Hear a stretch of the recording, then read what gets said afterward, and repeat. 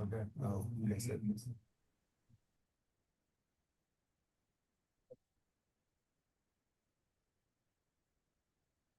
Check 1, 2, test 1, 2, 3, 4, 5. Test 1, 2. Podium mic 1, 2, 3, 4.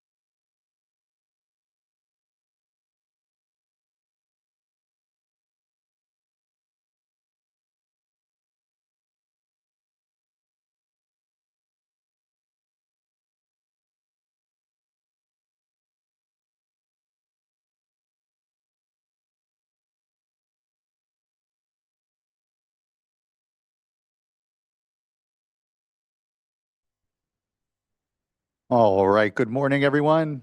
My name is Joaquin Esquivel, Chair of the State Water Resources Control Board. Today is Tuesday, April 21st. It is 9:02 a.m., and I'd like to call this meeting to order. I'm being joined this morning by Vice Chair Doreen Diadamo, Board Member Sean McGuire, Board Member Laurel Firestone, and Board Member Nicole Morgan. We're also being joined this morning, soon here, by our Executive Director, Eric Oppenheimer, our two Chief Deputies, Karen Mogus and Eric Ekdahl, our Chief Counsels, Michael Loffer, our Clerk of the Board is Courtney Tyler, and assisting her this morning is Margie Argel and Elizabeth Carrillo. As you can see, this is a hybrid meeting with both in-person and web components. If you're joining us virtually, you're viewing us through our traditional webcast, either on the YouTube Live website or the Cali PA website. But if you're intending on commenting on any of today's items, you need to be on the Zoom platform. There is a link and instructions at the top of the agenda in order to get onto the platform. But if you're having any challenges this morning, please do just email the clerk of the board at board.clerk@waterboards.ca.gov, as she can help get you onto the platform. Once you are on the platform, your camera will be off. You'll be on mute until it's your turn to speak on the item you've indicated. For everyone in the room, good morning. Good to see you all. We're here in Sacramento in the California Environmental Protection Agency building. A few announcements here for us as well. If we happen to have an emergency, we'll calmly follow out to Cesar Chavez Plaza. Please do observe the exits for that. Additionally, if you intend on commenting on any of today's items, you need to be signed up. There is a QR code at the side of the room along with a laptop. If you have any challenges, please do just chat with the clerk of the board and she can help get you signed up. Once you're at the podium, please do introduce yourself and any affiliation if you feel so comfortable. And lastly, please do just silence our phones so we have an uninterrupted discussion this morning. We are beginning this morning board meeting with Superior Accomplishment Awards and would like to introduce up Joe Karkowski, our head of the Division of Financial Assistance, and Adrian Perez. Thanks, Chair Esquivel. Hello, I'm Joe Karkowski. I have the honor of heading up the Division of Financial Assistance, and I'm going to turn things over to Adrian in a minute here, but wanted to point out how proud I am of the team that we're honoring today. So there are a couple groups of folks who you wouldn't normally hear from. They're not often in front of the board for policy or other matters, but they're certainly very important in terms of the work that we do to help communities and neighborhoods throughout California, especially as Adrian will talk about. There are small businesses that really rely on our funding to help and assist with cleanups, and those neighborhoods benefit from the environmental cleanups that these folks lead. So it's really exciting to honor them today. So I'll go ahead and turn it over to Adrian to give you all the great details. Great. Yeah, thanks, Joe. So basically, we're honoring two programs today for Superior Accomplishment Awards. I'll start off with the RUS program, and we'll come up individually once I call out their names. But just one thing about the RUS program, it's our program that basically assists in small businesses in issuing grants and loans for small UST owner operators and helping them get into UST compliance for the regulatory USTs. And so basically they're help them set up the loans. They do all aspects of the projects, removing and replacing and upgrading tanks. So their part of their projects is what I want to award them for is that on average, they were doing about 25 to 35 agreements and for about $8 to $12 million in funding with the 2025 December 31st single well tank deadline. Our management team and our RUS team recognized that there was a need for that there was going to be basically a lot of agreements coming through, and so they prepared for that. And so during that 24-25 fiscal year, they did 75 agreements for a total of $43 million. And so just want to congratulate them on that hard work that they did through that. One aspect of that program is, some of our other programs, we split up some of the responsibilities in terms of eligibility, how they handle reimbursements. This program does it all. This program does the applications. They deal directly with the applicants, and they basically worked through the whole process with them, setting up the agreement, setting up the grants and loans with them, and also all the way through executing the grants, and then also with the reimbursement. So just want to thank them for all the hard work that they've done. So I'll start off with awarding the accomplishment, calling them up. If you guys can come up here so we can award your certificates. First one would be our section lead, McLean Reich.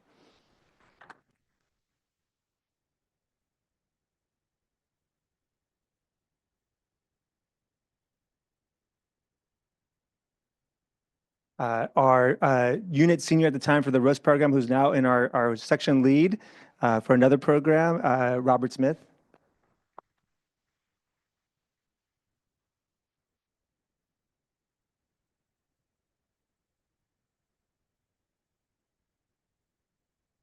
One of our analysts in the program, Grant Kuroko.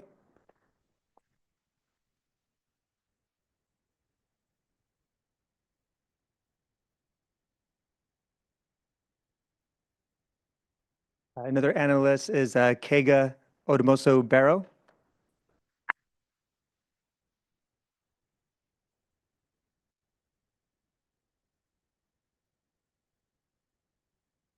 And Lai Sefon.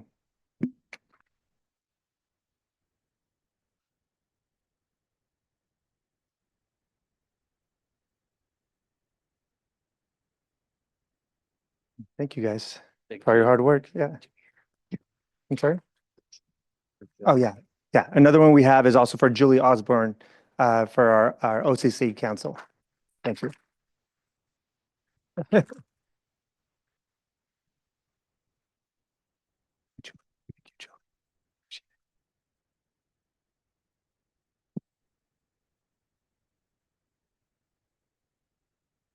Another program we're going to award is our orphan program, which is a grant program that offers financial assistance to applicants that don't have financial responsibility for cleanup of remediation sites. So remediation sites that are caused by contamination that's caused by underground storage tanks, leaking of those tanks for contamination. So just want to talk about that group a little bit, about all the hard work that they've done. Our orphan program, we don't have a dedicated staff to that program, but they do a lot of support. They offer a grant $1 million to these folks that are not eligible into the cleanup fund itself, but they are, they don't have financial responsibility, didn't cause the release of the contamination. But these folks in this unit, or not dedicated unit, but in working in this program, had other responsibilities, but at the same time working on the orphan program.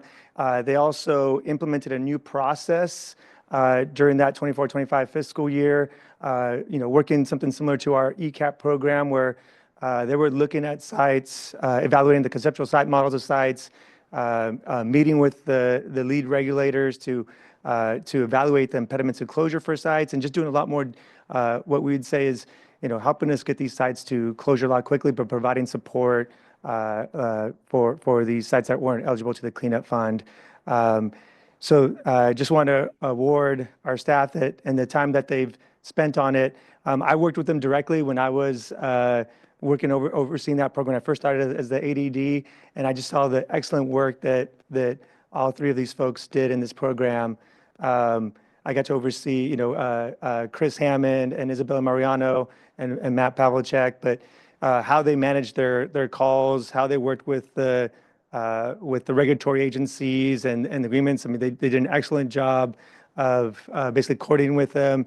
And again, because they have other responsibilities outside of just the orphan program, the sheer number that they were able to do, just kudos to all the hard work that they did. So they were able to do in our fiscal year 24-25, able to do 43 agreements for a total of $10.8 million in funding.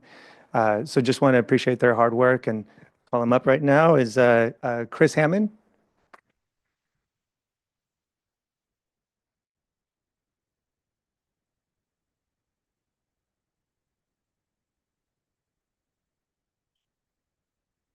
Isabella Mariano.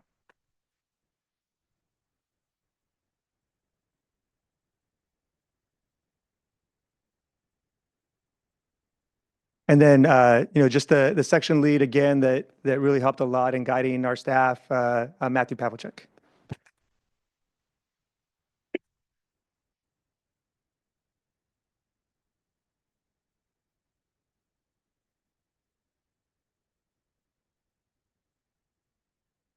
All right, thank you.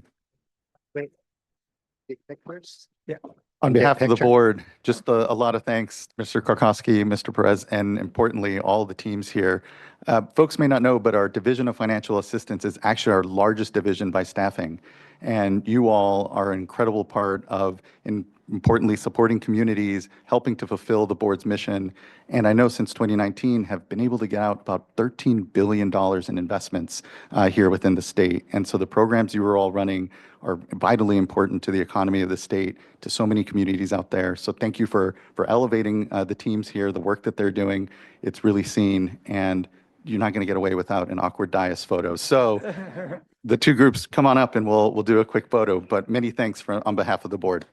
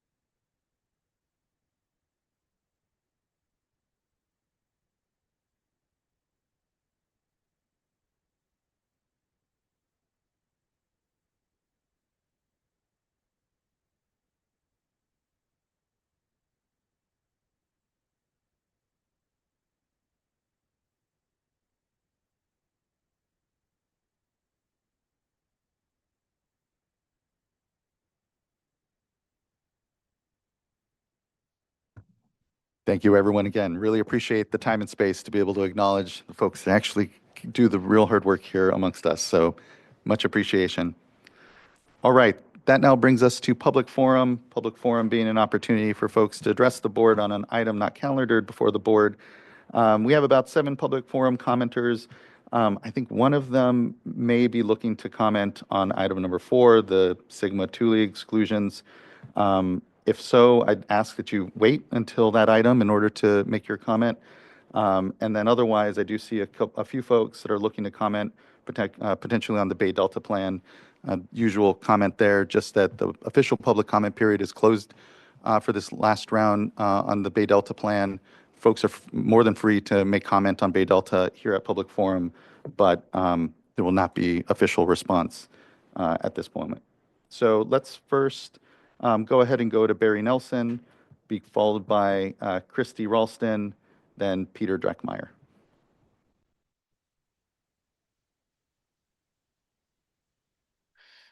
Hi, Chair Esquivel. Can you hear me? We can. Good morning. Thank you for Great. joining us. Thank you, Chair, and board members. Barry Nelson, Golden State Salmon Association. Oh, I'm starting my video. And I recognize this is not officially part of the record, but this is part of continued updates regarding recent developments regarding the Bay Delta plan and the VAs, things that have happened since you closed the official record. As you know, a month or so ago, the Legislative Analyst's Office released a report about the VAs that outlined a number of what they called key uncertainties. I'd like to highlight 4 concerns, and with each of them, mention new developments that confirm those concerns. First concern they mentioned was effectiveness of water purchases and how that remains uncertain. DWR has been able to negotiate very few long-term permanent water transfers. One of them that they're working on is with Fair Ranch for 5,000 to 16,000 acre feet of environmental water. That's the claim. That site is adjacent to RD 108, but I don't think it's part of RD 108. So very close to a VA participant, but I think not technically a part of that district. Interestingly, the local county and the Groundwater Sustainability Agency have both sued to block the transfer. Janie Perry with the state contractors posted a serious concern about this. It confirms not just the LAO concerns, but the concerns that I highlighted in my building blocks white paper about the unreliability of transfers to the environment. I don't know how that litigation is going to turn out, but it's certainly important to keep an eye on. Second and third concerns, the LAO flagged, will the Bureau remain a reliable VA participant, and will the federal government provide sufficient funding? As we speak, the Bureau is considering a proposal to declare the salmon restoration work of the CVPIA complete, which would slash restoration funding and slash federal restoration. Obviously, huge implications for the VAs.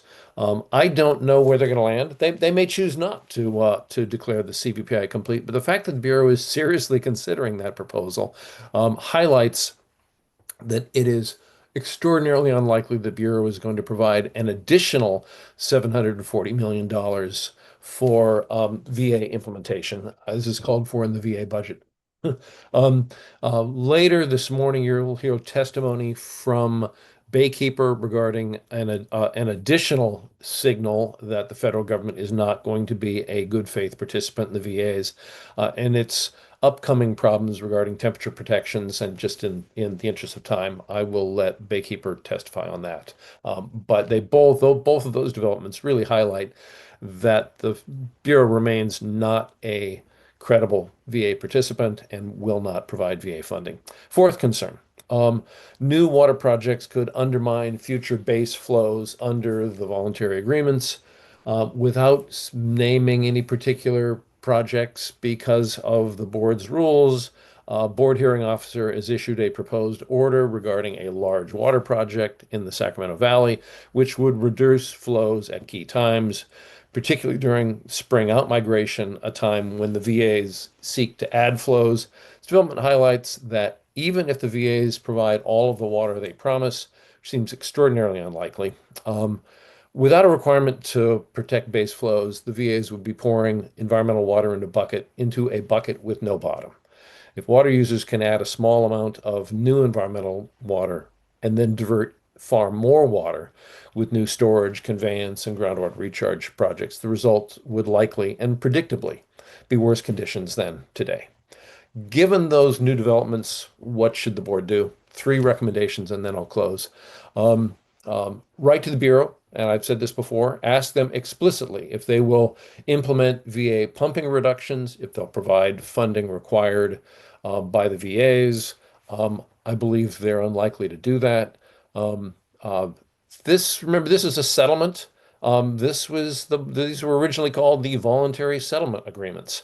I have never heard of any agency approving a vague and unenforceable settlement when the largest of the settling parties will not tell you that they'll implement the deal. It would be extraordinarily cynical and dangerous. Please write to the Bureau. Ask them if they're going to implement the VAs.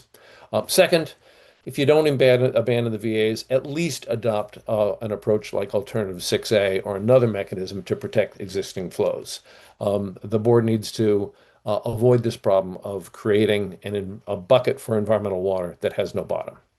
And then finally, continue developing the funding and habitat restoration milestones and other mechanisms that allow a rapid adoption of a traditional unimpaired flow regulatory approach. The VAs are going to fail, and you're going to need that backstop. This is an extraordinary test for the credibility of the Water Board. I've been working with the Water Board for 40 years, and frankly, given where they stand today, the adoption to VAs would be the most cynical, frankly, shameful thing the board has done during those 4 decades. This decision is going to be your legacy. Please don't go down this road. Thank you. Thank you, Mr. Nelson. I do appreciate your comments. I'd like to engage with you on a back and forth around this, but being respectful to the rest of the board members and the fact that this isn't currently calendared, just thank you for your comments and look forward to what I know is further engagement as this board considers the Bay Delta Plan update. So thank you. Thanks so much. Next, I'd like to call up Christy Ralston, be followed by Peter Dreckmeyer, then Julie Freitas, Doug Freitas, and our last commenter will be Martin Gothberg. Good morning, Chair Escobar, members of the board. My name is Christy Ralston. I'm an attorney for San Francisco Baykeeper, and I'm here today to call on this board to take prompt and decisive action in response to the Bureau of Reclamation's announced plans to violate the 2024 National Marine Fisheries Service biological opinion for the Central Valley Project and its related likely violations of permits issued by this board for the operation of Shasta Reservoir and other key components of the Central Valley Project. This board has conditioned its permits for Reclamation's operations of Shasta Reservoir on Reclamation's achievement of maintaining a maximum daily average temperature of 56 degrees at Red Bluff Diversion Dam whenever higher temperatures would harm the fishery. Importantly, the requirements of Reclamation's water rights permits take precedence over any contractual obligations for water deliveries that Reclamation may have. Last month, during meetings for the Fish and Water Operations Group, as well for the Sacramento River Pulse Flows Planning Group, Reclamation stated that it intended to operate Shasta Reservoir in the next several months, such that storage at the end of this month will be 3.916 million acre feet.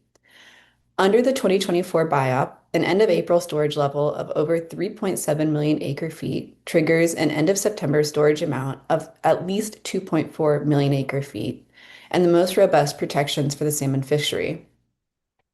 However, Reclamation currently intends to end September approximately 15% below this amount.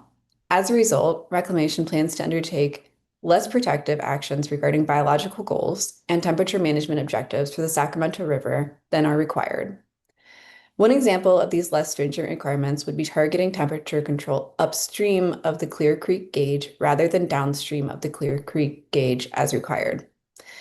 In short, less cold water habitat for salmon than should exist given the amount of water in Shasta Reservoir right now.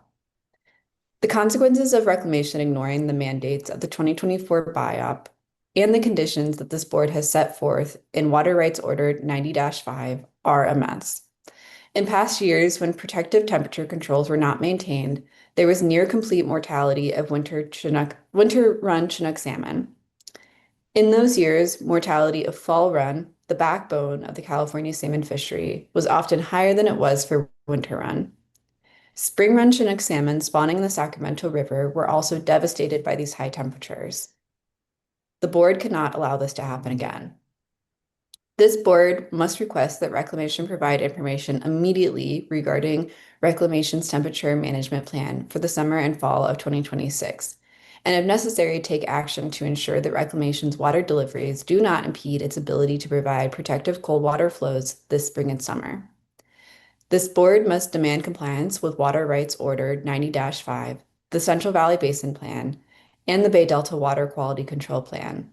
And finally, this board must ensure that Reclamation not just adopt a legal temperature management plan, but actually comply with it.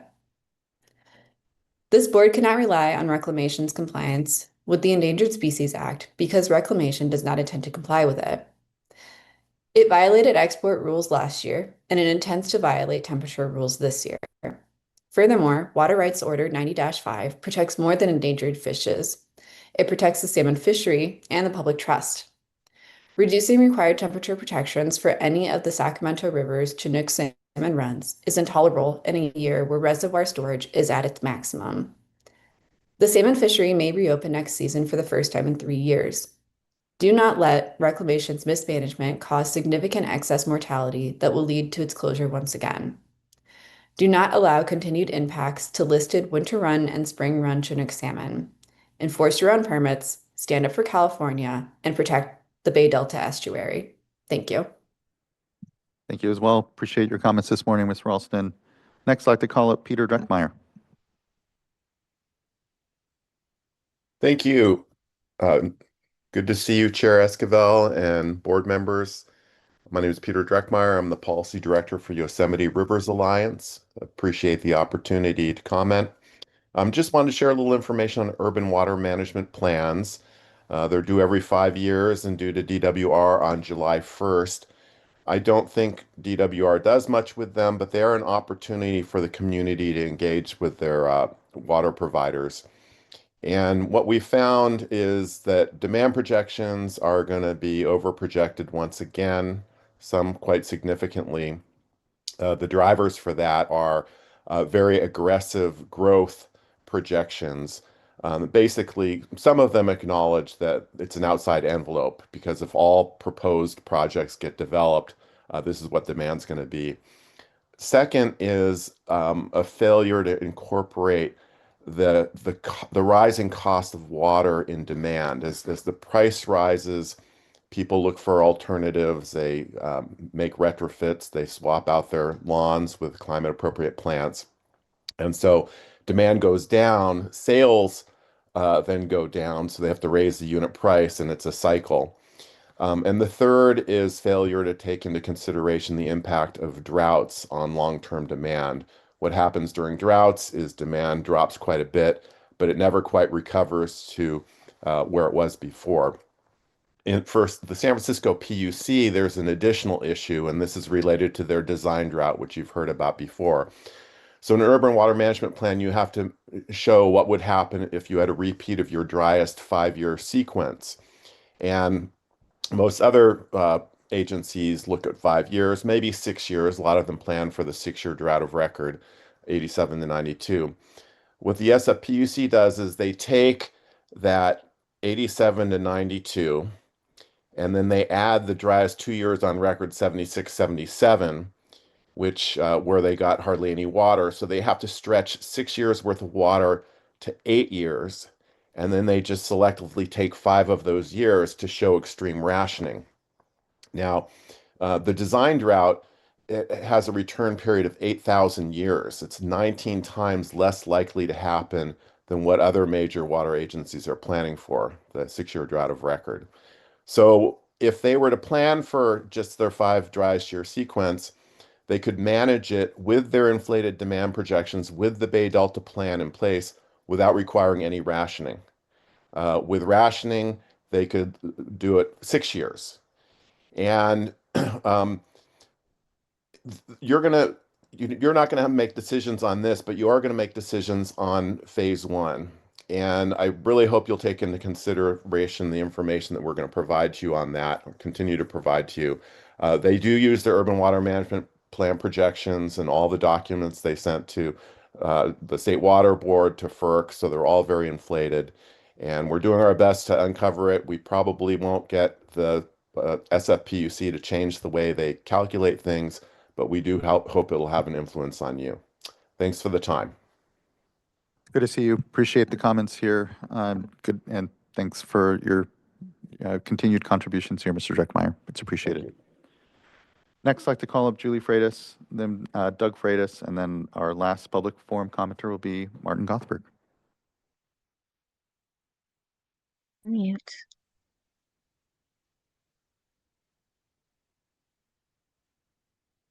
Chairman Escobar, Vice Chair, and members of the board, good morning.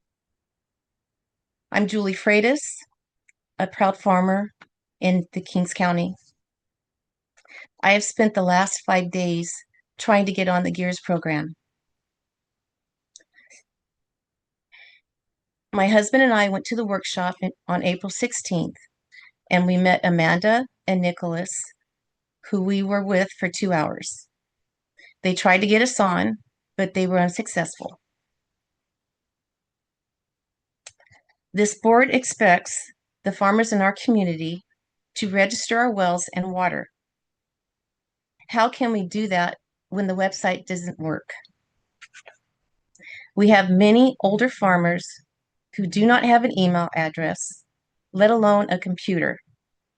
You are mandating that they can only sign up online with this hard deadline of May 1st. What do you expect them to do? This has caused so much stress in their lives. So this is what I need from this board. I need a website that is working and functional. I recommend an extension to the deadline sign up in GEARS, not only for South Fort Kings GSA, but for all the GSAs in the Tulare Lake Subbasin. And I expect this board to be fair to all the disadvantaged communities, all nationalities, which includes me. Chairman Escobar, A small group of us farmers had a Zoom meeting with you and Senator Grove. We asked you or some of your team to come visit us to see what's going on. That invitation is still open. With that being said, I need to go to work. Thank you for your time. Thank you for yours as well, Ms. Freitas. I don't know, Mr. Ekdahl, if you want to comment. I know there's been some reports of challenges with the website.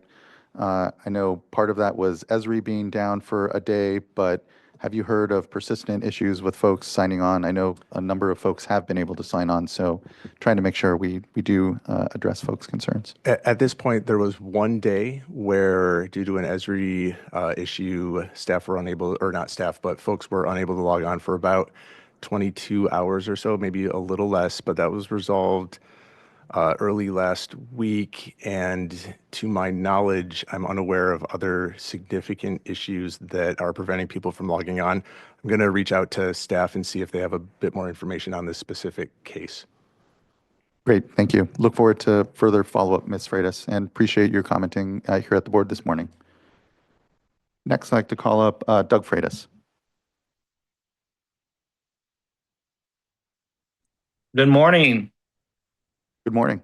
Thank you so much for allowing this time. I am impressed with the investment that our state is doing for all these special programs. And of course, I'm a farmer. I farmed my first crop in 1975, actually 74, probably a little before some of you were born on this board. What I ask you to do today is invest in our ag community, especially the people that have experience at the ground floor. Call on us. Let us share our experiences with ag and water and growing crops. Our ag products are $300 billion industry annually. This is something that produces a revenue for the state. And just a reminder, it's a revenue, it's not a deficit. But with that said, I'd like to comment on something. Our particular area has a high water table. I'm in the South Fort Kings GSA. We passed our 218 to produce fees. The 218 fee is $9.80 an acre. You know, my well registration fees are going to be $6,000 in total on 300 acres, and my 218 fees are only $3,000. We farm 300 acres if we do the math. We have multiple wells for the shallow water that we pump. They're only pumping 50 gallons to 75, sometimes 100 gallons a minute. But this is the best water, and the best use for this water is growing crops. High in nitrates, unpalatable, unable to meet state drinking standards, and we use it to grow and produce fruit and vegetables. This is a representative of thousands of farmers in our area, especially close to the Kings River. So I beg, make an investment on what we're talking about. I wasn't going to comment on the gears, but since my wife did, we have spent at least 16 hours we're willing to register our wells. We've registered with our GSA. We're willing to make these steps and commit to pay our fees. Are the fees fair? It's up to you guys, but I have approximately 20 wells on 300 acres. Other neighbors, same situation. They have to have multiple wells. The deep water in our areas, high in salts, high in nitrates, high in sodium. We cannot use that feasibly on our crops. How can we solve this problem? In an investment, you go back to the source, you study it, you refine it. Please invest in agriculture. We all go down to the store every day and eat. We only have about 57 to 74 days of viable food supply in storage. If we continue to stop and not put our heads together to find solutions to satisfy the fish, to satisfy the contaminants that are in our ground, to grow food, we will be devastated in our nation. Thank you so much for your time too. I do appreciate you guys, and I didn't come on to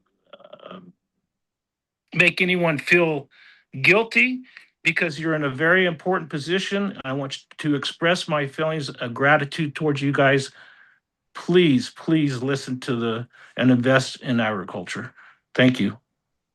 Thank you for your comments, Mr. Freitas. I do appreciate you addressing the board and know that we're all collectively here looking to make sure we are supporting families, communities, and importantly, our collective ability to manage through what are continuing pressures we know, both on our groundwater and surface water supplies. So hopefully, folks, when you take a look at the work the board has done across the Sustainable Groundwater Management Act, say particularly in various communities, we are here to work with folks. So appreciate you addressing the board and just thank you. Appreciate the continued engagement. And we will circle back here very soon on the GEARS issues that you two have brought up with your personal accounts. So look forward to further discussion. Thank you.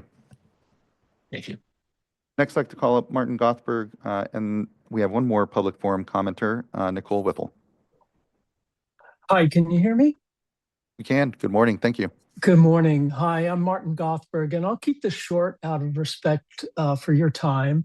First of all, I want to echo my congratulations to the 9 employees who were honored today for their diligence and being hardworking state employees. I think it's wonderful for the public to hear that and see it be honored. So I'm calling today the community of environmental volunteers have high hopes that the State Water Resources Control Board will do the right thing with respect to the Bay Delta Plan implementation, given that the San Francisco Bay Delta is one of the largest estuaries and highly endangered ecosystem. Okay, we continue to starve our rivers of flow, benefiting agriculture and all of us. A small part of our economy uses 80% of our water, but very important, but also industry and households that use the remaining 20%. Now, the SFPUC 8.5-year arbitrary design drought that Peter Dreckmeyer described well, used for planning and policy, further starves our rivers and leads to hoarding of water behind dams, creating a system of always acting as if we were in a drought, only to dump massive amounts of water during years. The Bay Delta Plan, I believe, will fix that, as it will force water management and conservation efforts better than the VAs or water management plans required of TID, MID every 5 years.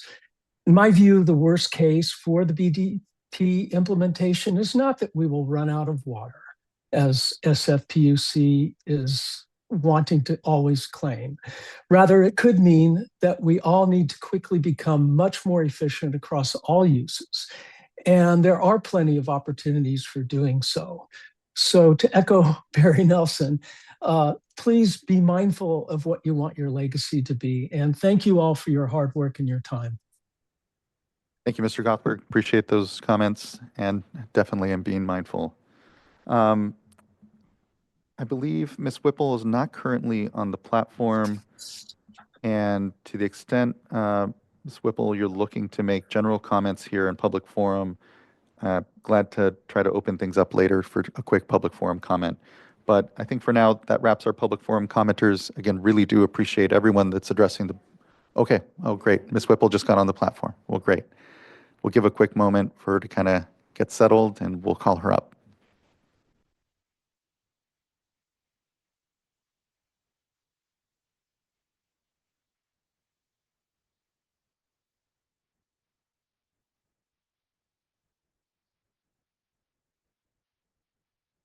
Ms. Whipple, we just we're starting to wrap on public forum. Glad you were able to pop on the platform. You should be invited to unmute and or come on camera. Give you a quick moment here.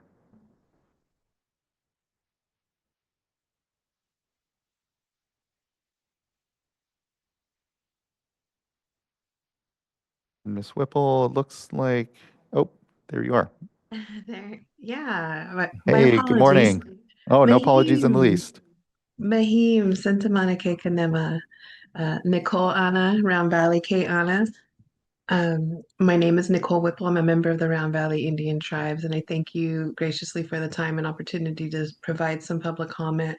I too am very invested in the the Bay Delta and the work that is being done moving forward. And, I just would like to share, my concerns, my continued support for finding a viable way to work past the VA process. This VA process completely diminishes the existing laws that we have already established with the state of California in respect to tribal interest. We are currently facing a dilemma where our Indigenous First People are not being included in all of the conversations surrounding this huge, as a previous commenter had spoken, one of the biggest estuaries and a very beautiful source to California. I recently had the opportunity to travel to Southern California, and in my comments before, I think I have expressed how I am a little embarrassed to admit that, I am a bit of a water snob coming from the far north. And not, I guess, Brown Valley isn't considered particularly the far north, but we are in Northern California where our water is everything to us. And, I've had to come to recognize that as I speak on the water and the waterways and all of our tribes connected to the far north, I'm speaking to the majority who have never experienced having such beautiful rivers and clean water as while we speak of what we know has been taken away and what is in jeopardy, the majority of the state has not even had the experience or the history to know what it is that what we're actually fighting for and what it means to us. And in my experience of driving to Southern California over this past week, and it was so heartening and heartbreaking to see water, no water in creeks, in the diversions, to see oil rigs everywhere, multiple green energy implementation that is the being and the reason why our water sources in the north are in jeopardy. And so I just ask you to really consider, take the time if you have to drive from, like I spent 10 hours in the car driving from the north to the south end of the state and having to see what it is and who it is that's fighting for our water, for my family's being in our lifeway. And it's really discerning and disheartening, to say the least. My children helped me take pictures for my work, for my future public comments and presentations. And as they opened the car to smell, in the car, we could smell the feces of cow feces. And they were just like, how do we get out of this? How do people get out of this smell? And I told them, if you're smelling it, you're breathing in the toxins. We pull up to the oil rigs and they jump out and they're so amazed, like, wow, what is that? They look like grasshoppers, and, they're kind of amazed, but acknowledging the fact that it's dangerous. And when they open the door, all we smell is the toxic oils in our car. And so those are the things that I think need to be really brought into perspective. I've shared before, like, I feel like these diversions and these water sources that we're creating to mitigate other areas are more, to me, like a way of keeping the health industry going, because we continue to feed our family and our people cancer and toxins through these reservoirs.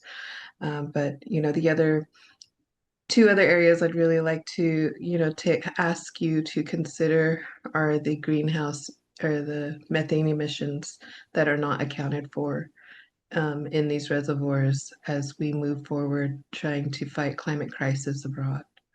Another very important space, another area of interest that I would like you to consider when we talk about fire mitigation, and the use of water.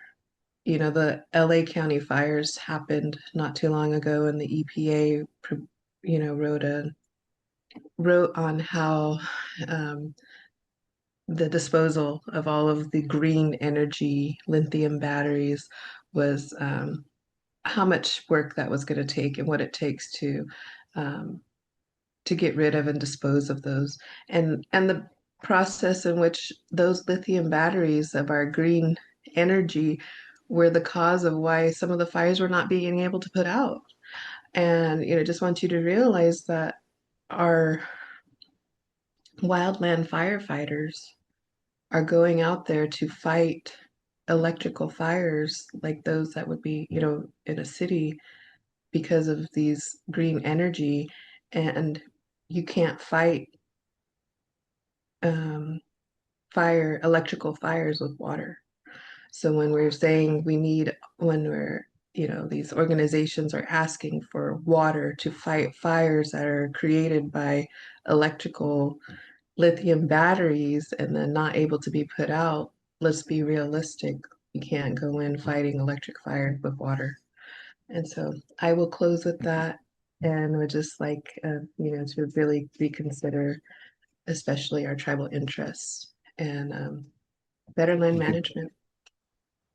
Thank you so much. Appreciate those comments this morning, Ms. Whipple, and thanks for the continued engagement. Thank you. Absolutely. Thank you. Right. Thanks again to all our public forum commenters. Much appreciated. With that concluding, brings us to our first item of board business, which is consideration of the board meeting minutes from the April 7th and 8th board meeting. Looking to fellow board colleagues if there's any adjustments to it, then otherwise I think we're ready for a motion. Move to adopt the minutes. Second. Thank you both. Ms. Tyler, can you please call a roll call vote? Excuse me. Board Member McGuire? Aye. Vice Chair Diadamo? Aye. Board Member Firestone? Aye. Board Member Morgan? Aye. And Chair Esquivel? Aye. Thank you. Thank you as well. Board meeting minutes, vote is unanimous. Board meeting minutes are adopted. All right, that brings us to item number 2, which is an uncontested item, but I do see we have a couple of commenters. We won't do a full presentation on the item, but we'll just have Mr. Polhamus introduce it and then hear from our 2 commenters.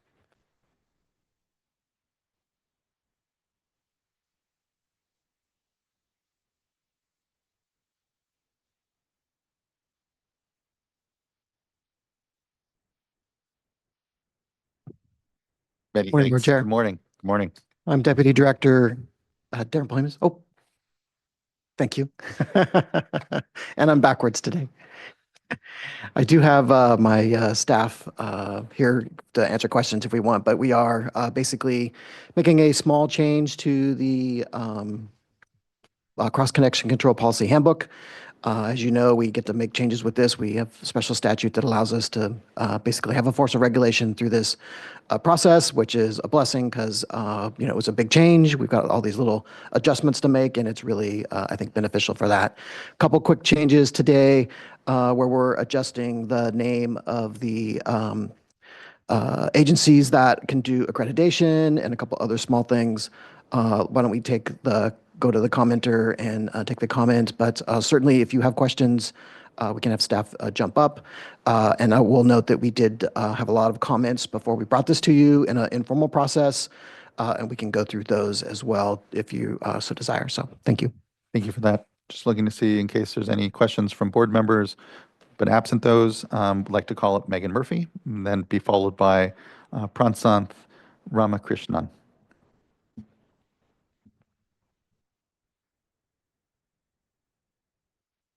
Good morning, members of the board and staff. I'm Megan Murphy, Senior Regulatory Advocate with the California Municipal Utilities Association, or CMUA. CMUA represents 86 publicly owned electric, water, and wastewater utilities statewide, providing water service to 75% of Californians. My sincere apologies for commenting on an uncontested item, but the cross-connection control policy handbook is just such an important issue for CMUA members. When I meet with some of the amazing water agencies that CMUA represents, the handbook consistently, time and time again, comes up as a priority item. Our members have so many questions, concerns, and changes they would like to see that we believe would maintain an equivalent level of public health protection while improving clarity, efficiency, and feasibility of the implementation of the handbook. In regards to today's proposed changes related to the accrediting organizations and the criteria for the ongoing use of existing double check valve assemblies, first, we appreciate the intent of the proposed changes. And second, we suggest allowing for the replacement and repair of double check valves in low hazard situations and where an air gap or reduced pressure may not be practical, and leaving that under the discretion of the public water system. Additionally, we are very supportive. I was happy to see that DDW is now conducting quarterly advisory committee meetings, which is a great start and a good help. However, the group is quite limited, and so CMUA requests that there are broader opportunities, especially for the members of the regulated community, to participate in this advisory committee. And finally, I'd like to take the opportunity to highlight that there are several other more significant changes that warrant consideration, and we've outlined those in a written comment letter submitted February 19th. So I'm here today to ask the State Water Board to allocate the support and resources needed for those further improvements to the handbook so it can be effectively implemented. Thank you very much for your time today. Thank you as well, Ms. Murphy. I appreciate the comments. Next, I'd like to call up Mr. Ramakrishnan. Hi, I'm Prashant Ramakrishnan with International Accreditation Service. I serve as Director of Accreditation Programs for IAS, and we endorse the changes proposed for the cross-connection control policy handbook and inclusion of other accreditation bodies on page 1 and 2 of the document. And just want to mention that. Thank you once again for incorporating the new language in the document. Thank you very much. Thank you, Mr. Ramakrishnan. All right. I appreciate the two commenters. Looking to fellow board colleagues, I'm still supportive. And may be helpful actually to hear, Mr. Polhamus, when the next sort of round of updates might be coming. It sounds like there are maybe some other outstanding issues. Just wondering kind of what the pace might be that, adjustments by being made or folks can kind of expect or, understand when, other items might necessarily be addressed. Yeah, fair question. And just for everybody's kind of grounding and understanding, the cross-connection control program does not have dedicated resources. We put it on top of our everyday work. It's kind of a consequence of this starting back actually before the program even came to the water board. And so we missed our opportunity at that time. We may in the future want to consider seeking resources as it continues to grow, but we do the best we can with what we have. That said, the team is working on several other issues. We are aware of those and we'll continue to bring those forward. At the pace we've been, we seem to be before you at least twice a year to get adjustments made. And I would, anticipate trying to contemplate having something again in the fall. And we were here last fall with some other changes too. We just take off bites that we can do. These were some easy ones to get before you now. The other ones start to get a little more difficult into question, and we'll obviously brief you through those and try to get to them. But we do know they're there. We're not stopping. We're just doing the best we can with on top of the staff time we have. Much appreciation. Thank you.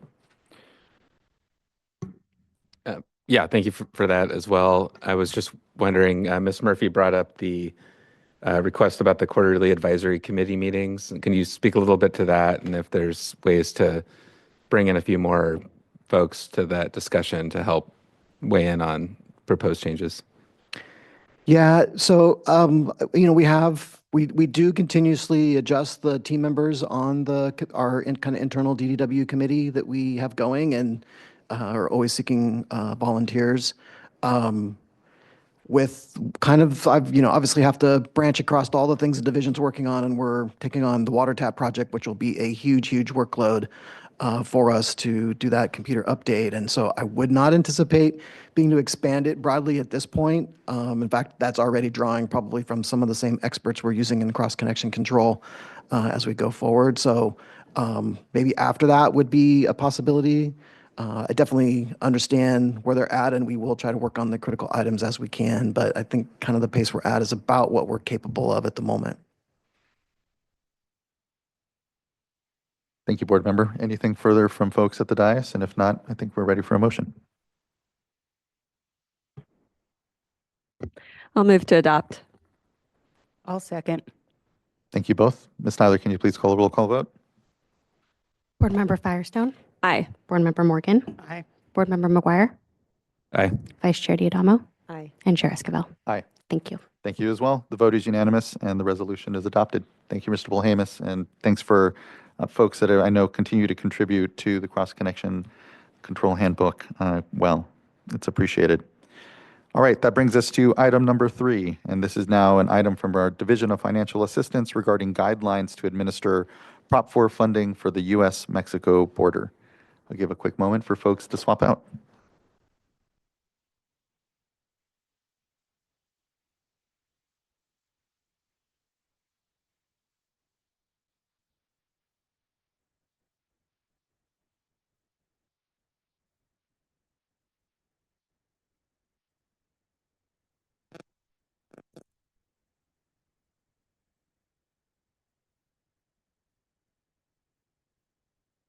Good morning. Good to see you. Good morning. Good morning, Chair Esquivel, members of the board. I'm Jennifer Toney, the Division of Financial Assistance. Here with me today, I have Bridget Chase, also from the Division of Financial Assistance, and Helen Wooler from the Office of Chief Counsel. And we're here to present our Prop 4 United States-Mexico Border Grant Program guidelines. Next slide, please. The topics we're going to cover today are the funding timeline. We're going to go through a brief overview of our Prop 4 guidelines, our comments received, and our proposed changes to our guidelines, and also the proposed changes to the scoring criteria. Next slide, please. So here's an overview of our funding timeline. We did post the draft guidelines February 2nd. Our public comment period ran from February 2nd through March 13th. And during this time, we held 2 workshops, one in San Diego on March 5th and one in Calexico on March 6th. And here today, we're here for the board consideration of the adoption of the guidelines. If that happens today, we are anticipating the solicitation for applications running from June through August of this year. And we are anticipating only one solicitation for this program. Once that solicitation closes, we're going to score and rank the applications in the fall and prepare our project funding list. We'll notify applicants when they're on the funding list, and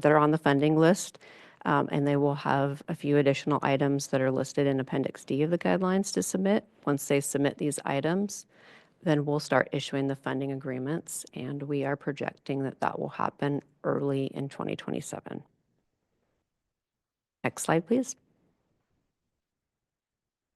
So here's our overview of the guidelines. We do have $46.1 million available to projects. The projects must address water quality problems arising in the California-Mexico cross-border rivers and coastal waters. We can fund, with this funding, it's unique, we can fund projects in Mexico, but they have to have a documented water quality benefit to California and its residents. And these 3 bullet points come from the bond, and then the last 3 on this slide are our proposed policy recommendations. We are recommending having grant funds for 2 types of projects, the first being planning and research, and the second being implementation. Our proposed maximum for planning and research projects is $750,000, and the guidelines also state that we will use no more than $3 million for these types of projects. Our proposed maximum for our implementation grants is $10 million. Next slide, please. And so Appendix C has our scoring criteria. There are 4 scoring tables, and I do have them at the end of these slides if we need to pull them up with the proposed changes in red line strikeout, just in case we have questions on them. But I thought we would go through this.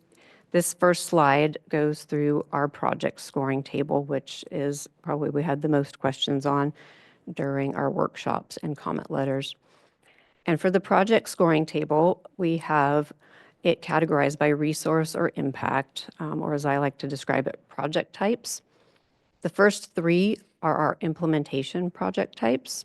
So we have water quality improvement projects, infrastructure improvement projects, and our habitat restoration and rehabilitation projects. And our water quality improvement projects are scoring slightly higher in our project scoring table. And then lastly, we have our planning and research project type. So once the project is categorized in these resource or impacts, then they are scored based on whether they're corrective projects, preventative, and improvement, with corrective having the highest score, then preventative and improvement. So the corrective projects are defined as projects that assist in correcting a water quality standard that is being violated. Preventative is projects that assist in preventing a future water quality violation or measurable impairment.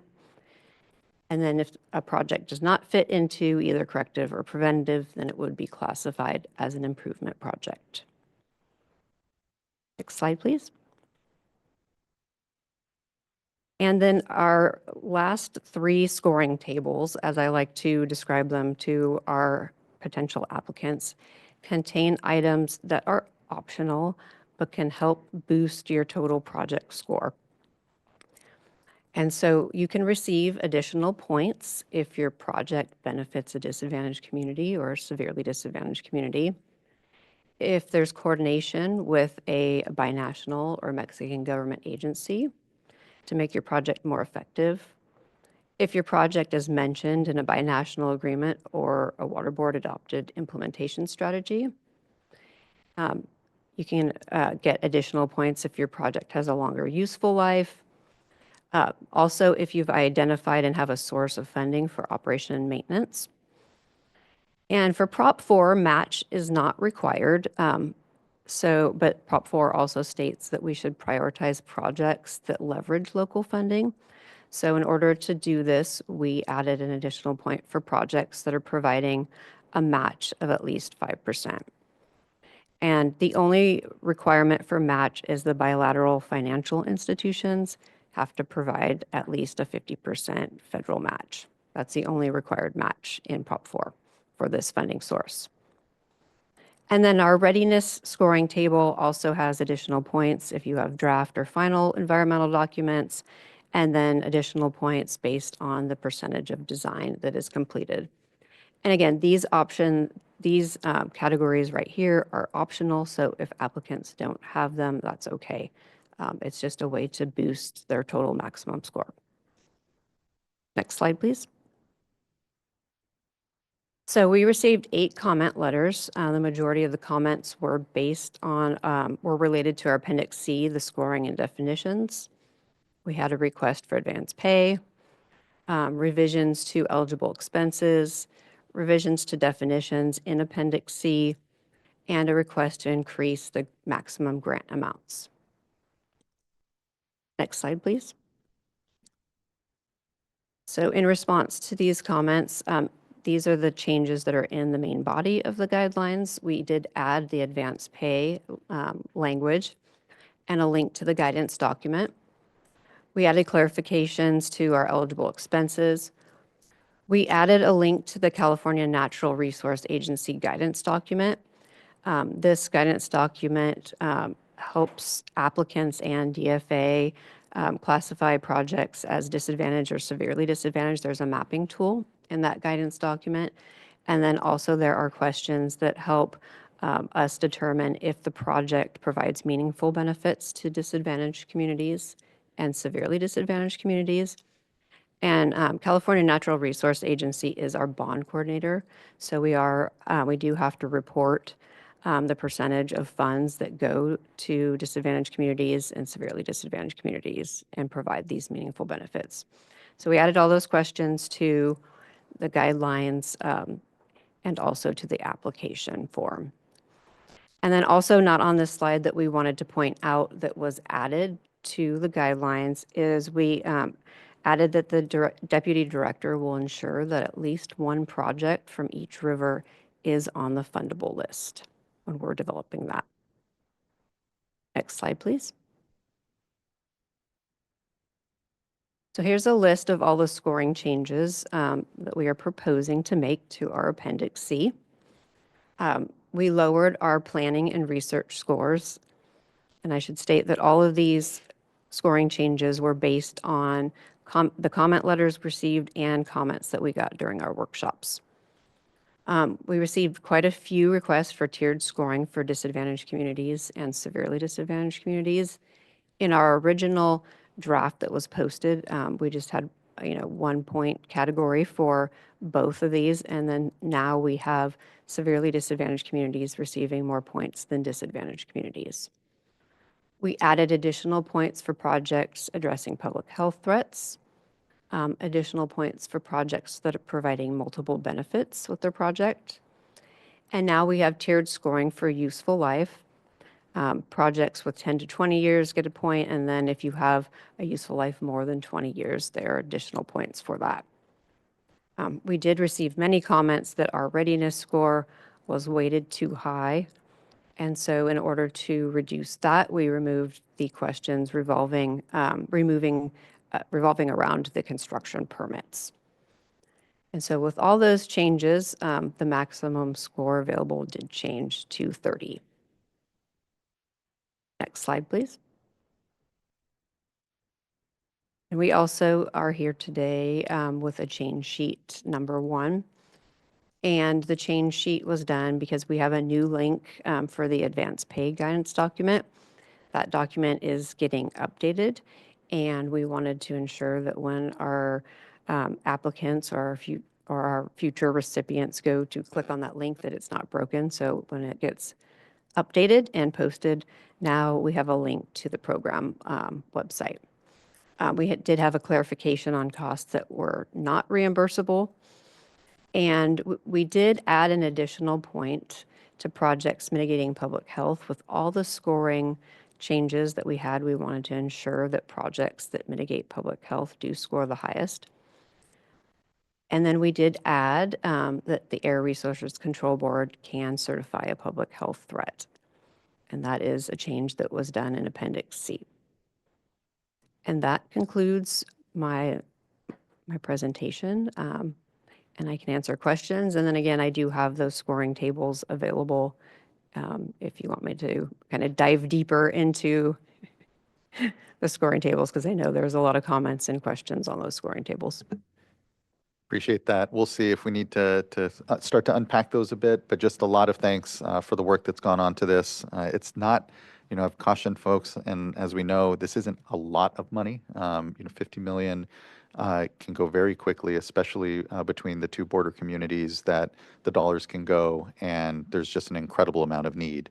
But glad to be able to have these resources, glad that, the guidelines have been developed, and I think give us a fair opportunity to just solicit additional projects. And to the extent that folks don't end up being able to, tap this pot, I just keep reminding folks that we do have other resources. And so it's a good opportunity nonetheless to really just generate what projects might be out there and what projects we could potentially fund with even other sources. So just thanks for all the work that's gone in. I know there's been a lot of discussion and a lot of interest for sure. Looking to fellow board colleagues if they have any questions or comments off the bat. I believe we do have one commenter for the item. We can hear from them if not. And so let's go ahead and call up Jonathan Clay.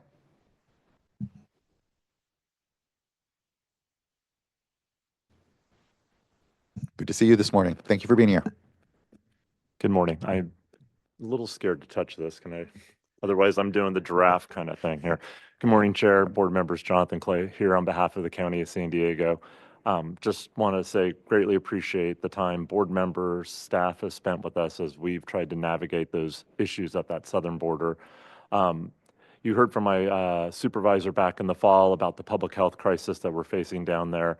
Unfortunately, with pumps having shut down in Mexico, we are facing in the last 2 weeks, 3 weeks, again, public health crisis where people are being severely impacted by emissions coming from pollution in the Tijuana River. With that said, we greatly appreciate how quickly the board has been moving, especially now that the APA process has been waived. So thank you very much. We have many projects that are ready to go, and we'll definitely be able to put this funding to use. We also greatly appreciate staff's incorporation of comments by the county on the draft regs, so thank you. Just wanted to flag here today that one of the biggest projects that will have the best and most impactful change for public health is project called Saturn Boulevard. It's an extremely expensive project at around $25 million. The County of San Diego has already dedicated $2.6 million just for the design and construction phase. That's with us facing likely a $300 million deficit as a county as we deal with changes at the federal level. But it's a huge issue. We need to move forward. So with that in mind, we would just sort of respectfully ask that the board maybe consider looking at that max cap for individual projects. Right now, that is at $10 million. I think when you will see a unified list of projects coming from San Diego as a region, my guess is Saturn Boulevard will be at the top of that. But one observation is if the cap is raised and then that list of projects come forward, the board could decide, well, maybe it should get a bigger amount, or maybe you keep it at a lower amount as you weigh all the different projects that are coming forward together at that point. So, but just wanted to raise our concern about that cap amount. And again, thank you guys very much for the opportunity to speak today and all the help and support you've been giving us through this process. Thank you. Thank you, Mr. Clay. I appreciate that. And I do, have been tracking the Saturn Boulevard project and do know how important it is for human health and especially the communities directly surrounding the river there.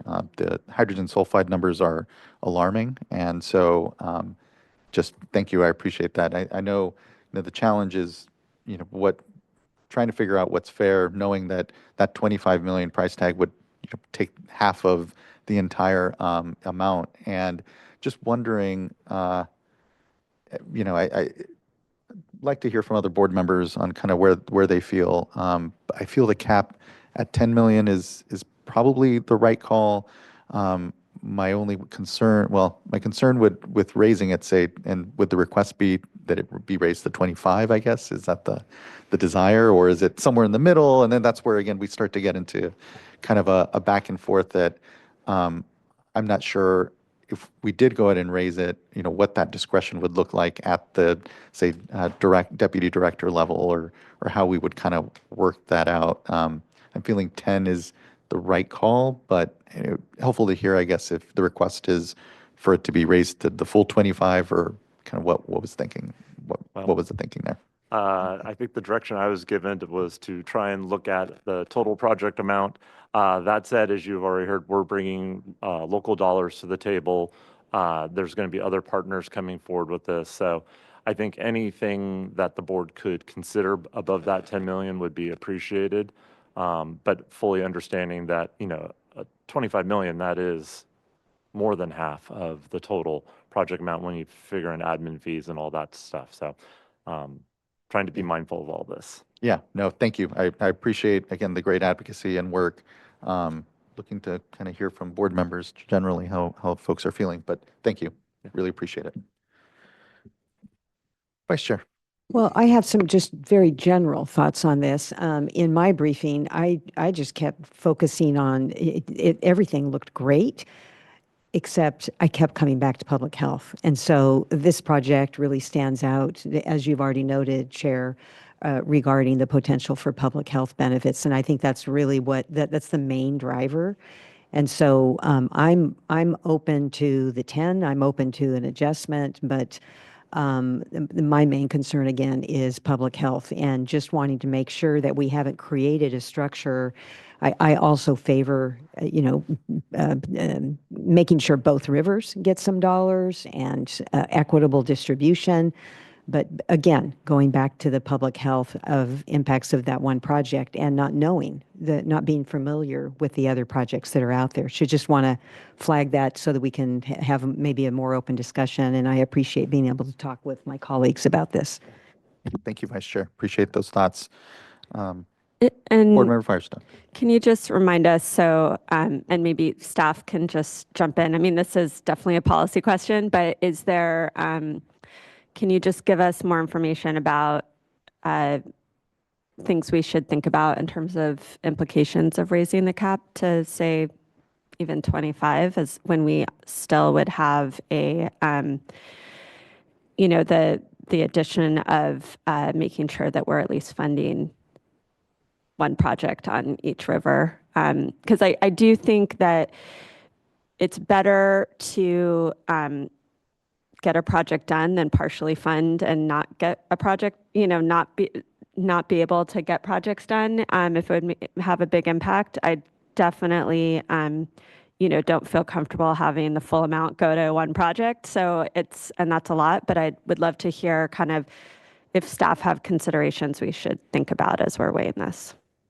Mr. Karkowski. Is it on? Okay. Joe Karkowski, Deputy Director, Division of Financial Assistance. And to guide sort of the response to that question, I think the one thing we didn't touch on is kind of what we know so far in terms of total number of projects and total dollar amount. So you're hearing about one project that certainly is very important, but that's part of a solicitation, right? Is you get an idea of the full universe, and it's sort of hard to anticipate upfront what all of that's going to look like. All of those different factors that are being considered in terms of the ranking and scoring. Because certainly, the project the county is pointing out, I've gone there, seen it. It's certainly an important issue to deal with. It's also probably got a fairly long timeline as well. So that's another thing to consider, and that staff would consider for any project that came before us. So, certainly an option. As you're thinking through this, in general, you provide the deputy director the discretion. An option can always be, prior to that decision being made, have the deputy director come provide the board with the proposed list of projects. You can always, we do this with drinking water and clean water projects, provide some sort of a softish cap. We've done that before, right? Sort of this is the general cap, but under these circumstances, there can be consideration to raising it to a higher amount. And I'm sure the county is working very hard as well to look at other funding sources too, to put together a total package. But anyway, just some things for you all to think about, and maybe staff can provide a little more context on total number of projects and dollar amounts that we're aware of so far. Yeah, appreciate that, Mr. Karkowski. Yeah, anything worth kind of elevating from what you know on projects? It's Tony. Yeah, I mean, I can, when we started out this process, we were thinking about taking a recommended list to the board. And so we have kind of an idea. I mean, right now we know of at least 20 projects that could come in for the solicitation. So, I mean, there is a great need for this funding. And so when we were developing that max grant, we did try to balance the need versus the high cost for construction, which is difficult. It's a balancing act. Yeah, the dollars don't go as far Right. as they used to, for sure. Yeah, I mean, I can look up the total value if we need it, but.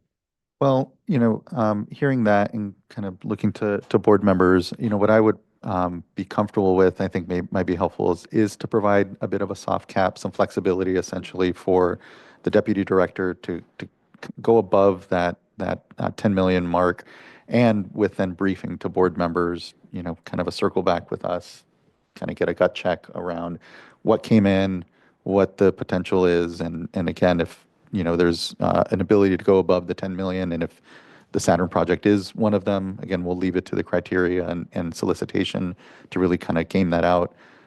Then, just some flexibility now so that we can consider that at that point, I think would be helpful. So not sure what language might look best for that, but I think, again, just providing, indicating that the 10 million is a soft cap, the deputy director can go above, and that there would be a touch point with the board in briefing the projects to understand if we're comfortable with that at that moment, I think could be good, process-wise. Okay. Board Member Morgan. Thank you.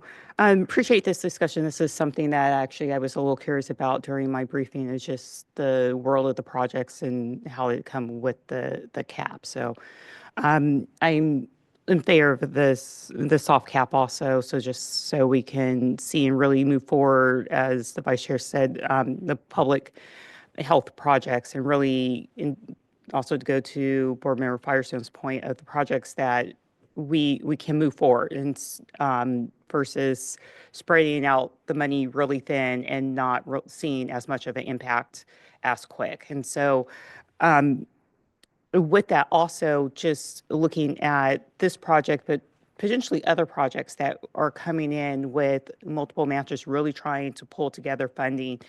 I would also be in favor of just, and I know you guys do this, but as you're looking at it, if we're having a project that is that way, if there's also where we can look at our other funding sources to see if we can make a project whole that is going to have that a real public health impact, to where we can also look at ways of making the project whole, whether it is Prop 4 or it's other funding sources that we have, to really keep projects moving forward that have momentum behind them. Thank you, Board Member.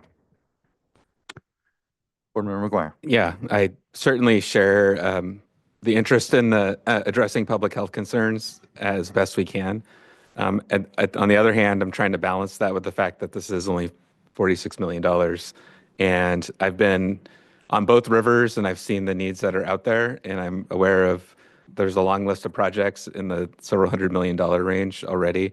And I'm just not familiar with what else is out there. So my reaction actually is that 10 million is a pretty reasonable number as a cap at this time. Because I think one thing that's important is to set reasonable expectations for folks coming in when they're identifying their project and thinking about other funding sources and what they need to bring to the table. If we kind of leave it out there as an open-ended maximum, it might be a little bit confusing and also make it difficult to make those final decisions at the end of the day. So I understand where my colleagues are coming from. I'm not going to stand in the way of moving forward if you want to add some flexibility, but my personal opinion is that the cap as proposed is appropriate for this particular solicitation. I appreciate that, Board Member. Looking to get a better sense then for the rest of the board, if they're looking for flexibility here, or they just want to keep with the hard cap. Oh yeah, no, I think I think it's helpful to have a cap generally, as Board Member McGuire said, to have a target and clarify expectations. But I think in this case, we really don't want to overly restrict our options once the scoring comes in and we see how that all plays out. So I definitely support the, however we do language where we still have like the soft cap, where you have some guidance on what we're encouraging people to be, have their expectations and be aiming their projects towards, but it provides us flexibility so that we can adjust once we see those projects come in. Thank you, Board Member. Seeing nod from Vice Chair. Yeah, I agree. Should we take that as a motion? And then Yes, although do we need language? how or- we structure it? So thank you, board members. Very interesting conversation. I recognize the policy issue you're dealing with, since it is a zero-sum issue. The one issue that I'm going to leave kind of blank as I read this language is what that soft cap is, because at some point you need to top it out. Currently, we have a $10 million cap that are in the draft guidelines. It sounds like one proposal from the county was to increase that up to 25 million. There may be a better number like 10 million or 5 million. But what I would propose is that the motion include language, if there's going to be a soft cap and it's carried by the board, that it would be an amendment to the guidelines themselves, where the $10 million cap appears on page 1 of the clean version, and that's Arabic number 1. I think that table is the only place that the $10 million implementation cap appears, and I'll ask staff to confirm that. And we would add a footnote to that table that would indicate that the deputy director may increase the $10 million cap by an additional 10 million or 5 million, whatever the board ultimately decides, after assessing the project applications received and scored, making a determination about the maximum benefits that can be obtained from the combination of eligible projects. So that's the discretion given, and essentially it allows the deputy director to look at the entire package of projects and and take account of the various factors the board has identified. And then the second sentence of the footnote would be, if the deputy director exercises this authority, they shall provide appropriate briefings to the board. I think that works for me. Yeah, see I would nods. just defer to others on the amount, but up to 10 million or 5 million, not 10 million. Yeah. In other words, a range. Correct. So Okay. it would, once somebody gives me an amount Yes. for the motion, I Well, will I'm- reread the language in its entirety. I'm going to propose 5 million. Just That sounds good to me. reflecting on my prior concerns, that would be helpful for me. Yeah. And is that a I'm friendly comfortable. amendment? I look to. Well, I Member guess, Petstone. is that going to give us the flexibility we need if we end up, if once the projects come in and we say there's, once everything's scored and we look at things that's we could get the project over the finish line, and no matter what, I think there's some match. Is that going to give the flexibility that we need? I don't know. I think that, again, I think what we want to balance is making sure that we're not artificially restricting ourselves in a way that we can't fund the projects that really rise to the top in a way that has a meaningful impact. So it feels a little artificial to lower that to 5 if if we're hearing it's going to take potentially 15 more. And it just seems like we'd want to give ourselves, we'd want to give the deputy director flexibility to be able to meet whatever needs come in. But and again, we have a backstop here with ensuring there's at least one project on each river. And I think the way that the amendment is, it helps to highlight the that what we're focusing people on is 10 million, and this sort of a footnote that gives some flexibility by the deputy director if we need to. But I'm curious what other board members think. And if there's any further Just opinion. to Yeah. clarify, Little Board Member comment, please. Firestone, what would you would propose 25 million Well, as on the upper end? yeah, so that would be up to 15 million more than the 10 million. So something that would be, that would still leave a solid chunk for an additional project if that's the way its scoring comes out. I mean, I think we have a competitive scoring. We're going to see how things shake out. And so I think the cap is, like a firm cap is less important because we have the scoring that's going to happen and we're opening it up to competitive projects.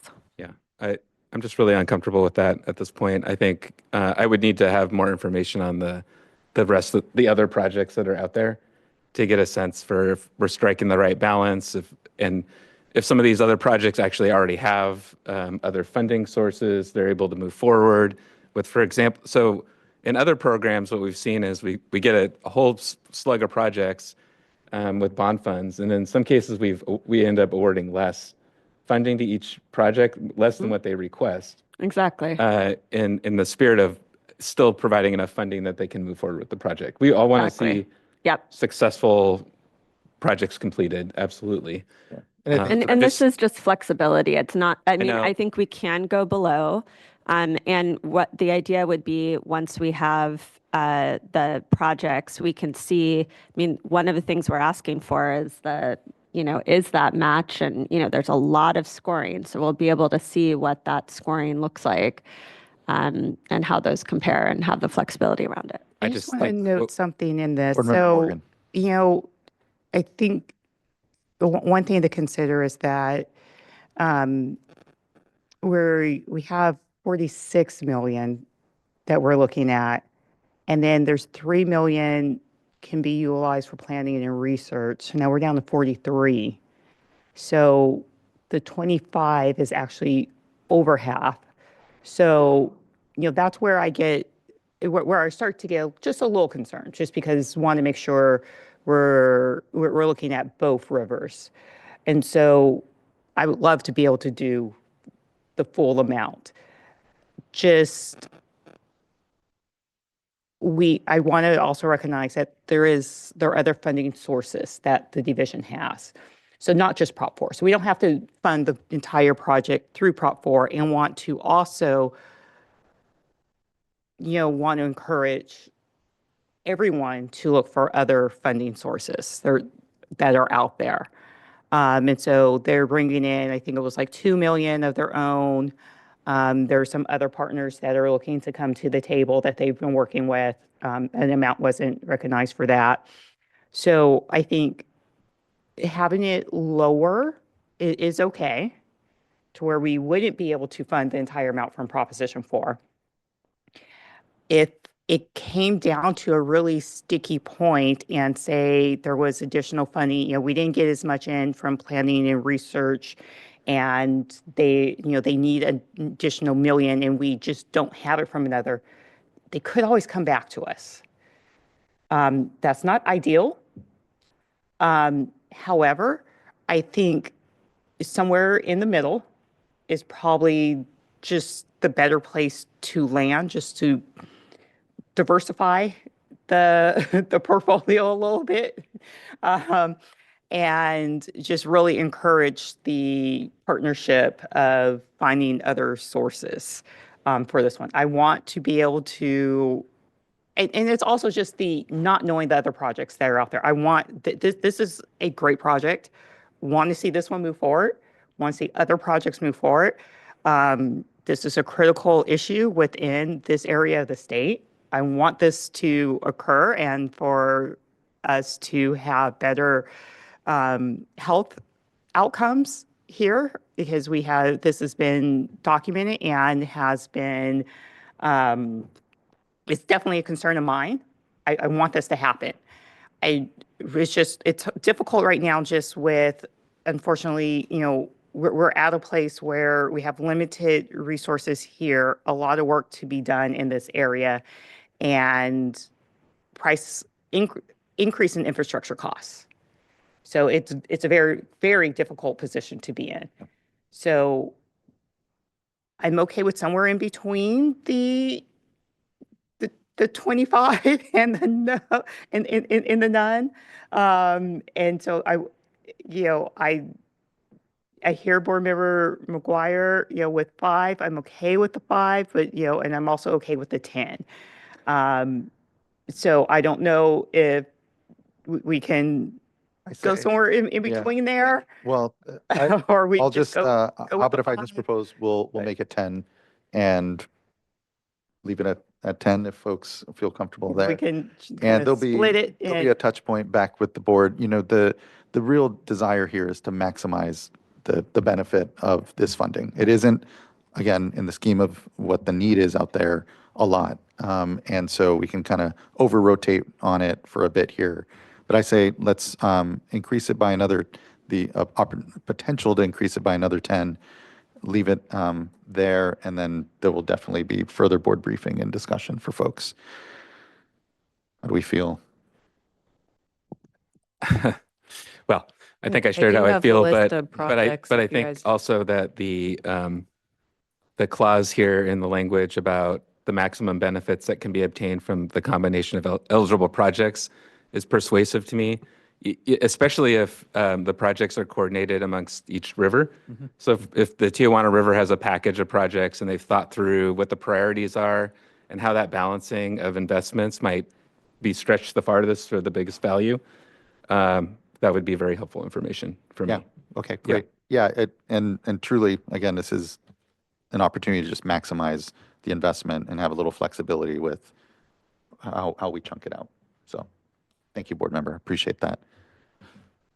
Maybe So ready for a couple things to confirm here. First of all, Member Firestone, do you accept that as a friendly amendment? No, this is great. I really like the language up here. I think that, as Board Member McGuire said, I think that really helps to nail it. And I want to just underscore 2 things that since I read it into the record and it's now displayed just for the transcript, this language now, it makes it express that this is a footnote 2 that's added to the $10 million that's in that table on page 1 of the funding guidelines. And there's no need to renumber subsequent footnotes because there are no additional footnotes. And then, as noted by Member Diadamo, it is now clear that the Deputy Director may increase the 10 million cap by up to an additional 10 million.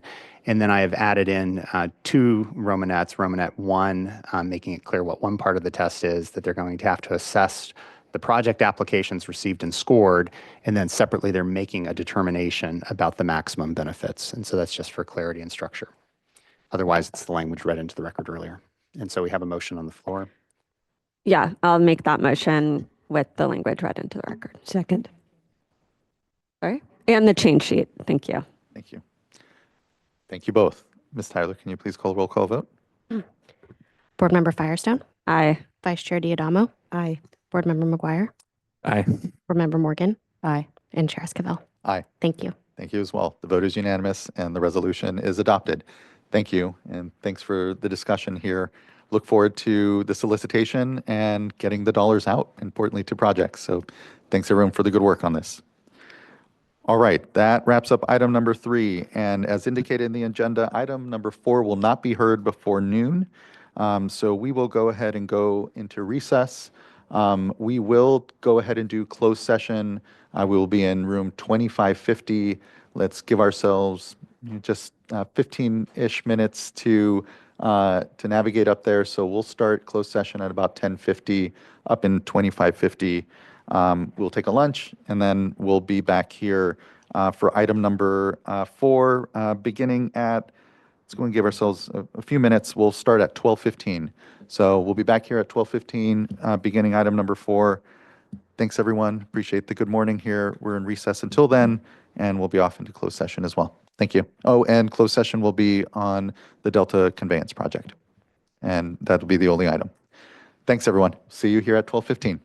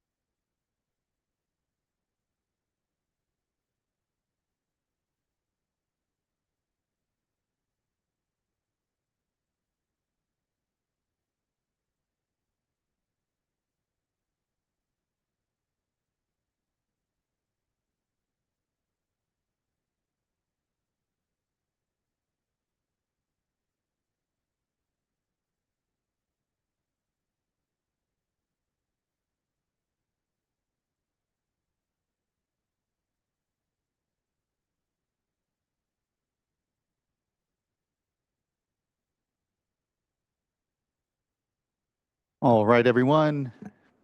Good afternoon. It's 12:20. We're coming back from our lunch break. Appreciate it.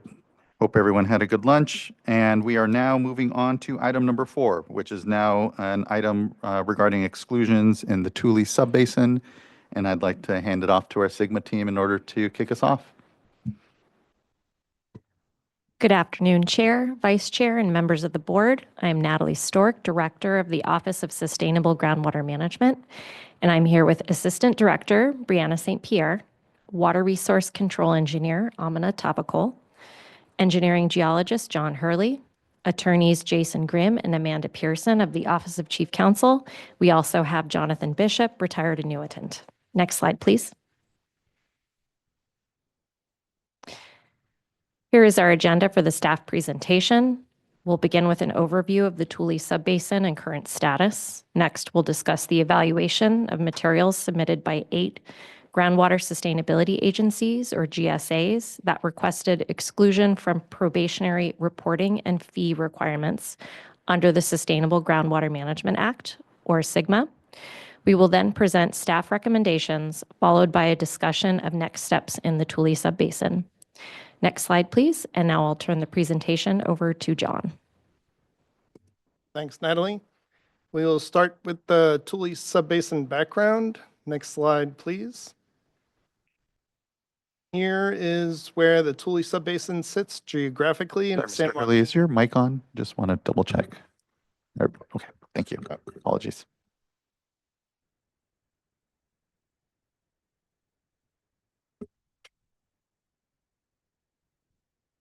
Here is where the Tule Subbasin sits geographically in the San Joaquin Valley. The subbasin covers approximately 476,000 acres and is in the Tulare Lake hydrologic region, with the Kaweah Subbasin to the north, the Tulare Lake Subbasin to the west, and the Kern County Subbasin to the south. Next slide, please. The management structure of the Tule Subbasin has evolved significantly over time. In 2020, groundwater was managed by 7 groundwater sustainability agencies, or GSAs: the Eastern Tule GSA, the Lower Tule River Irrigation District GSA, the Pixley Irrigation District GSA, the Tri-County Water Authority GSA, ALPA, and Delano Early Mart Irrigation District GSA. By the time of the probationary hearing, when the subbasin was designated as probationary, the number of GSAs increased to 10 with the addition of the Kern Tulare Water District, Teapot Dome Water District, and Vandalia Water District. Since then, the number of GSAs increased to 13. Between February and June 2025, Sausalito, Porterville, and Tarabella irrigation districts formed new GSAs. And then in October 2025, Tule East replaced what remained of the Eastern Tule GSA. And most recently, in March 2026, the city of Porterville was incorporated into the Tule East GSA. Next slide, please. On July 14, 2025, the State Water Board requested that all Tule groundwater sustainability agencies seeking a reporting and fee exclusion submit their request and supporting information to the board. In September, 8 GSAs included Lower Tule, Pixley, Tri-County, Teapot Dome, Vandalia, Sausalito, Porterville, and Tarabella submitted their materials and requested exclusion from SGMA probation reporting and fee requirements. Next slide, please. The state intervention process began in March of 2023 when the Department of Water Resources determined that the 6 2022 groundwater sustainability plans, or GSPs, were inadequate. This initiated a series of technical meetings between the Tule GSAs and State Water Board staff. In July 2024, the existing GSAs released revised 2024 GSPs. Newly formed GSAs, Teapot Dome and Vandalia, released their GSPs in October 24. And between those releases, the subbasin was designated as probationary in September of 2024. In September 2025, 8 GSAs requested exclusion from the probationary reporting and fee requirements. All 8 were required to demonstrate adequate groundwater management. 4 GSAs relied on demonstrating a balanced water budget as evidence of adequate management, while the other 4 based their requests on having plans, policies, and management actions in place that they assert are necessary to achieve adequate management. This brings us to 2026, when staff released the staff review of requests for exclusion from probationary reporting and fees on March 19th, initiating a 30-day public comment period leading up to today's action item. Next slide, please. Now we will go over the staff review. Next slide, please. Looking back at the Tule Subbasin intervention timeline, the highlighted section in yellow shows the exclusion process from the initial request for information on July 14, 2025, through the publication of the staff review of requests for exclusion from probationary reporting and fees on March 19, 2026. Next slide, please. Staff requested key information from GSAs to support evaluation of their exclusion requests to be submitted by early September. The deadline was later extended September 2 to 9 at the request of the GSAs. In early August, staff followed up to highlight new guidance from the Department of Water Resources on best management practices for subsidence. While the guidance was still draft, staff suggested that the GSAs consider that guidance when submitting exclusion requests. Specifically, the GSA should describe how each GSP's approach to subsidence relates to the science in this new guidance. Staff provided additional clarification in early August, emphasizing the importance of identifying critical head levels, expanding spatial coverage and frequency of groundwater monitoring, and evaluating management scenarios to understand how different actions could influence land subsidence outcomes. Next slide, please. Each GSA submitted a package of documents supporting their exclusion request. Lower Tule and Pixley included cover letters summarizing their request and progress towards qualification, along with tables addressing 2025 GSP deficiencies, revised GSP sections, including the Sustainable Management Criteria section, Monitoring Network section, and projects and management actions. They also included their mitigation plans with updated flowcharts, GSA policies, groundwater monitoring maps, chemographs, and summaries of implementing actions and milestones. Teapot Dome and Vandalia submitted similar materials with the addition of settlement agreements with the Friant Water Authority and the Arvin Edison Water Storage District. Teapot Dome also provided water budget data and analyses covering 1987 through 2024. Tri-County GSA submitted a formal exclusion letter request and a cover letter summarizing the GSA's qualifications for exclusion and the draft final 2025 groundwater sustainability plan, 2 versions, one with red line edits.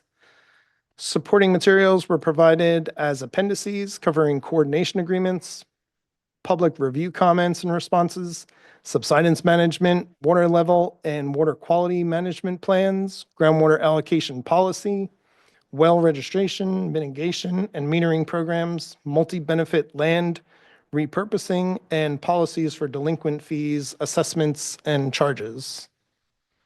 Sausalito, Tarabella, and Porterville Irrigation District submitted exclusion requests supported by a package including an exclusion request letter summarizing the GSA's qualifications for exclusion,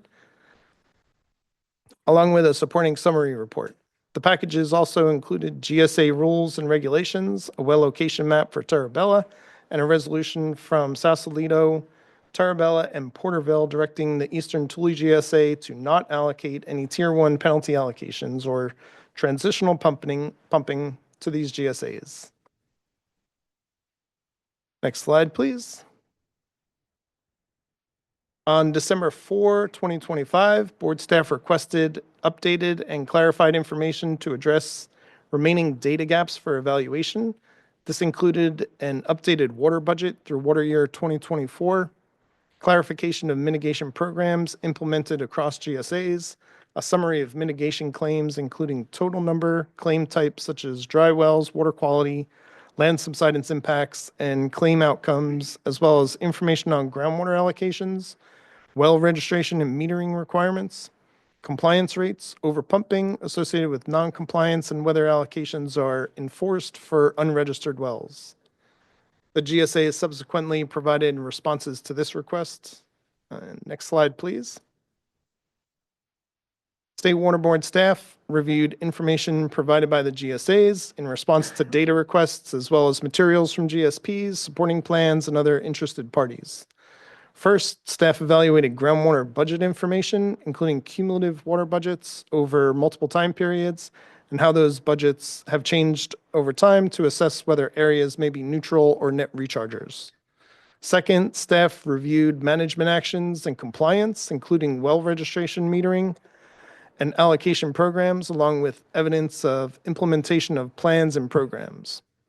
Third, staff evaluated land subsidence, including the magnitude and extent of subsidence, actions taken to manage it, progress towards goals, and how minimum thresholds compare to the critical head estimates.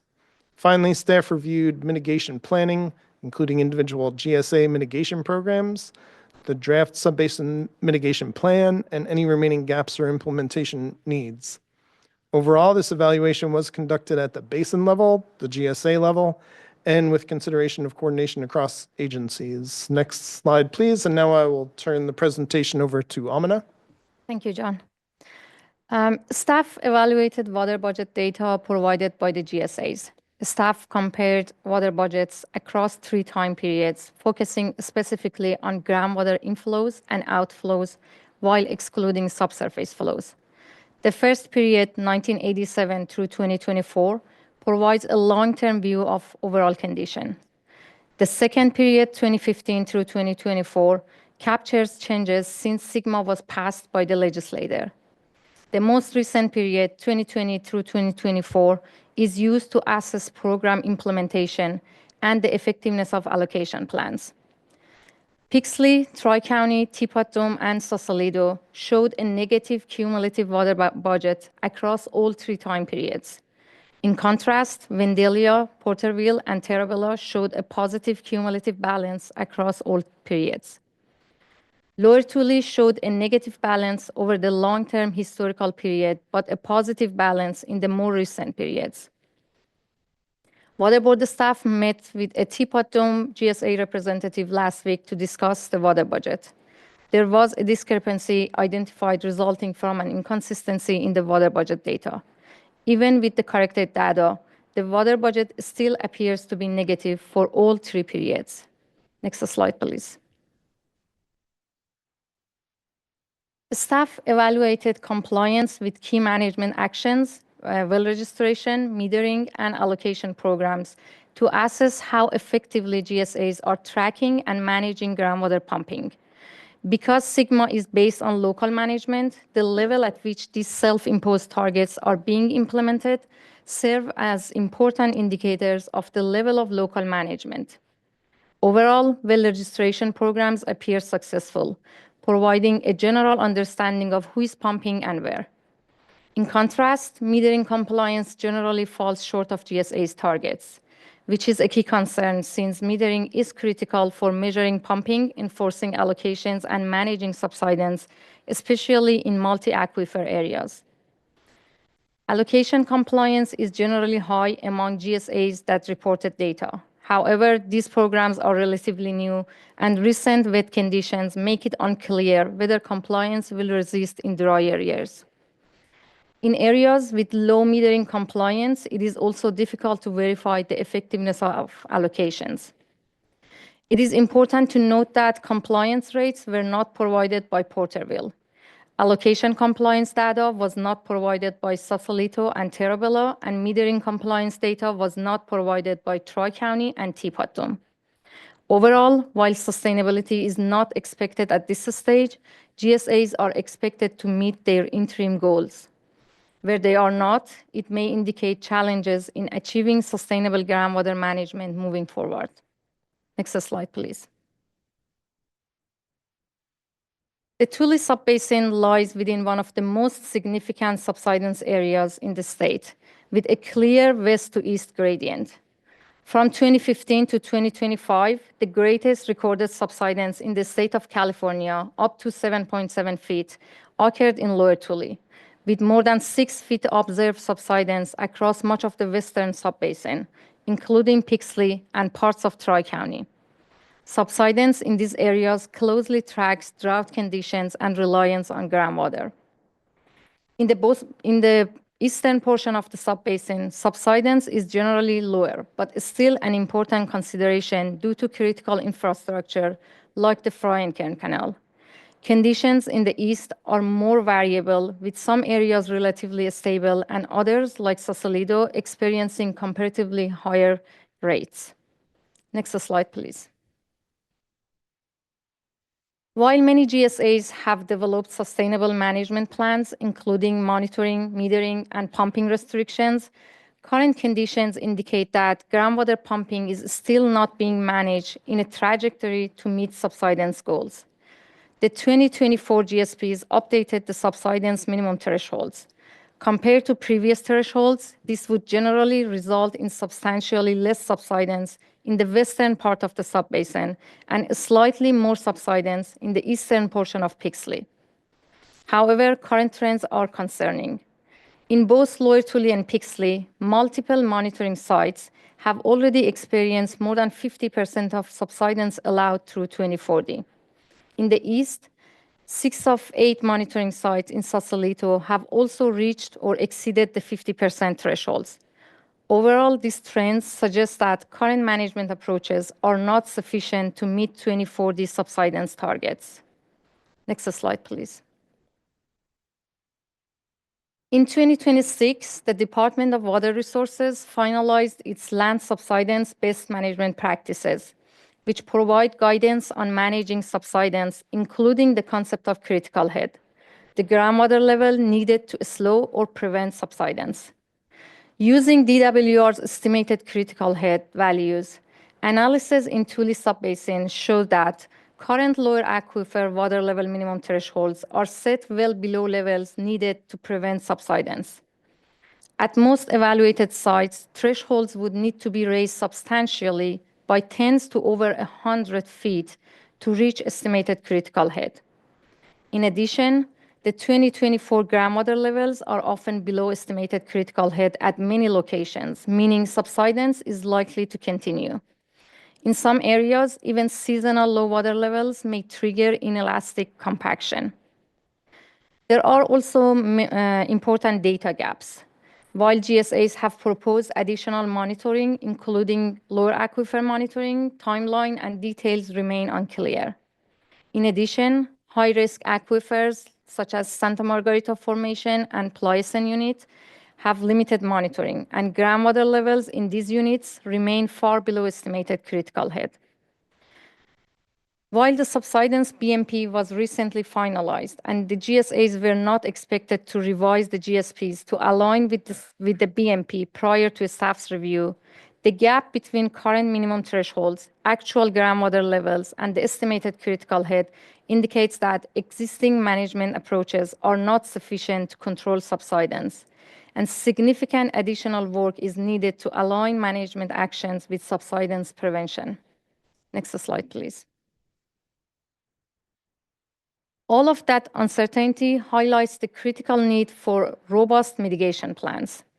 The 8 GSAs have varying levels of mitigation in place, with differences in development, trueness of plans, and eligibility criteria across the subbasin. 5 GSAs, including Lower Tule, Pixley, Teapot Dome, Vandalia, and Tri-County, have adopted individual mitigation programs. The remaining 3 GSAs, Porterville, Sausalito, and Terabella, do not have independent plans and instead claim they rely on the 2022 mitigation program framework. The 2022 framework outlines required components, but is not itself an implementable mitigation plan. All 8 GSAs indicate they plan to adopt a basin-wide mitigation plan. While this would be an improvement in coordination, the plan is still in draft form. has not been adopted and lacks a clear timeline, funding, and implementation details. Next slide, please. Overall, mitigation plans across the subbasin leave several significant gaps. Some plans include restrictive eligibility criteria, such as limits based on well age, well depths, well use, or timing of impacts, which may exclude many affected well owners.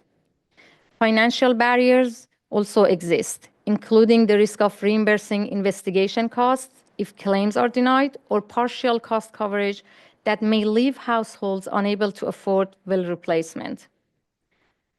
Emergency response timeline can be slow, with some plans allowing up to 14 days to provide replacement water, compared to best practices of about 24 hours. In addition, many plans do not clearly address how infrastructure impacts from subsidence will be mitigated or funded. There are also issues related to governance and consistency. Decision-making processes are often unclear. Some GSAs rely only on the 2022 framework, which is not a complete implementable mitigation plan. As a result, mitigation approaches vary across the subbasin. Finally, although a basin-wide mitigation plan has been drafted, it has not been adopted and lacks a clear timeline, leaving the subbasin with incomplete and inconsistent mitigation overall. Next slide, please. Coordination across the subbasin is critical to achieving sustainability in the Tule subbasin. This includes coordinating actions to meet basin-wide goals, developing a consistent implementation approach, and aligning mitigation programs and eligibility. However, coordination among GSAs remains limited. While a 2024 subbasin-wide coordination agreement exists, it is unclear whether all GSAs have adopted it, and coordination across the subbasin is not consistent. Even among affiliated GSAs, there are notable differences in monitoring, metering, allocations, subsidence plans, and mitigation approaches. The lack of coordination makes it difficult to evaluate basin-wide impacts and undermine individual GSA efforts, as action by one GSA may be offset by neighboring areas. In some cases, GSAs appear to be fragmenting rather than working toward a unified approach. Overall, this fragmentation complicates the subbasin's ability to manage subsidence, track pumping, implement mitigation, and ultimately achieve sustainable groundwater management and exist probation. Now I will hand it over to Jason to discuss staff's recommendation. Next slide, please. Thank you, Amina. Next slide, please. The board has the authority to determine what constitutes adequate management for the purposes of granting exclusions from reporting and fees. The board's consideration is not limited to a single snapshot in time, and it can take into account SGMA's goals and timelines. 2040 is approaching quickly, and consideration of future exclusion requests may include additional factors not discussed here due to the urgency of the timelines or changed circumstances regarding basin conditions. Next slide, please.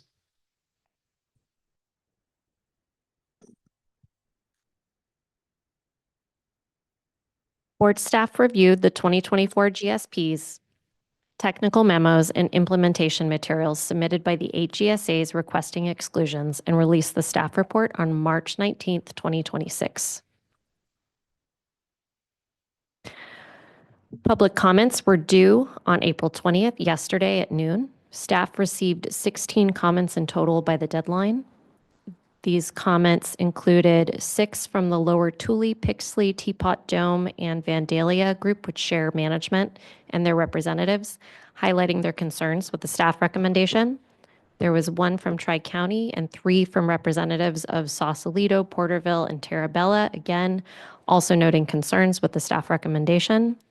There was 1 each from Friant Water Authority and Arvin Edison, noting their support for the staff recommendation and continued concern regarding subsidence along the Bryant-Kern Canal, and 4 comments from members of the public, 3 noting concerns with the staff recommendation and 1 supporting the staff recommendation. Next slide, please.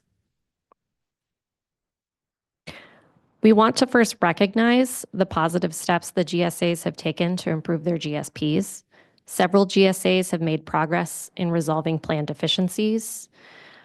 They have taken action such as adopting allocation plans, registering wells, implementing metering programs, and establishing mitigation and subsidence management frameworks. These are important steps towards sustainability, and staff encourages continued momentum in this work. However, the review also found that the information provided does not currently demonstrate adequate management to justify exclusions from SGMA reporting and fee requirements. Staff assessed water budgets, compliance with GSPs, and progress towards avoiding undesirable results such as subsidence. Persistent groundwater declines, recent increases in pumping, and insufficient mitigation measures raise concerns. In addition, intra-basin coordination is limited, and compliance with self-imposed targets varies across the GSAs. Given these findings, staff recommends that extractors within these 8 GSAs remain subject to SGMA probationary reporting and fee requirements. The GSAs should continue addressing plan deficiencies, improve monitoring and data quality, enforce well registration and metering requirements, and demonstrate measurable progress towards stabilizing groundwater levels and preventing land subsidence. We look forward to continuing engagement with the GSAs to support them in fixing their plans with the goal of the subbasin exiting probation. Next slide, please, and I'll turn this over to Brianna. Thank you, Natalie. Now we can discuss next steps in the subbasin. Next slide, please. Pumpers in the subbasin are registering wells and reporting pumping volumes with a deadline of May 1st, 2026. We recognize there was an outage in the GEARS reporting system that was unrelated to our platform. It lasted less than 24 hours, and we have teams of staff spending time in the probationary basins to help people one-on-one with their reporting. Invoices will likely be issued in June 2026, and with fees due approximately 30 days later in July. Staff is maintaining ongoing engagement with the GSAs and pumpers to support compliance and coordination. Staff is also beginning to scope development of an interim plan, which will identify necessary actions to address long-term overdraft. The reporting data will be used to inform interim plan development. Importantly, all actions will be data-driven and targeted towards sustainable groundwater management. Next slide, please. The board may develop an interim plan for a basin if, in consultation with DWR, the board determines that the GSAs have not remedied the deficiencies that resulted in the probationary designation. The interim plan must identify the actions necessary to correct conditions of long-term overdraft or conditions where groundwater extraction significantly deplete interconnected surface waters. The interim plan must include a time schedule for actions, which may include reporting requirements and potential pumping limits. They must describe monitoring to be undertaken to determine the effectiveness of the plan and must be consistent with water rights priorities. Next slide, please. After a basin is placed on probation, the board follows a structured process in the development of an interim plan. The process begins with evaluating pumping data and estimating the basin's sustainable yield. If sufficient data are not available, the board may rely on existing GSA estimates until improved information becomes available. From there, staff will draft an interim plan that outlines the actions needed to address identified issues, including overdraft conditions. Throughout this process, staff will continue to maintain ongoing coordination with the GSAs, along with conduct public meetings and engagement to ensure transparency and incorporate local input. The process then proceeds through a formal notice and hearing procedure before reaching a board decision, with a hearing currently anticipated around the end of 2027. I would like to take a moment to highlight that GSAs can address deficiencies at any stage. If those issues are resolved, the basin may exit probation before an interim plan is adopted. Next slide, please. The interim plan establishes key components necessary to address unsustainable groundwater conditions and guide the basin to sustainability. It will include an interim plan supply, which is the maximum amount of groundwater that can be pumped while still correcting the conditions leading to an interim plan. If necessary, board staff may rely on the GSA calculated sustainable yield until additional data become available. Where GSPs in the subbasin have elements that would help the subbasin meet sustainability goals, those elements would be included in the interim plan. The interim plan will incorporate representative monitoring from the groundwater sustainability plans and any additional reporting that is needed. Where monitoring is insufficient, additional monitoring will be required. Increased fees also apply under the interim plan. All metering, pumping, and related data, except protected personal information, will be available to the public online. Next slide, please. Implementation of the interim plan could involve gradually reducing pumping for all extractors, taking water rights into account. Areas near critical infrastructure might be subject to temporary moratoriums, and ongoing monitoring would track how effective those measures are. As new information becomes available, restrictions could be adjusted to better target areas of concern, and pumping limits would be reviewed periodically, could be every 2 years, to ensure the basin is moving towards sustainable groundwater management. Next slide, please. Implementation options to protect drinking water supplies include identifying wells that are at risk of going dry and reducing pumping near those wells to prevent impacts. Staff will develop approaches to define risk levels and determine appropriate mitigation strategies to protect water users and infrastructure. Next slide, please. It is essential that GSAs continue their efforts for the basin to exit probation. Water Board development of an interim plan is not a substitute for a GSA establishing and implementing adequate GSPs on the path to sustainability. Dissolving or disabling GSAs is not recommended, as their ongoing coordination is critical to making meaningful progress towards both 2040 deadlines and long-term sustainability. The actions taken by GSAs directly reduce the need for interim plan requirements and minimize the likelihood of more restrictive measures such as higher fees, additional pumping reductions, or expanded mitigation requirements. By continuing to implement their local plans, GSAs can deliver solutions more efficiently and cost-effectively than the board could. Ultimately, GSAs are central to the basin's strategy to exiting probation. Water Board staff look forward to continuing to work with the GSAs to revise the GSPs so the basin can exit probation. Next slide, please. To close, staff reviewed the exclusion requests submitted by the 8 GSAs in the Tule subbasin. Staff evaluated the water budgets, which raised some concerns. Because the exclusion was on the basis of adequate management and because SGMA is foundational upon local management, staff looked at implementation of programs established at the local level. What was provided did not demonstrate the GSAs were meeting self-imposed targets.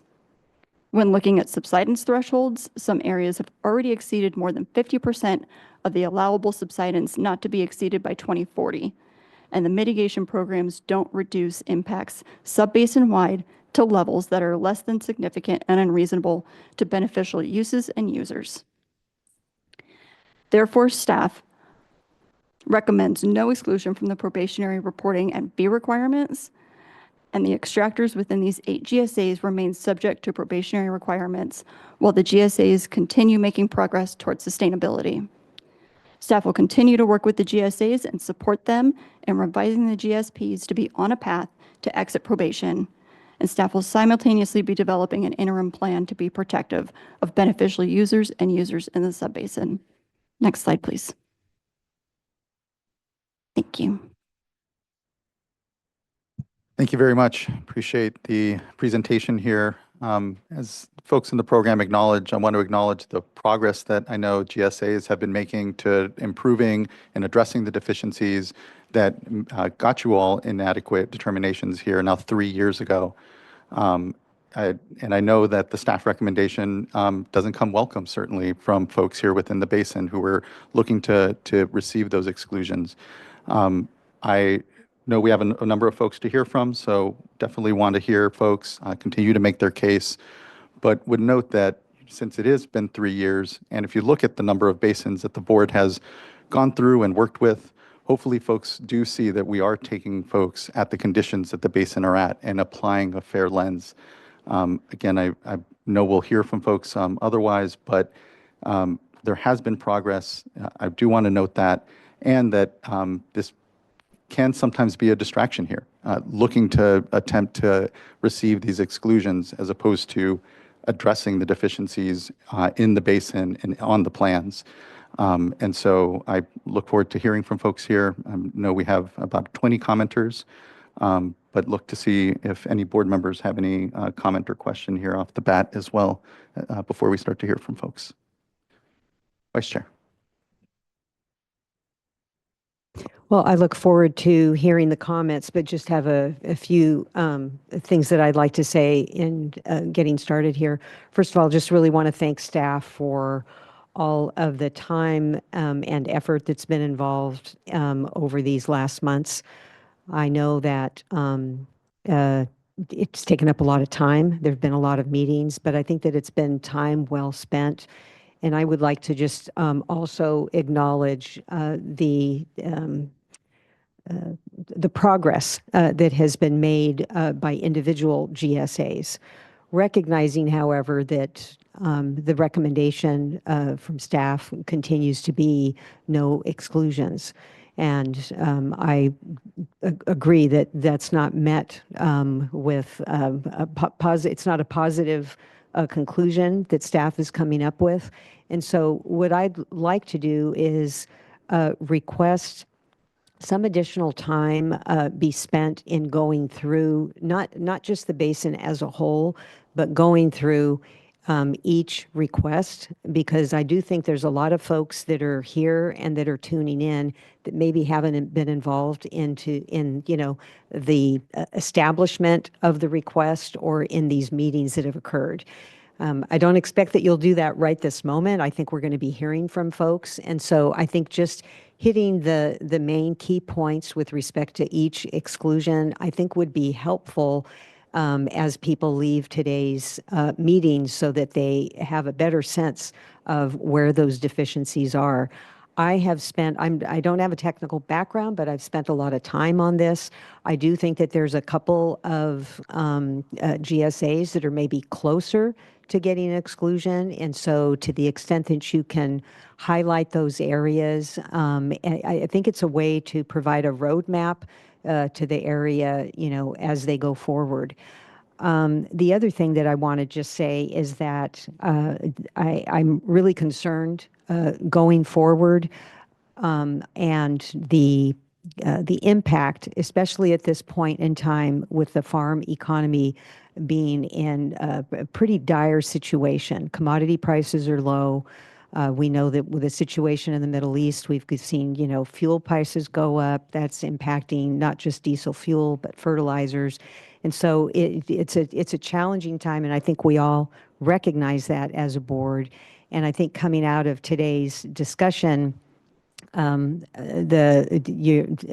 St. Pierre, I appreciate you framing the next steps, because in order to move forward, we have to move forward quickly as a board, but also the GSAs. And so I do think that additional amount of time would be helpful as you go through each of the requests for exclusions in order to provide helpful information going forward so that we can fast track next steps as much as possible. And I know that the individual, I don't know that all of them will be providing presentations, but we'll be hearing from folks. And so just letting you know that we'll be calling on you to get your feedback. Thank you. Yeah, thank you, Vice Chair. And agree, now is a good opportunity to make sure we are bringing folks along, explaining our rationale. It's all been written out certainly within the staff report, but given the discussion we have here before us, a good opportunity to try to bring folks along. So thank you for that. Not seeing anything further from folks at the dais. I know we have a first panel that is going to be presenting, so we can go ahead and call up those folks. Thank you.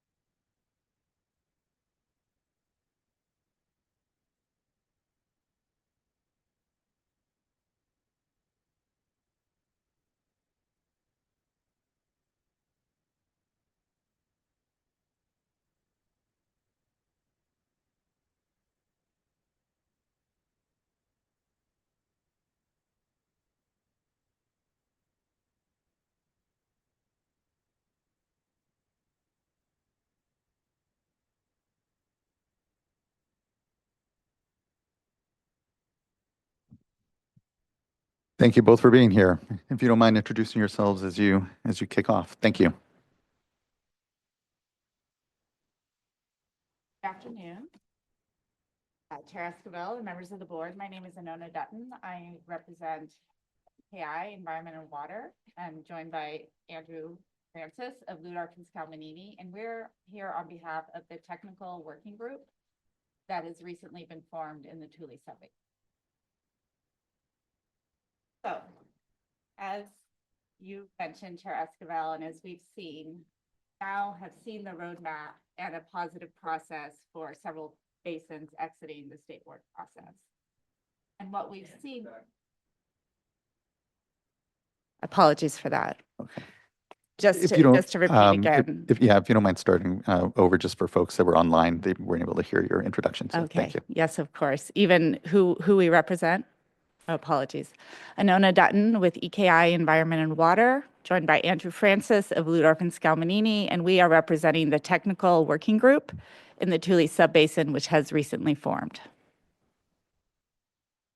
So we have seen the success of several basins at this point exiting the state board process. And as I'm sure you have observed and heard, there's always been a turning point in the conversation, in the process between the basins that are facing probationary status or looking to exit probationary status and the work that they're doing with the state board. And I think where we are in the Tule subbasin is we are at one of those turning points where the way that the basin has worked to achieve SWRCB compliance is clearly not working. It's not working for the GSAs, it's not working for the landowners, it's certainly not working in concert with the regulatory framework. And so what we want to talk about today is the decisions and the commitments that have been made within the basin to change the course of the direction in terms of the SWRCB approach and compliance. Next slide, please. So most significantly, the 13 GSAs within the basin are committed towards working in less fragmentation and more unison towards a unified plan for the basin. In particular, 11 of the GSAs have agreed this month to move forward with the development of a single GSP and a unified plan with those GSAs that currently have exempted status from the fees and reporting. So this unified plan is primarily going to focus on some key technical issues, as we heard today, around subsidence and coordinated water level sustainable management criteria across the basin.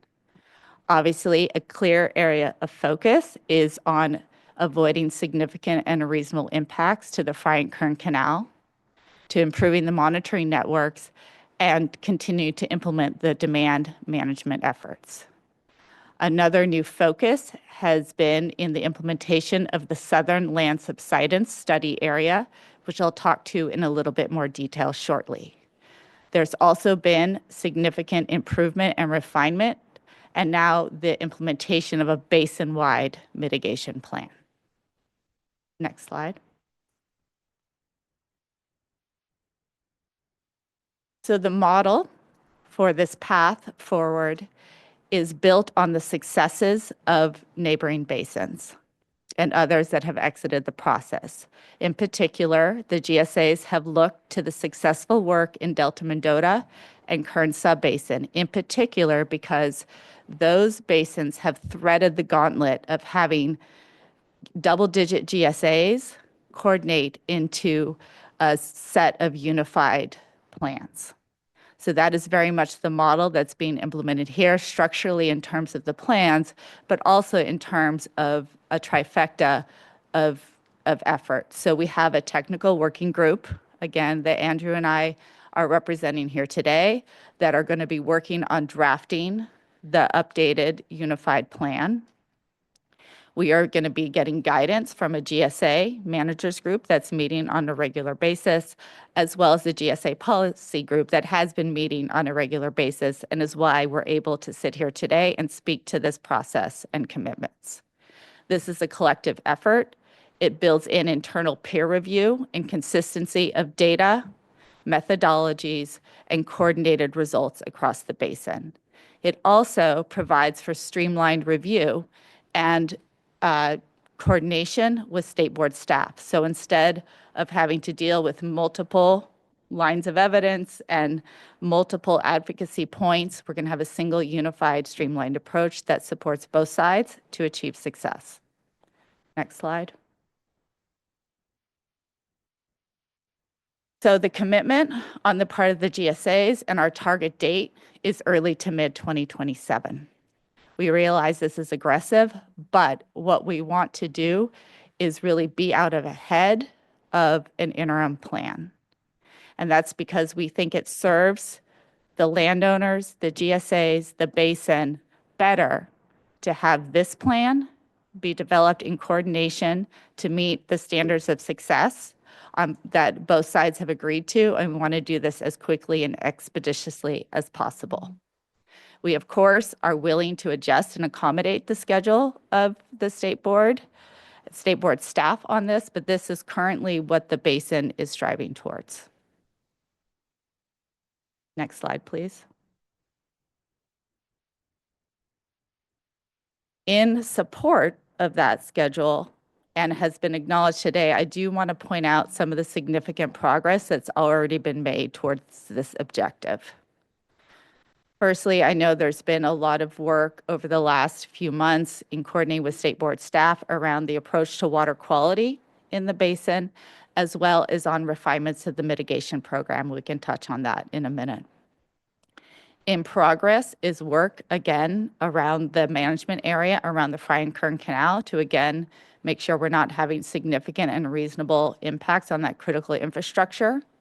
Monitoring network improvements that are going to be enhanced by the good work that you saw done in terms of the well registration efforts that the GSAs have successfully implemented, and that all GSAs are contributing to and participating in this Southern Land Subsidence Study Area, which is focused around the area of DEID and particularly around protecting their critical infrastructure. We have also initiated work on updating and consolidating information on the active projects and management actions within the basin, as well as the technical working group is developing that scope for preparation of the single GSP, which is going before the managers and policy entities in the basin in May. Next slide, please. So again, this is a zoom in picture of the work that has been initiated on the Southern Land Subsidence Study area. And this again had been a point where there had not been agreeance in the 2024 GSPs on the subsidence and water level SMCs in the vicinity of a buffer zone around Delano Early Mart GSA. So this land subsidence study area is at about a 6-mile radii around Delano Early Mart, and the focus here is to really renew the coordination and agreements on both the subsidence and water level SMCs, again, to support the avoidance of significant and reasonable impacts on critical infrastructure. A similar effort is underway around the management area around the Frying Current Canal. Target completion is the fall and winter of this year, so that key agreements and elements of that can be incorporated into the unified plan. Stanton, apologies for interrupting, but just wondering what the timeline is potentially around the Frying Current Canal plan is similarly. I would say I don't know for certain, but it will have to be on a similar timeline in order to be incorporated into that plan. And the good news is we have some really good foundational work efforts on that front. Thank you. Really appreciate that. Next slide, please. I'll turn it over to Andrew to talk about the mitigation. Thank you, Annetta. Good afternoon, everyone. I'll be discussing the mitigation plan today. As for the mitigation plan, there have been some major revisions from what was originally provided. The subbasin has moved to an approach that's more similar to what was used in the current subbasin, and this will include additional outreach and public workshops. The mitigation plan has been updated to address the key deficiencies and feedback provided by State Board. These include providing additional details on the mitigation framework and also addressing water quality degradation. The goal of the mitigation plan is to protect the beneficial uses and users of water across the subbasin for all GSAs and to achieve and maintain sustainability. A change in this version of the plan is the consolidation of the individual GSA mitigation plans into one coordinated subbasin-wide plan. This will allow for common criteria, streamlined implementation, and a shared funding structure, ensuring that any domestic well owner in the subbasin has a clear path to assistance across GSA boundaries. The proposed plan will function as a standalone drinking water well mitigation program. It explicitly covers 4 key well types, which include private domestic wells, multi-use ag wells used for potable supply, state small water systems, and community water system wells. By focusing on these categories, the GSAs are protecting the most vulnerable beneficial users of water in the subbasin. Next slide, please.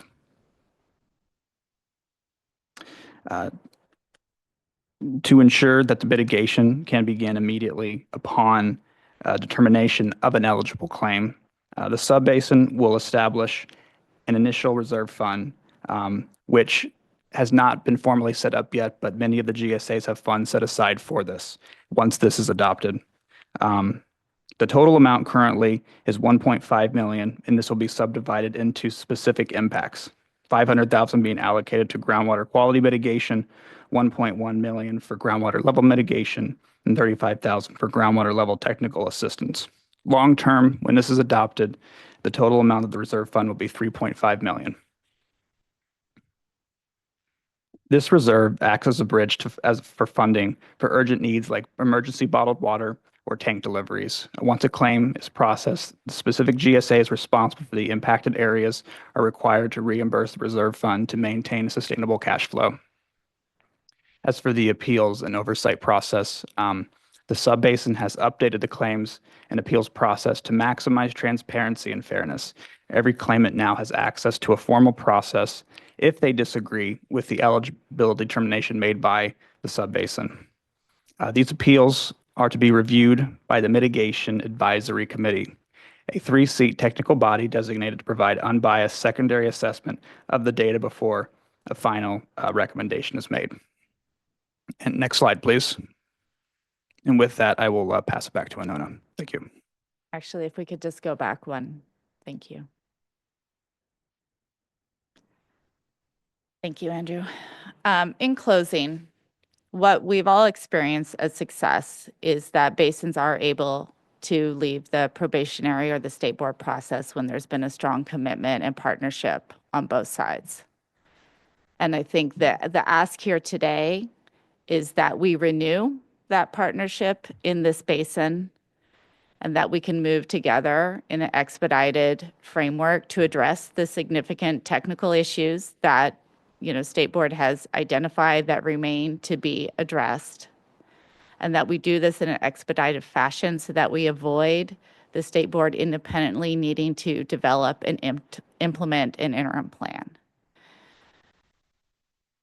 So, I guess that's really the ask today, is to renew that commitment for collaboration and coordination to develop this unified plan for the basin in close collaboration with State Board staff in lieu of the development of a separate interim plan that will, sort of double the resources needed in the basin and double the amount of time that's needed to make it all happen. So ultimately, we're here today on behalf of the technical working group asking for that coordination, that streamlined commitment, and that we can work together over the next year to make this happen. And so with that, next slide, please. There's been a lot of work on all sides in this basin over the last few years, and I think we really are we really have an opportunity here to set things right and move forward. And we're here to represent that commitment. There's a lot of GSA representatives here also standing for that commitment. And so we just, want to thank the staff and the State Board for their engagement in this process and to continue it going forward. Thank you. Thank you, Ms. Dutton, Mr. Francis, incredibly. Really appreciate here the opportunity for a little bit of a pivot insofar as really now focusing in on the development of a single GSP. And to your points, there is a pathway out, and it really is about the local conditions, and ultimately here from at least my seat easily will commit our staff's time to ensure that we bridge that. And hopefully, again, folks have seen that model in other basins. We are here to put in the time and will gladly do so along with the basin here. And I think is a reasonable request for sure. And as Vice Chair had said, this work that was done around this exclusion request, the time to gain a better and deeper technical understanding and common technical understanding with each other of the deficiencies, but also the work that is ongoing has been helpful, and I think has provided a good basis, hopefully here, for this greater pivot to a single GSP, which is a lift. We've seen that in all the basins that we've dealt with. It is not easy, easily said than done, certainly. But I have confidence that even in the leadership that we've seen so far in the basin here, that we have an opportunity to do that together. So again, at least from this seat, and I doubt we'll find anyone in disagreement here at the dais, but we'll definitely be putting that time in, and appreciate the presentation and the offer here of the pivot to a single plan, which I think will be significant, not just for our process here, but for the success of the basin. Looking to fellow board colleagues if they'd like to say, please, Vice Chair. Thank you for your presentation and for your commitment and for striking, I think, the right tone going forward. So much appreciated. Either now or soon into the future, it would be great if we could get some additional information regarding timelines, specific timelines, milestones, as you move forward. And then also, I know that there's been a history of commitments for developing, for example, the subsidence study, which has been sort of, lingering out there. And so anything you can do to show us that it's real, that you're actually moving forward on this, and also to provide us with information, with our staff with information about adoption dates.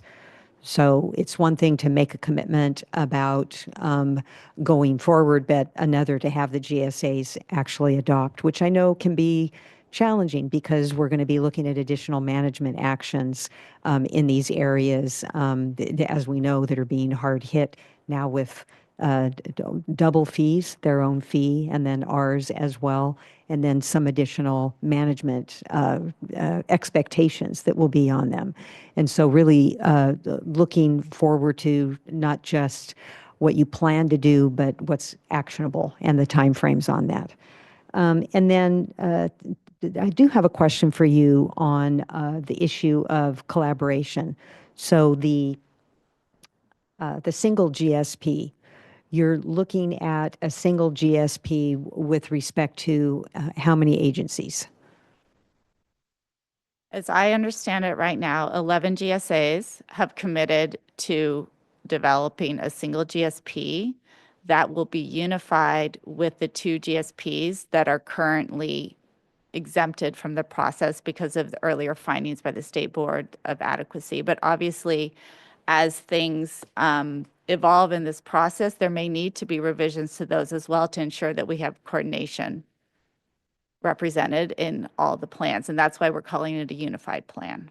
Okay, so I think that that's going to be key going forward, that the collaboration with Kern Tulare and with Delano Early Mart, and it works both ways.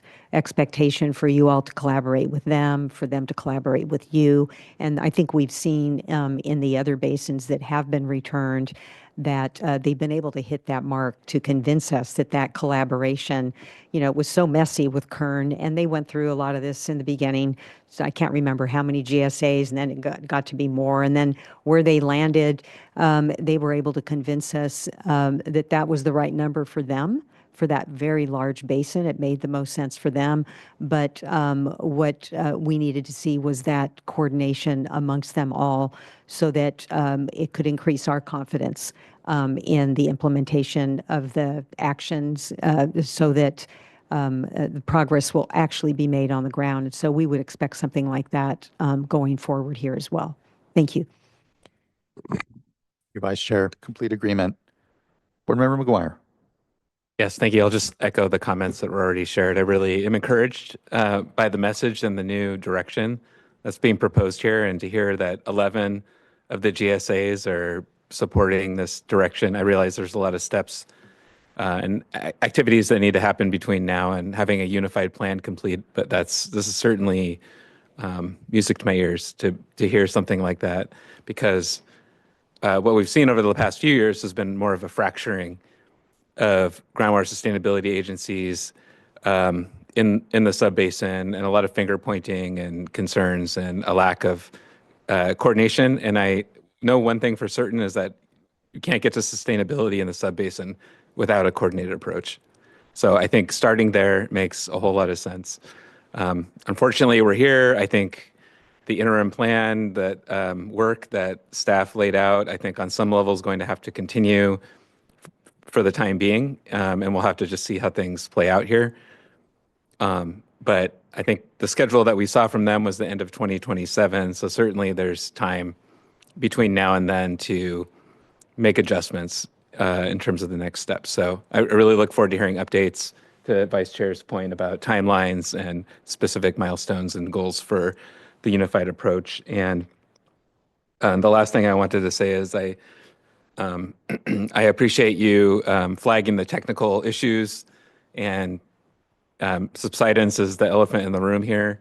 And this sounds like what I've been hearing recently is that there's a difference of opinion in terms of water levels, where they should be set, the critical head targets, and not to get into all that right now, but there's some pretty significant differences and points of view in terms of what's needed to achieve sustainability when it comes to subsidence. So I think just wanting to flag those concerns and wanting to get some clarity from the group as you move forward in terms of how to address those challenges, I think will be key. But thank you. Thank you, Board Member. When it comes to the scoping document, it said you're currently in scoping for the single GSP. When do you think that scoping kind of will end and have that roadmap essentially? Well, it's going to the managers for approval at a meeting in May, and then to the policy. So it's very short order here, where we should, we've already in ways with the technical working group delineated, topics and roles and responsibilities, much how it was done in Kern, insofar as that there were technical working groups where representatives from all GSAs were participatory. And Director McGuire, I mean, that's sort of how some of those technical issues, it really goes through a robust vetting with all the technical representatives. And I think the idea here, it's, as it was in Kern, is technical lead on, some of these critical issues that obviously have significant management and policy decisions that are embedded in them. But if we can get to agreements on some of the foundational science, it can sometimes make those conversations easier. Yeah, it at least removes those disagreements from being the topic and get to the policy heart at least. Yeah, for sure. Much appreciation, Ms. Dunn. Mr. Francis, not seeing anything further from the board right now. Thank you. I know we have a number of commenters here still yet from the both the GSAs and from the community, and so we can start to hear from folks there. First, I'd like to call up Deanna Jackson, be followed by Jennifer Spalletta, then Travis Milwee, and Michael Knight.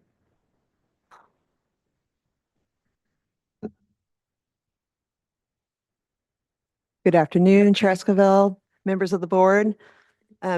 So two things can be true while I'm here today.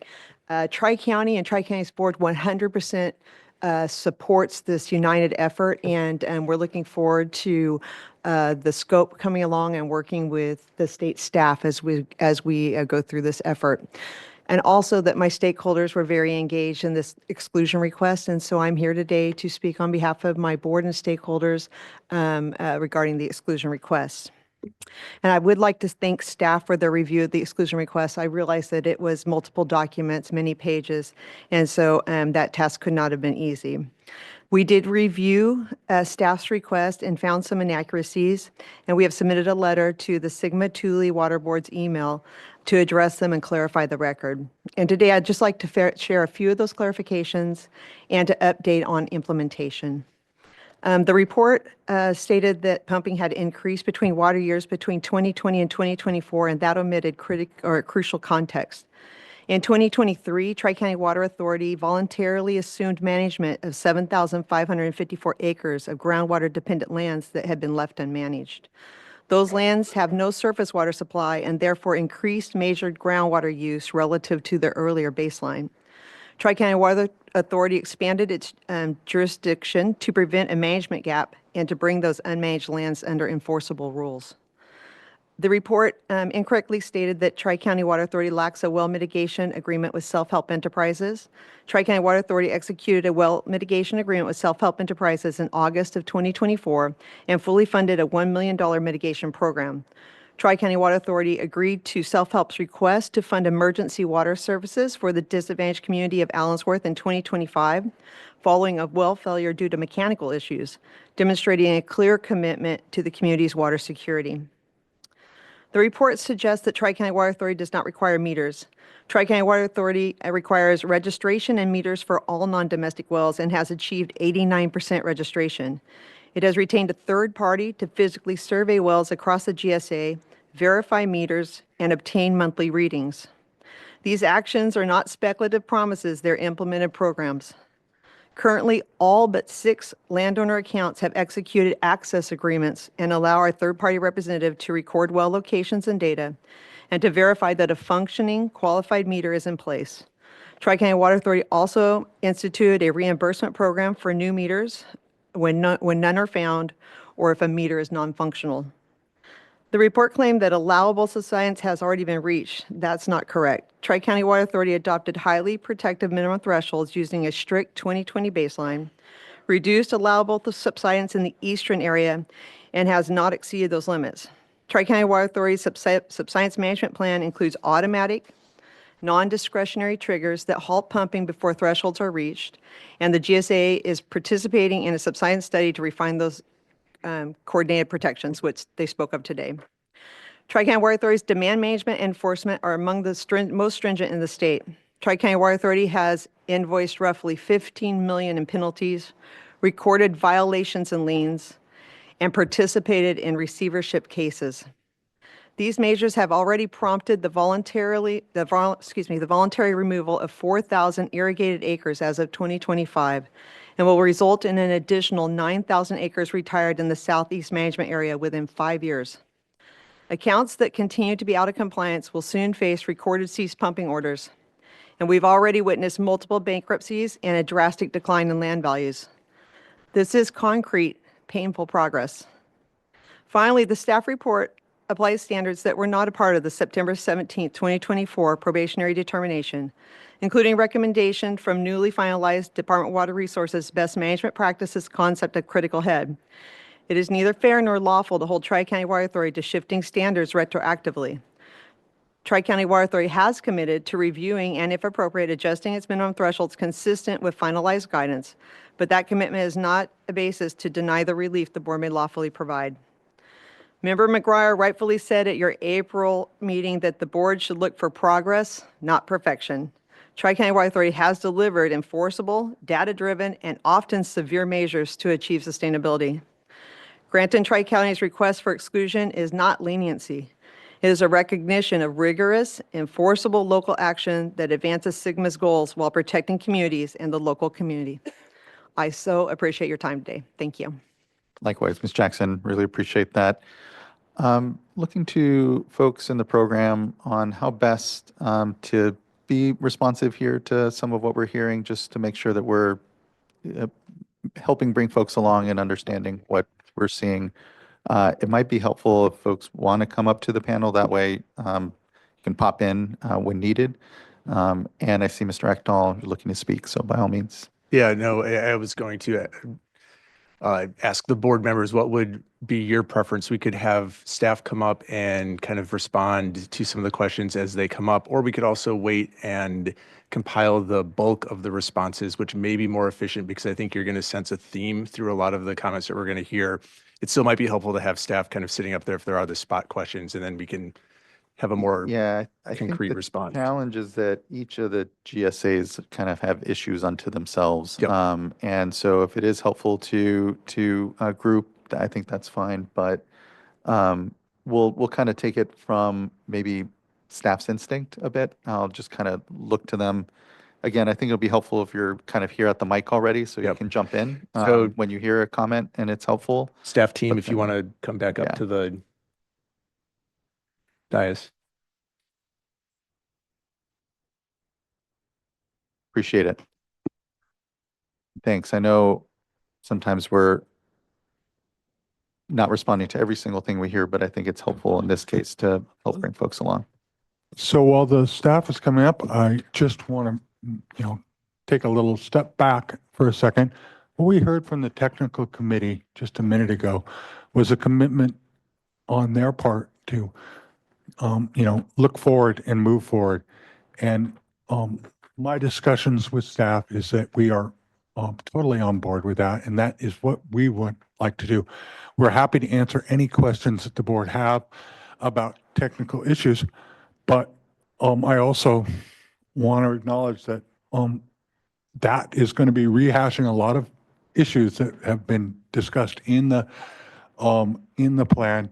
So we're happy to do it. I just want to, keep in mind that we're weighing two different, the past and the future. Appreciate that, Mr. Bishop. Board Member McGuire. Yeah, thank you for that. I agree. But I do want to say that these documents you did a very thorough analysis of the exclusion requests, and there's a lot of technical findings and recommendations in there. And so we just got these comment letters yesterday.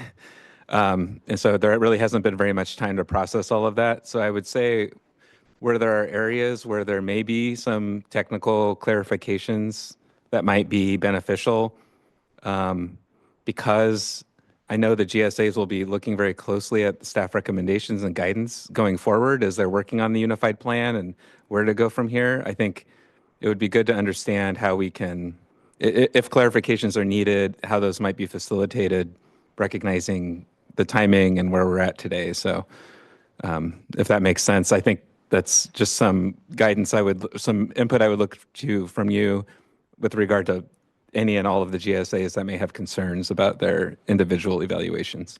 And we will technical staff will work with the GSAs to understand their concerns and where there are areas where there may be misunderstandings or deficiencies so that we're not stuck with this determination as we move forward. It is a determination on the exclusion, not on the adequacy of their plans. And if there are things that we missed or that could be better clarified, we would definitely be reaching out and touching bases with all of the GSAs on that.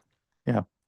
Yeah, and no, my expectation isn't to rehash everything here, but again, to the extent we're responding here to the recent comment letters and any sort of technical things that are helpful to make sure we have a common understanding around, or just a response from folks, kind of what we're looking for. So I know we can be here forever if we try to, individually rehash each of the GSAs, GSPs, and why or why not they should be excluded here. So Yeah, I agree, and I kind of got this started, but I still stand that I think it's important information for this feedback. We don't need the whole feedback loop to occur today.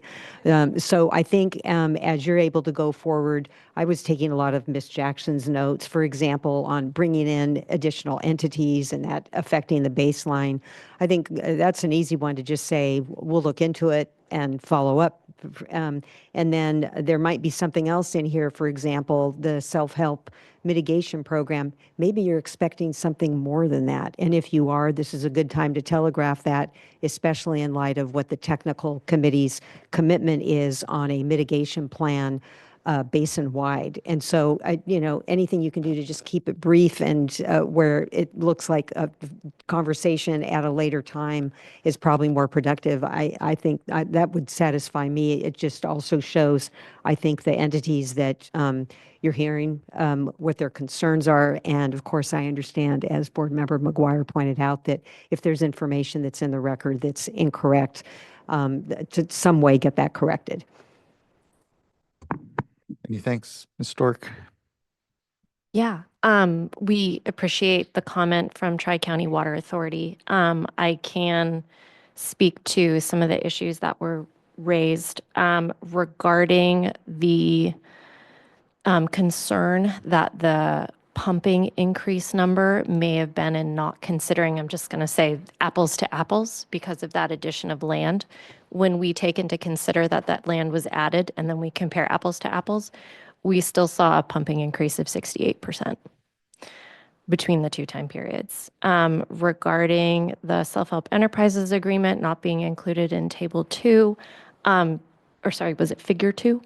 Figure 2. Figure 2 is just showing what was provided in the September and December submittals. We actually got several comments on that, emails, et cetera, and the response to all of that is we were simply displaying what was provided.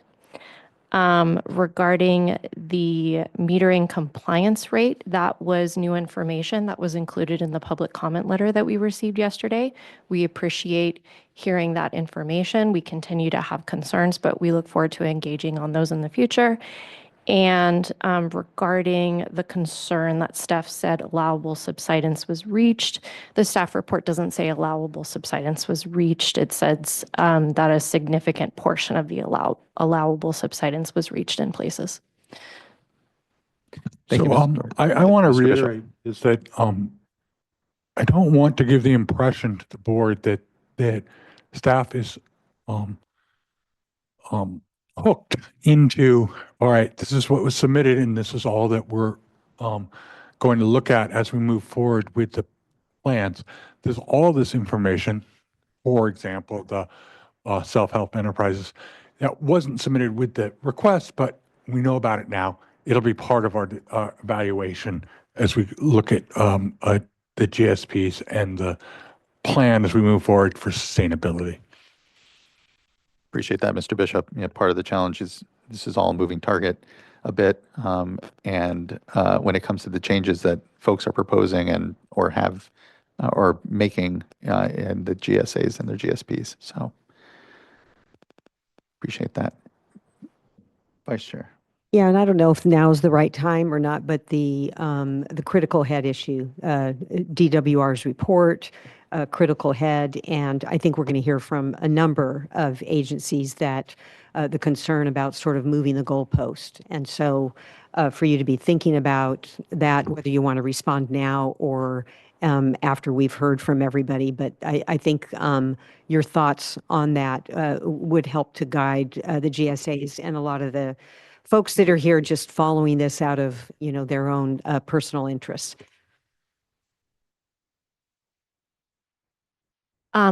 Let's come back to that at the end. Yeah, Thanks. yeah, something tells me it will be a feature of the other comments. And so, yeah, feel free to group some of the comments and then whichever you feel moved to respond to folks. All right, let's move to our next commenter. Next, we'll have Jennifer Spalletta. Then again, we'll have Travis Milwee, Michael Knight, and then Alex Peltzer. Good afternoon. Can you hear me? Great. Well, thank you for the opportunity to provide comments. I do have some very technical comments about recommendations for the resolution that you're going to pass today. And then you're going to hear some specific comments for the 4 GSAs that I work with from the people who are actually on the ground in those GSAs, Travis and Alex. But I did want to make one note about the conversation that just occurred between staff and the board that I hope is helpful. You have a tremendously gifted staff right now. There's also tremendously gifted staff at each of these GSAs. But what we currently have, and I think it's the nature of the fact that things are moving fast and we've been on short timelines, is conversations that happen in silos. So there is not an interaction between these two sets of incredibly gifted people.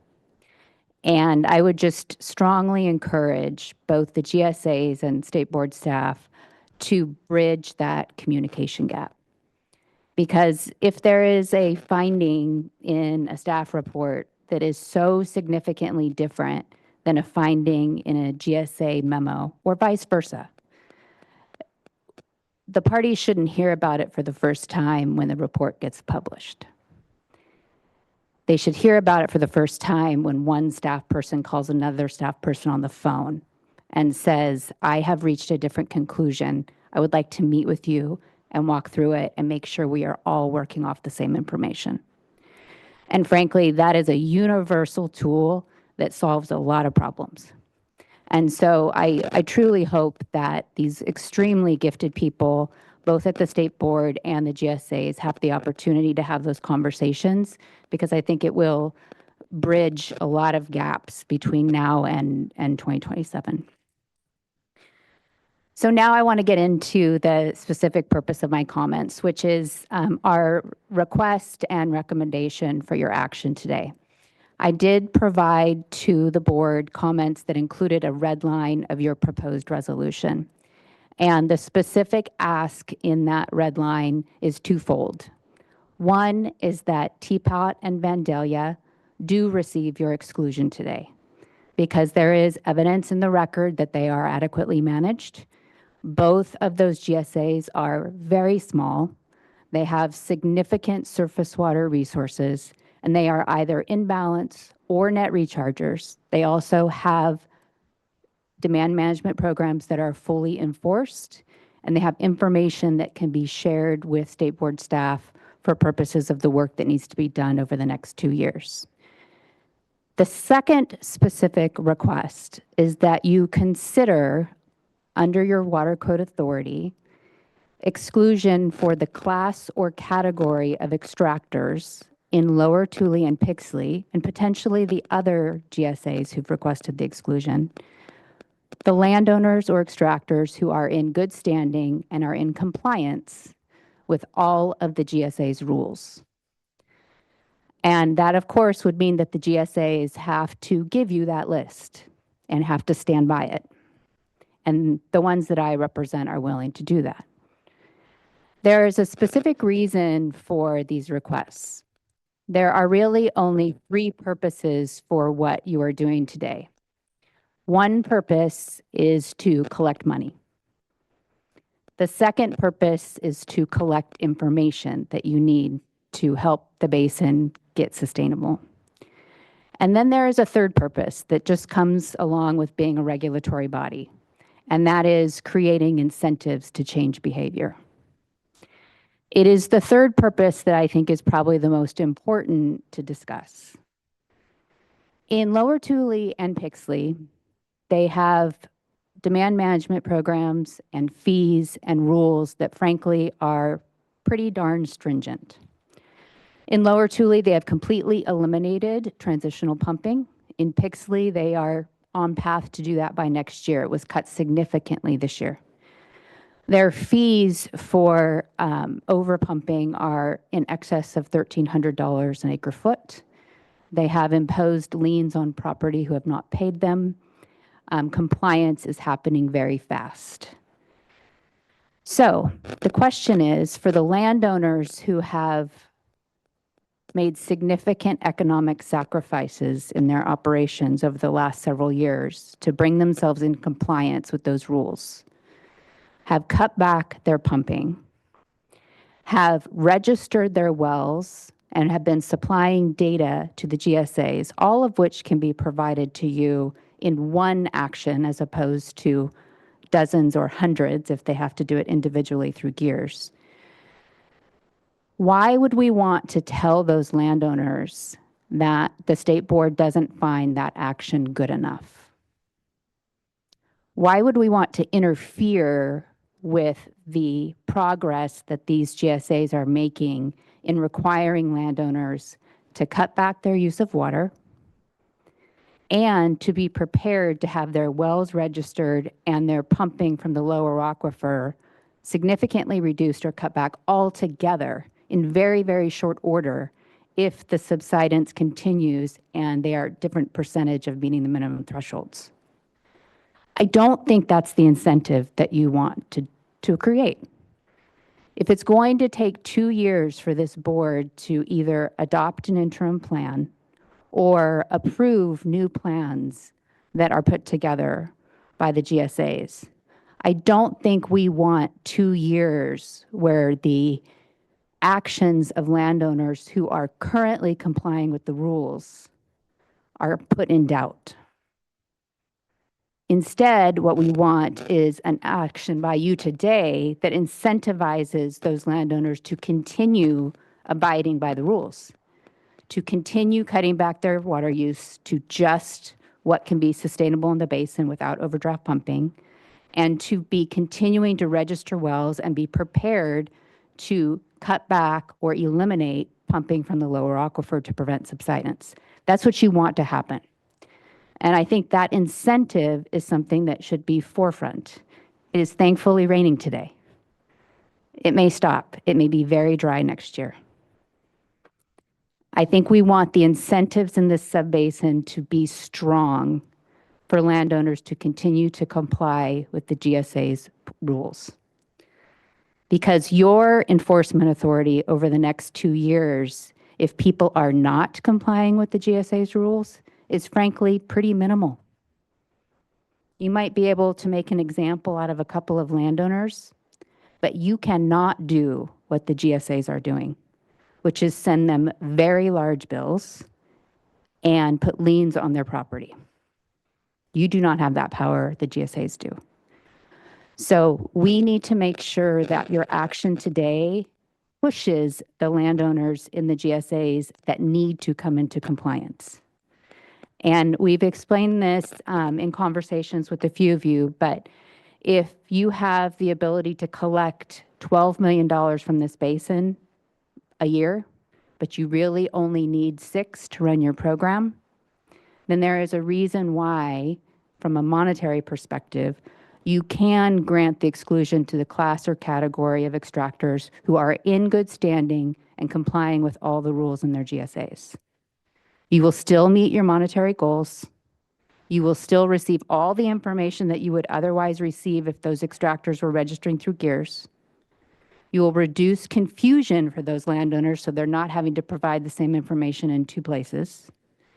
And you will continue to support strong incentives in the subbasin for people to reach sustainability, which should be the most important goal over the next couple years. So that is the purpose behind the red lines. I'm happy to answer any questions or have any discussion that you would like. Thank you, Ms. Spalletta. I don't have any, but other board members do. Vice Chair. So can you explain how, in looking at staff's recommendation, that we not accept the request for exclusion on the basis that the plans themselves don't meet the criteria? How would why would we want to provide for the exclusion for individual landowners that are simply following the plan that our staff is saying isn't adequate? So I'll give you a very clear example, Lower Tule. Lower Tule has eliminated transitional pumping, okay? So that means that the landowners in Lower Tule who are extracting groundwater, and mind you, they have a lot of surface water in Lower Tule, so that helps, but they are extracting groundwater within the scope of an overlying groundwater right. That means it is limited to native safe yield and any recharge credits that have been documented in the basin, okay? So they can't cut back anymore without some kind of special finding that those landowners are not allowed under the law to extract what normally an overlying landowner would be allowed to extract. So for those landowners who are complying with the limitations in Lower Tule, who are paying their fees, why aren't they adequately managed? There hasn't been any example, and I haven't seen any in the staff report or in comments yet today, maybe there'll be one, that there are subsidence issues or failed wells in Lower Tule that haven't been adequately mitigated. We actually don't have any examples of those because the mitigation program is set up, it's working, it's evaluating claims. I think you've heard before that there are actually staff people of Lower Tule who attend all of the meetings of the local utility districts and help them through technical issues to make sure that they're providing good water service. So we don't have undesirable results occurring in Lower Tule that are not being mitigated, especially through the landowners who are complying with the pumping restrictions. Now, there is still subsidence occurring in Lower Tule. It is occurring at a significantly reduced rate since Lower Tule started ramping down its transitional pumping and got rid of it last year. So the question is the goal of the board to completely halt subsidence today, or is the goal of the board for adequate management to ensure that the rate of subsidence is declining to the point where you will be able to achieve the minimum thresholds by 2040? For Lower Tule, we believe that technically they will achieve the minimum threshold by 2040, and they have the technical reports to support that. Obviously, State Board staff disagrees. That is a technical issue that needs to be worked out between the parties over the next 2 years. But it doesn't mean, and we just heard staff say this, it doesn't mean that there has been a foregone conclusion that the groundwater levels in Lower Tule, for example, need to be raised 100 feet in order for 2040 sustainability to be achieved. What has been raised is a technical disagreement about exactly what's required. But when you have landowners who are already not overdraft pumping and complying with all the other rules, including the rules that require them to register wells and reduce or eliminate pumping from the lower aquifer to prevent subsidence, what else can they do right now? I hope that helps. Thank you. Not seeing anything further from the dais. Much appreciation. Thank Thank you, you. Ms. Spalletta. Next, I'd like to call up Travis Milwee, be followed by Michael Knight, then Alex Peltzer, and then Matthew Kidder.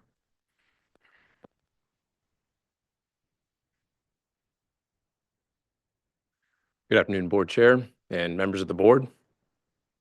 My name is Travis Milwee, and I am the Resources Manager for Lower Tule River, Pixley, Teapot Dome, and Vandalia GSAs. But today, my comments specifically pertain to the work and the progress that's been going on in the Pixley Groundwater Sustainability Agency. I appreciate this opportunity to comment regarding staff's recommendation that you are considering today. And I'm asking that the board recognize the significant progress already being made locally and to effectively allow that progress to continue, not by layering additional regulatory burdens on landowners who are already making the hard decisions to comply with SGMA. Over the last several years, Pixley has amended its groundwater sustainability plan 3 times, directly addressing both the concerns raised by DWR and State Water Board staff. Pixley has continued to show a pattern of adaptive management and willingness to again and again make those tough decisions. Since 2020, Pixley has been enforcing a demand management program with the goal of phasing the GSA into sustainability. In 2025, Pixley reduced its planned transitional allocation at the time by 50%, as you heard. And again, going into 2026, an additional 50% cut. The expectation is that it's going to be eliminated altogether in the start of 2027. Also, since 2020, the amount of water consumption and groundwater pumping has consistently declined in Pixley GSA year over year. And additionally, Pixley has been enforcing its demand management program, as you just heard, by imposing hefty fees and penalties to those exceeding their allocation amounts. Pixley has also taken enforcement actions by recording liens and certificate of sales against non-complying parcels in the GSA. And these enforcement actions are most effective, we believe, and best suited at the local level. We've also adopted and are actively enforcing a comprehensive subsidence management plan, including early action management plans that require well registration, metering, and reporting in high-risk areas. Pixley recognizes that subsidence is a serious issue in our basin and is committed to managing it in the most effective way possible.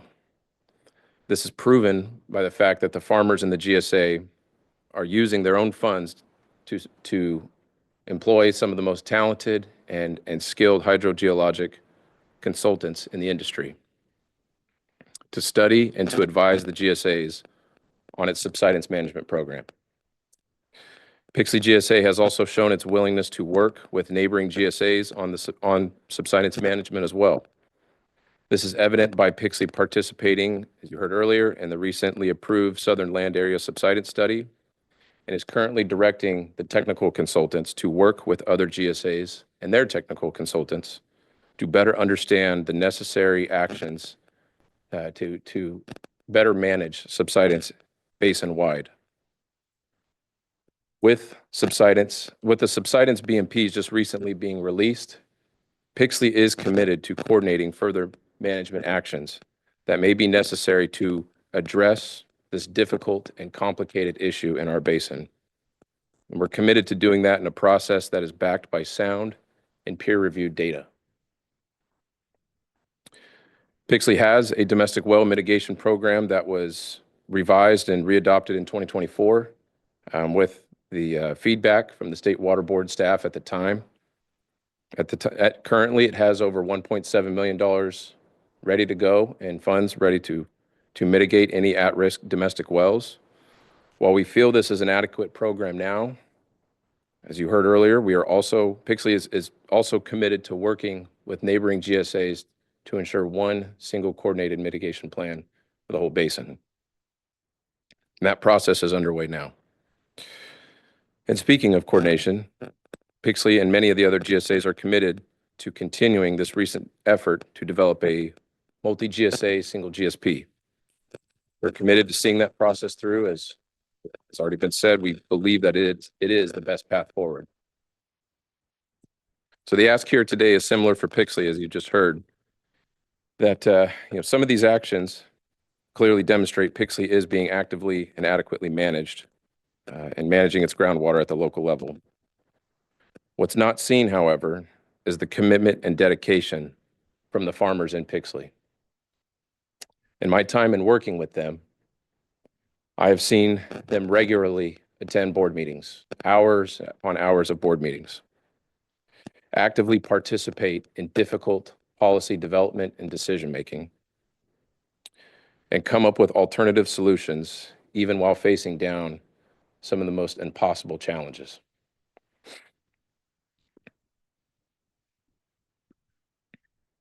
Imposing additional state reporting, metering, and fees on top of these efforts, we fear will only create more confusion, increase costs, and erode trust in the local GSA.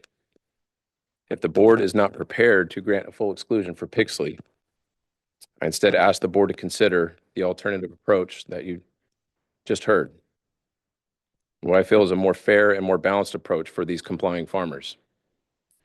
Pixley would support applying state reporting and fees to those who are not in compliance and not in good standing with the GSA policies.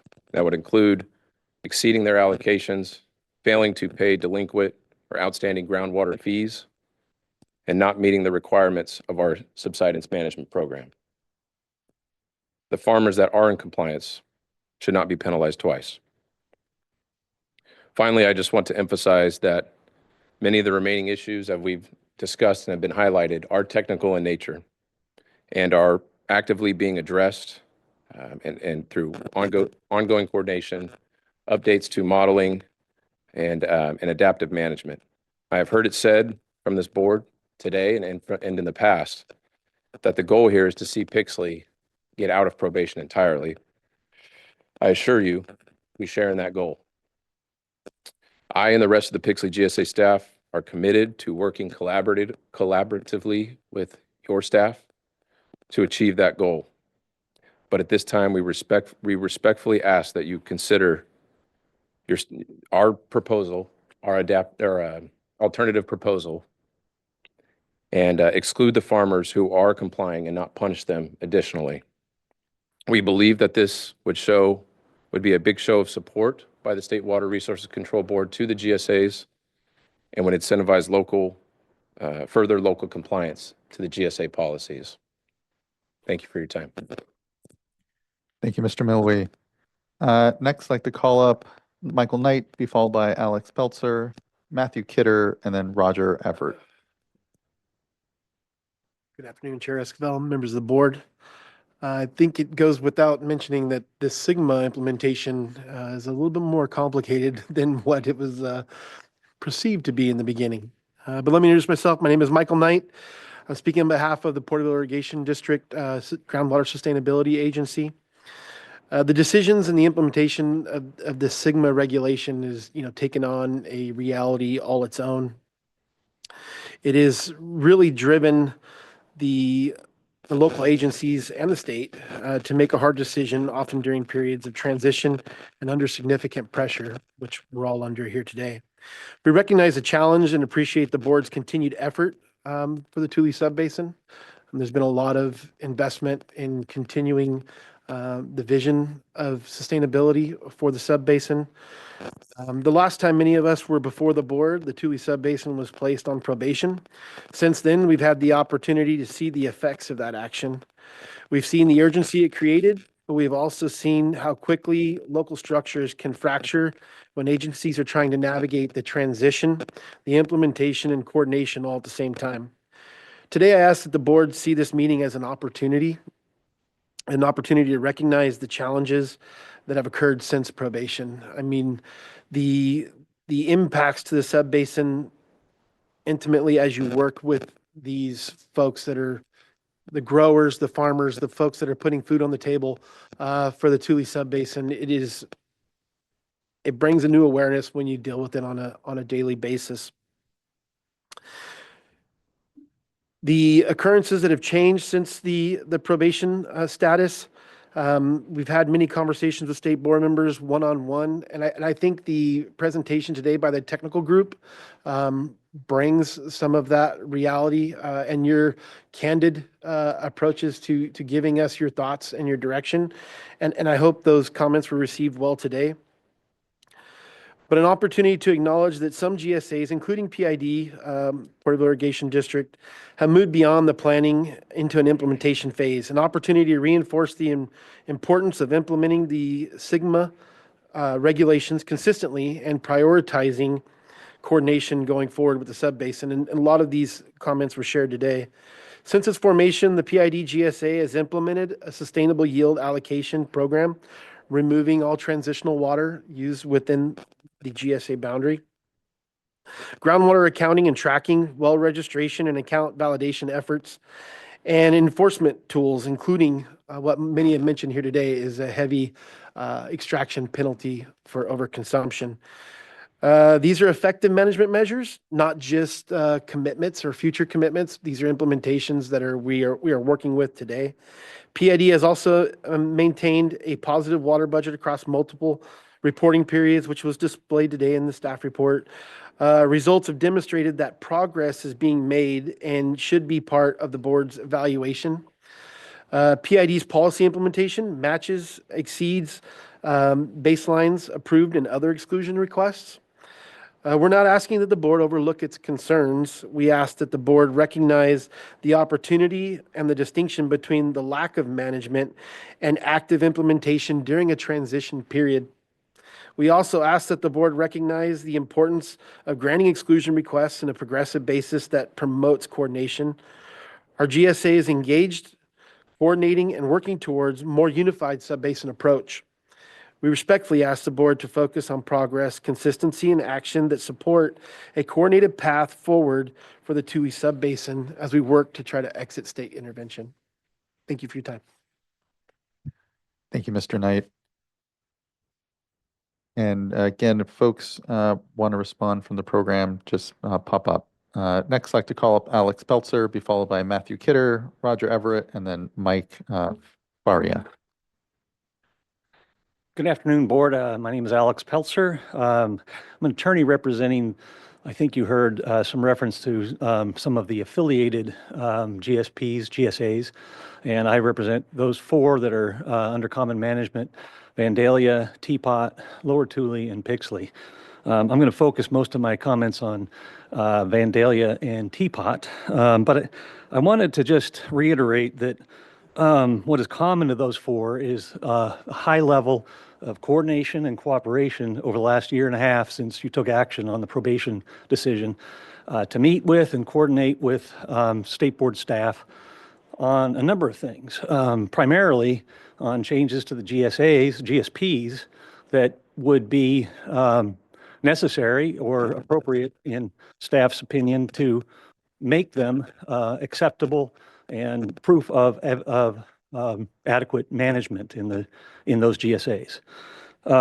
It's been, well, we spent a good, 6 or 8 months of the period between September last year and March, April, May of this year, meeting with staff more than once a month, sharing revised GSP language on policy issues, not just the technical issues, but the policy kind of statements that are made in the plans that they thought were necessary. We got significant consensus that all of those things were on the right track, and they got reflected, including significantly the mitigation plans. It was noted earlier that those four districts or GSAs have separate mitigation plans, but they are all essentially the same, and they are different than the 22 basin-wide plan for a reason. They are different because they made improvements that the staff had been recommending. We wanted to get out in front and make those improvements to the mitigation plan and not wait for a revised 2022 plan. So although it made it look a little bit like we're going different directions and becoming more disjointed and not doing this basin-wide thing, there's a reason for it. We were trying to improve to meet staff recommendations ahead of the rest of the basin. And I just wanted to take, for the work that was put into revising the GSAs, which were not even recognized in the staff report, that there are 2025 updated GSAs or GSPs for those four districts. On the slide denoting when GSPs have been revised, it was omitted. So I just wanted to make sure you do know that we did adopt revised GSPs in 2025 following this long process with state board staff. So I didn't want that to go unrecognized. But the rest of my comments today are about Vandalia and Teapot and why I think they have a kind of an equal protection or fairness issue here. The initial exclusion decisions for Delano and Kern Tulare were based on essentially that they are in balance and they don't have a likely effect on other extractions in the subbasin. And that is very much the same case for Vandalia and Teapot. Vandalia, in particular, under whatever accounting system you'd like to use, is a positive contributor to the subbasin, is not a net extractor from the subbasin. There was some questions raised in the staff report about water budgets, particularly surface water budgets, not matching what is reported in the state water rights reporting system. Well, simple reason for that, if they had checked with us, was that there are more than one water rights that Vandalia is able to use, including Campbell Moreland Ditch Company. So when you add that, I think the discrepancy goes away. But that was raised as kind of a reason to question why Vandalia is positive or not. Subsidence is not an issue in Vandalia, and staff has not identified anything with that. And as a result of subsidence not being an issue, metering and reporting and well registration are not necessary. They've not been necessary anywhere in the subbasin unless there's a subsidence issue. And that's when we start to require metering and reporting. So because there is not a subsidence issue, there is not a metering and reporting requirement in Vandalia.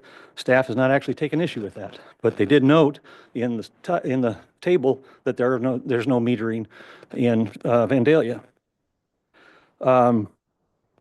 Staff also identified 3 wells that Vandalia should have identified as being failed wells.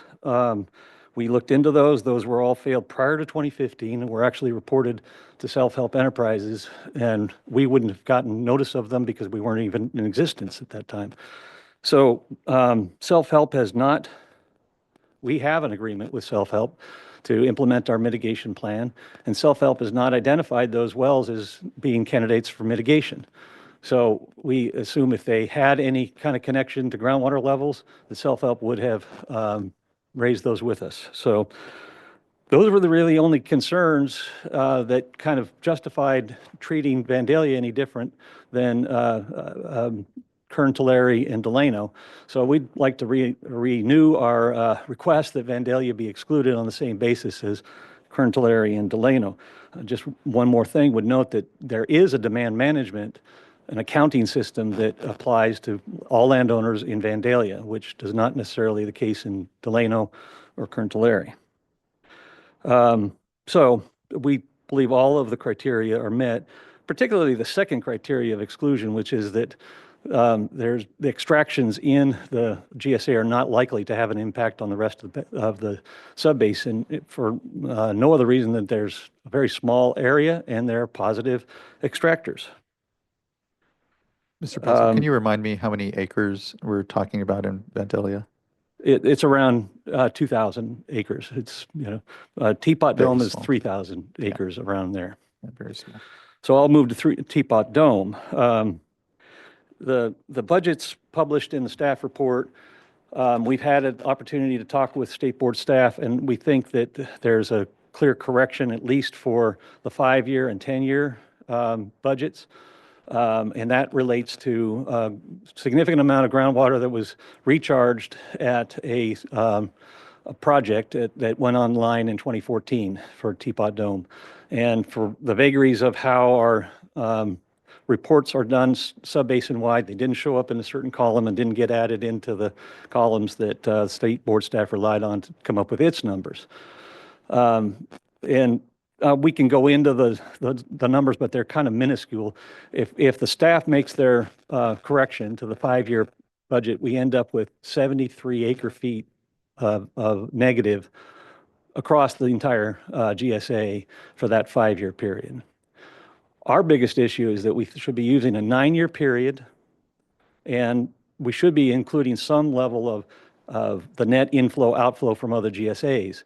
But even at not using the subsurface inflow, net inflow outflow from the GSAs, using the 9-year period, which is from SIGMA implementation on, that's the reason we use it, under all of the methods that you'd use, we come out positive to the tune of some 700 acre feet a year positive in Teapot Dome. That information was provided in our request. Tables were provided, and no response has been made in the staff report. So we believe that that's the best criteria to use to see if you're being managed correctly. We had no opportunity to manage before 2015, so we think that's the appropriate time period to use. In any case, even if you do look at the negatives, they're very small, not likely to have an impact, and we're showing signs that we're managing differently along the way to eliminate that in the future. The trend is definitely better. So, and again, demand management is in place. We think we have adequate mitigation, no subsidence issues. There is one parcel in the GSA that is included in one of the zones for the Frank-Kern Canal subsidence management area. And that parcel is currently under metering and reporting requirements. And that's the only thing that is applicable to it under the Frank-Kern Canal, because they only have between 0.5 and 1.1 acre feet average subsidence, and that's below the upper tiers. So we really believe that for both districts, the clear intent of the exclusion is met, and we again request that they be excluded. Thank you. Thank you, Mr. Peltzer. Vice Chair. Well, this is an area that I have spent some time on, and so I remain open to your request, but I know that staff is still recommending against it. So before asking staff, I want to give you an opportunity to comment on two things. One is your evaluation, the GSA's evaluation as to Teapot and Vandalia's impact on other areas outside, because you're really focusing on not subsidence, within these areas, but what is your analysis as to outside the two GSAs? And then secondly, I know there's been some concern about certain GSAs. I don't know if it would be either of these two regarding native yield and credit for precipitation, perhaps even precipitation that has not yet occurred. So just want to hear more about what goes into the water balance calculations. Sure. So I think the issue really, both of those come down to whether to consider inflows and outflows, subsurface inflows and outflows that are from other GSAs. So the counting system has columns that show inflows from other GSAs, not cross subbasin boundaries, but cross GSA boundaries. So if you're next to another subbasin, that inflow outflow will be shown in another column. This column is just showing inflows and outflows subsurface between GSA boundaries. And so that gets to the question you have, what impacts are they having? Well, I think in both cases, Vandalia and Teapot are net positive. So in other words, they receive more from other GSAs than they export out to other GSAs, because there's a number here and a number there, and the in is bigger than the out. And so we get a benefit in our groundwater budgets from that. And staff's general position is that should be excluded. You shouldn't count that in whether you have a positive budget or not. And we have a bit of an issue with that by the fact that inflows and outflows of the district might be from different sources. One of the sources of net inflows would be recharged water that reaches the groundwater from the natural riverways, which right to that has been the subbasin essentially adds that up across the subbasin and gives a right to that to all of the GSA's acreage by what we call peanut butter spread. It amounts to about 0.15 acre feet per acre. And that's part of your safe yield that has been sort of recognized should be spread through the GSAs. Well, physically, that shows up in inflows for the sake of a Teapot, which is not adjacent to a natural water course. the only place that that could come is through subsurface flows. So excluding that net 100% excludes water to which the landowners have a right. So we think that could be added back in. We've proposed doing that. We have been not really responded to on that, other than they don't agree that should be added. So there's some technical difference about how you most accurately reflect a groundwater budget for the purpose of trying to decide whether you're groundwater positive or negative in your budgets. And so, but it comes down to a 0.1 acre feet per year difference, which is enough to tip Teapot into the positive. The main point of that is that I think the water budget, negative or positive, is a tool to see whether we're being managed correctly. And the fact that we're so close, one way or the other, significantly positive if you give any of the benefit of the doubt to the accounting systems, indicates that that is a strong indicator of good management. I mean, so excluding all of the inflows and outflows from other GSAs may not be the appropriate thing. It might be short shifting the districts that are like Teapot. They're not on a natural waterway. Thank you, Vice Chair. All right, thank you. Thank you, Mr. Pelzer. Just to see if there's anything from Mr. Yeah, so there were a lot of things raised here, and we could respond to a lot of those. I'll say we had a call last week on Thursday with a representative, with Travis Milwee, with a representative of the 4 GSAs, specifically to talk about the water budget concerns they raised in their comment letters regarding Vandalia and Teapot Dome. So all of this was discussed last Thursday, and if it's helpful, I can address a few of the things. I think it might be helpful. I know Vice Chair, I think, is still open here, so Okay. could be. Yeah, so I took some notes. I hope I captured it all. The first one was that the water budgets were not matching what was reported to the water rights system, and there was an assertion that we should have reached out to get more information. We actually did, and we had that information on that additional water right. Our understanding is that Vandalia receives 100% of one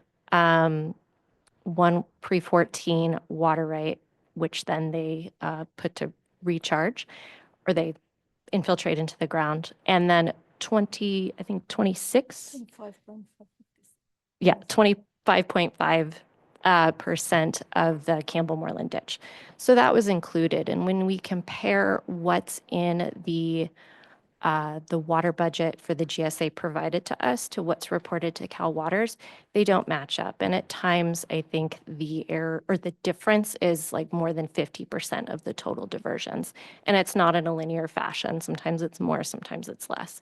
So that brings up concerns about the quality of the water budget, that the information that they're putting into the water budget at the basin-wide level. Regarding the inflows versus outflows.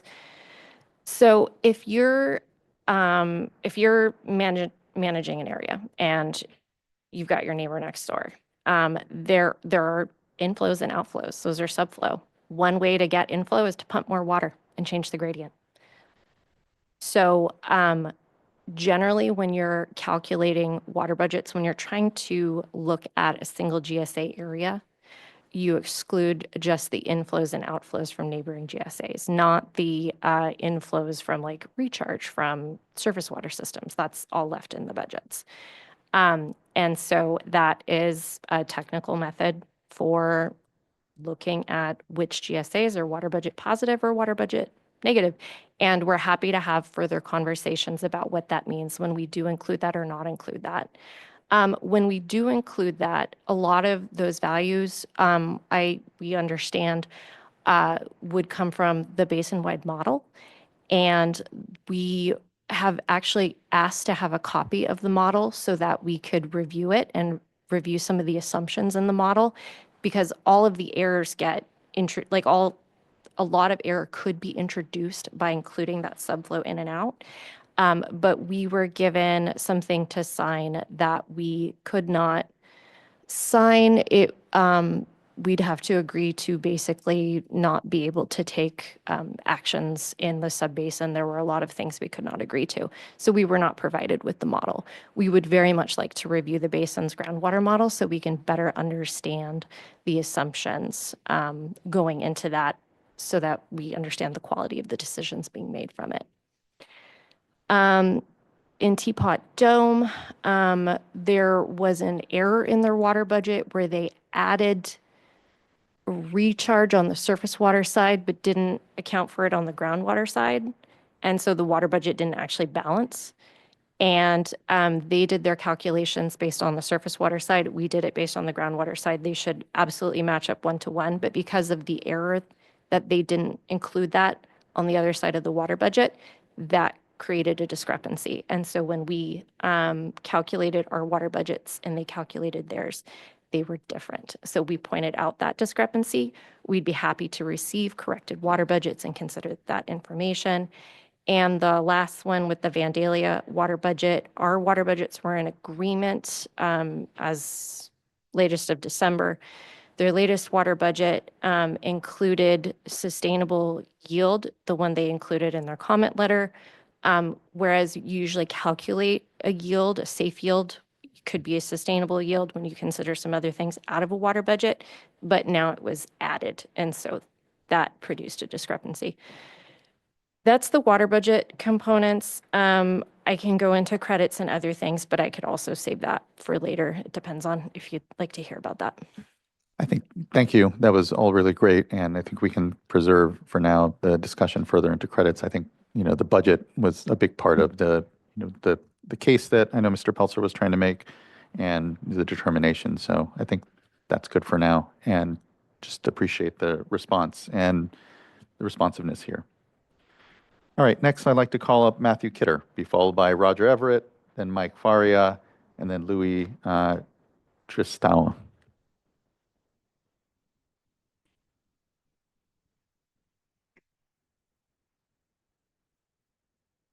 Good afternoon.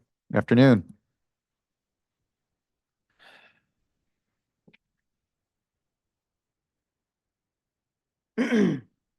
My wife and I raise our kids in Lower Tule Irrigation District. My kids are fifth generation. We are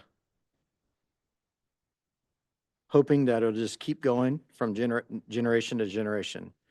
We are, I'm a advisory member on the Lower Tule Irrigation District Board, GSA. Also a stakeholder in Porterville Irrigation District. We farm in both districts. We also farm in Sausalito Irrigation District. And also we farm in Tulare Irrigation District. With respect, the biggest thing I'd like to focus on is the dollars that are going to leave our area to come to the state for you guys to do what you have to do. And we understand a lot of that stuff, and we need to work together, as everybody has pointed out today. We've spent a tremendous amount of money complying with all these things that we have to comply with because of all our problems with subsidence and groundwater. I'd also like to add that, the huge expense in Lower Tule, that's where we farm the most. And in Lower Tule, we've had to put meters in the last year. It's just been a policy that the GSA has put in place. So our farm, we've had to spend roughly, I'm trying to remember the number now. I think it was $48,000 just in applying meters. And the other thing is availability for them takes time, and getting them installed, because it's not just here, we'll just put them in. It's fabrication and, redesigning of some stuff, because the last meter was there, put in 35 years ago, and things are completely different. So, I'd like to kind of point these things out, that it's not really something that we can just snap our fingers and comply with everything that's going on. You know, we're doing the best we can as fast as we can. And, you know, the other thing I'd like to point out too is, in the last few months, maybe in the last year and a half, whenever, we got a little more directive from the state staff, we've really started making big strides, I've felt. And we've felt pretty good about the things that are going on in these meetings and talking with the state staff. And I know that our management team has met with you guys, and I know it's a lot of effort by everybody to do this work, and it's also effort on our work, you know. And we rely on staff just like you guys do, because, you know, nine times out of 10, you go with what the staff says. But sometimes you have to step outside the line a little bit, and hopefully, you know, we can make adjustments and move forward and try to get a better understanding where we're all coming from, because sometimes the miscommunication is what causes us to make mistakes or not comply because we're not sure. And, you know, those are kind of the points I wanted to point out today on our behalf. And, you know, thanks for the effort for everything that everybody does, because it's a big effort by every one of us. You know, I'd rather be planting corn today, but here we are. We're here in Sacramento. So,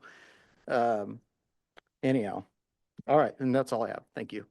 Thank you for that, Mr. Kidder. Really appreciate you coming up here to Sacramento and providing your voice as part of this discussion and the work that you're doing day in, day out there in the basin. You know, I know, again, the concern around fees particularly, and, you know, those investments leaving and coming here, say, to the state board and our work. And, you know, I wish that the law was structured differently, that, you know, it wasn't here, the need to recoup the program and impose fees being part of it. But we're, as you said, we're all trying to do our best with the program and the laws that we have in front of us. So, but know that this isn't a punitive action, whatever the board determines today. And ultimately here to continue to work with folks and keep faith in the need to stay focused and address what I know are difficult circumstances on the ground with folks. So just thank you for that. And thank you for your voice here. Next, I'd like to call up Roger Everett, be followed by Mike Faria, thank you, and then Louis Tristeo. Good afternoon, staff and board. I just want to appreciate your time and allowing us to have a voice here today. As you said, my name is Roger Everett. I'm a beekeeper, grower in the eastern portion of the Tule Basin. And I'm just here today to emphasize the rapid pace that I think our GSAs are going through to become compliant with new information and new things as it comes along, and how now that we have a new set of people involved, we're really working hard to follow models presented by Kern and Delta Mendota that you guys have approved, which provides us with a good roadmap on how to get to where we're being asked to go. My large concern is, again, the fees and the pumping structure to pull $10+ million out of a basin that's struggling financially and trying to meet, as Mr. Kidder mentioned, the high costs of compliance with this regulation as well as multiple other regulations simultaneously. And I would just ask that all those things be considered before we pull that $10+ million out of our basin as we work diligently to meet the goals that were being placed in front of us. Thank you, Mr. Everett. Appreciate those comments. Thanks for being here with us. Next, I'd like to call up Mike Faria, followed by Louis Tristeo, then Pam Sola.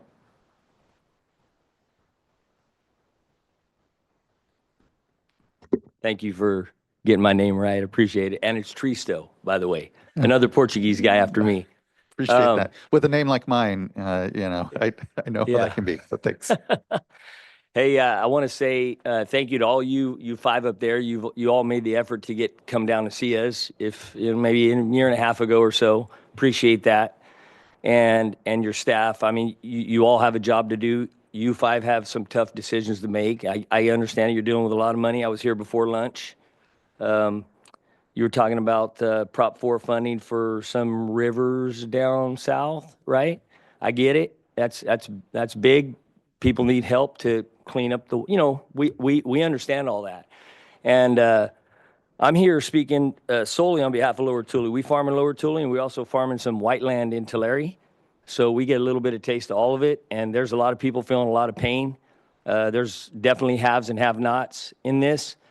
And I'm losing my train of thought, but I want to go back to one thing. I was here in September of 2024, and I was up here thinking, Lower Tule, we deserved a shot at the exclusion. I really did.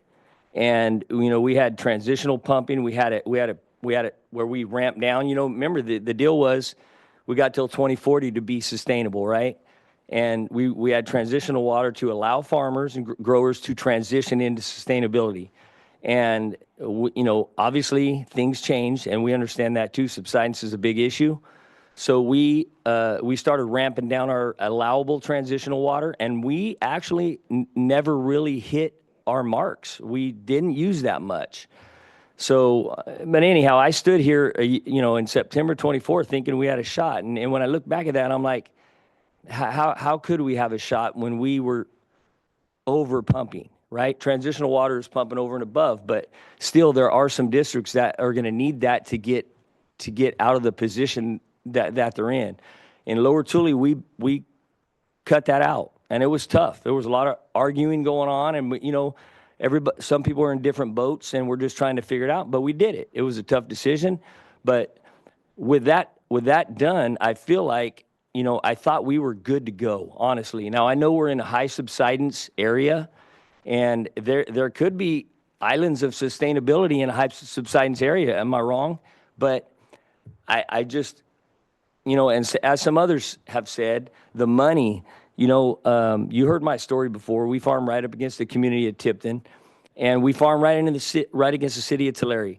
And we try to be good neighbors. A lot of our employees live in Tipton, and we have Woodville also in Poplar in Lower Tule.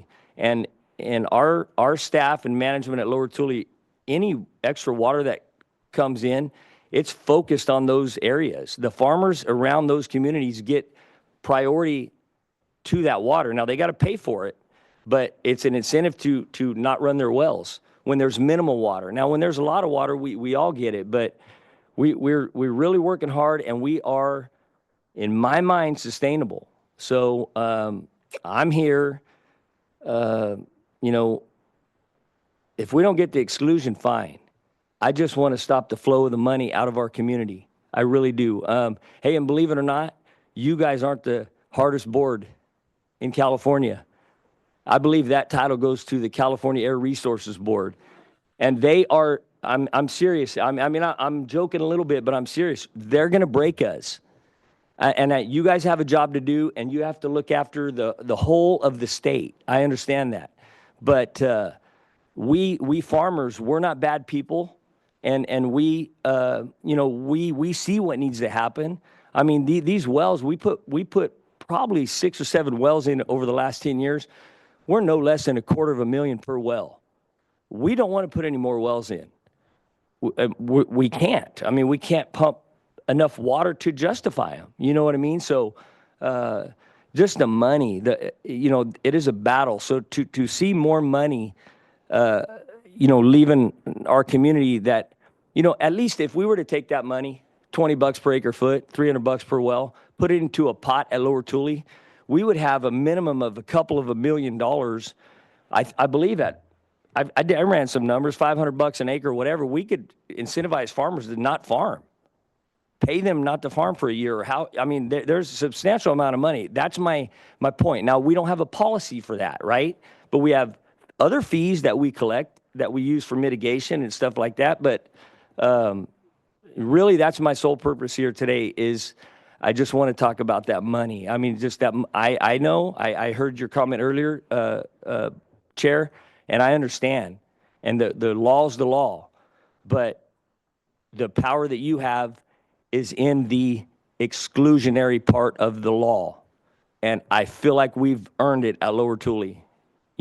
That's it. I thank you all for your time, and the staff. I know the staff don't feel like you're catching a lot of arrows here today, because I can't even imagine the numbers you deal with coming in from all these different GSAs. They're all doing things differently.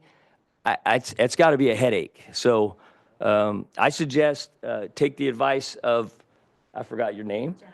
Yeah, I think it was Jennifer, and use our information.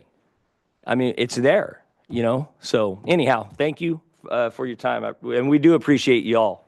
Thank you. Appreciate you as well, and appreciate those comments and acknowledgement, and know that we're here to strengthen the relationship and help get you guys out of probation ultimately. That's the goal here. So just thanks. Appreciate all those comments. Next, I'd like to call up Louis Tristo, and then be followed by Pam Sola.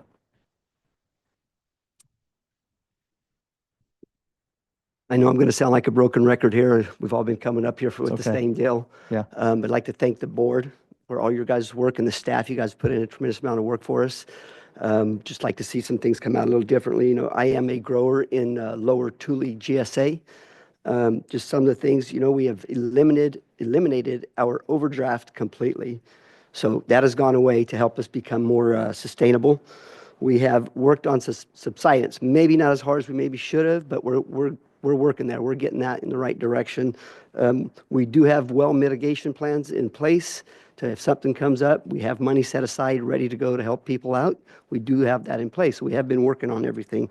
As far as the disadvantaged communities, as Mike had made the comment, whenever there's some water available, they do direct it around the disadvantaged communities to see if we can incentivize stop pumping so that their water stays good there. Just to sum it up, I'll make this kind of quick. I agree with what Jennifer Spalletta had said about doing the fees to people who are being compliant. I think that's a great idea. I think we'd love to do that. I'd love to see the fees go away from on the exclusion. And if they don't go away, I don't know if this is the right thing to say, but I'd like to see the GSAs that have the exclusion maybe have it taken away so that they will come to the table so we could come together with a unified plan that we are working on. And I think that would be great if we can get that done. So yeah, just committed to that unified plan. I'd love to see that come together if we could find a way to get that done within ourselves. Thank you for your time. Thank you incredibly for yours as well. Thank you for those comments and contributions here to the discussion. Next, I'd like to call up Pam Sola, be followed by Nicole Whipple, then Josh Pitiglio. Apologies, I've completely butchered her last name. I'll try better next time around. Good to see you. Good afternoon, board members. I am normally not the type of girl who writes down what she's going to say. I very much like to speak from the heart and speak off the cuff. But I knew today this subject and what the decision you're going to make today so affects our family farm and our chance at livelihood and continuation of our family farm that I wrote down what I was going to say today. So please forgive me for doing what I don't normally do, which is just read off of a paper, but I guarantee I wrote every word. My name is Pam Sola. Our farm is within Lower Tule GSA. My husband is the 4th generation to farm our land. My son is the 5th, and my 16-year-old grandson aspires to be the 6th.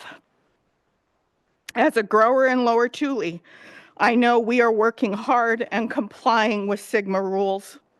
As the signer of the checks on our farm, I know we've spent lots and lots of money to implement interventions to balance our own water budget, and in doing so, help our GSA meet the goals of SGMA. Our one large investment that we are super proud of in our farm is our sinking basin. There is a great deal of pride when we utilize it to bank water that sustains us, but just as importantly, replenishes the aquifer under our feet and the feet of everyone in our basin. We are part of the solution, and we're pretty proud of that. Lower Tule GSA is working hard and actively managing groundwater and meeting SGMA requirements. They are doing it locally, and they are seeing real results. I've got some firsthand knowledge of that because I sleep next to one of the Lower Tule GSA commissioners every night. I was beyond shocked when I read that state staff was recommending Lower Tule not be given the exemption from state intervention and was suggesting that we need to be subjected to extra state reporting and fees. I believe it is so unnecessary to achieve SGMA goals. I just paid 2 cents shy of $8 for 1 gallon of diesel. Every bill I open lately tells me how sorry they are that they've had to increase my costs because their costs have gone up. We cannot afford more fees that come with the unnecessary state intervention. Please do not undermine our local progress. Please do not punish growers who are complying with SGMA rules. Please grant the exemption to Lower Tule from state intervention and new fees. Please continue to support us locally and watch us succeed. We will not disappoint you. There is no group of people more dedicated to succeed than our GSA and the farmers that live and work and try to survive within it. Our very livelihoods depends on being profitable just a little bit so that we can continue our way of life. And I think we're valuable. I just drove up here to make comments because I think it's important when we're looking at figures and stats to know how this is affecting farmers, small family farms that are just trying to stay doing what they love to do. Thank you for your attention. Thank you incredibly for your words and testimony here before us.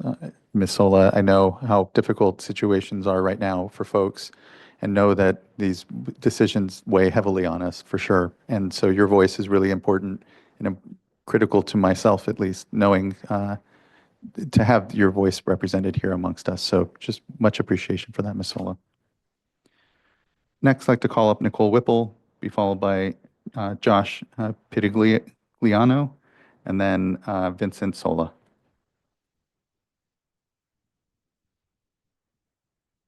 And Chair Esquivel, I do not see Nicole Whipple on the platform. Thank you. Next, then we'll go to Josh Pitigliano. He's not here. Okay, he's not, okay. Is he online? Okay. Good afternoon, board. Can you hear me? We can. Thank you. Good afternoon. Thanks for joining us. Okay. Looks like I can't do my video, but I am, my name is Josh Pitliano. I am a board of directors. I am on the board of directors for Lower Tule Irrigation District. I'm also on the board of directors of the Friant Water Authority. I started on the Lower Tule board in 2018, seeing that the SGMA regulation was coming down on our family farm, and my family decided to invest in my time on the board to help with policy to keep our family farm going. I am the 4th generation farmer on our property, and we have done many things to change our farming practices to become sustainable.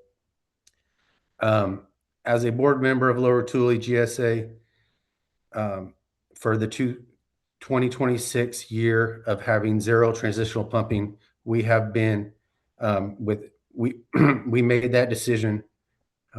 It was a hard decision, but we did that to become sustainable. The SGMA has allowed us to go till 2040 to become sustainable. We accelerated that to show the board that we are committed to keeping SGMA local with local control. I would like the board to consider Jennifer Spinetta's amendment to keep the people in Lower Tule that are in good standing excluded from the report and the fees. Local reporting is working. For the state to take over on the reporting will result in grower pushback, and it would we have great momentum right now at the local level, and I really don't want nothing to stop that. Thank you for your time. Thank you for the ability to be online. Thank you, ladies and gentlemen. Thank you as well. Really appreciate your comments in here contributing to the discussion. Thank you. Next, I'd like to call up Vincent Sola, be followed by Frank Junio, then Jim Moorhead.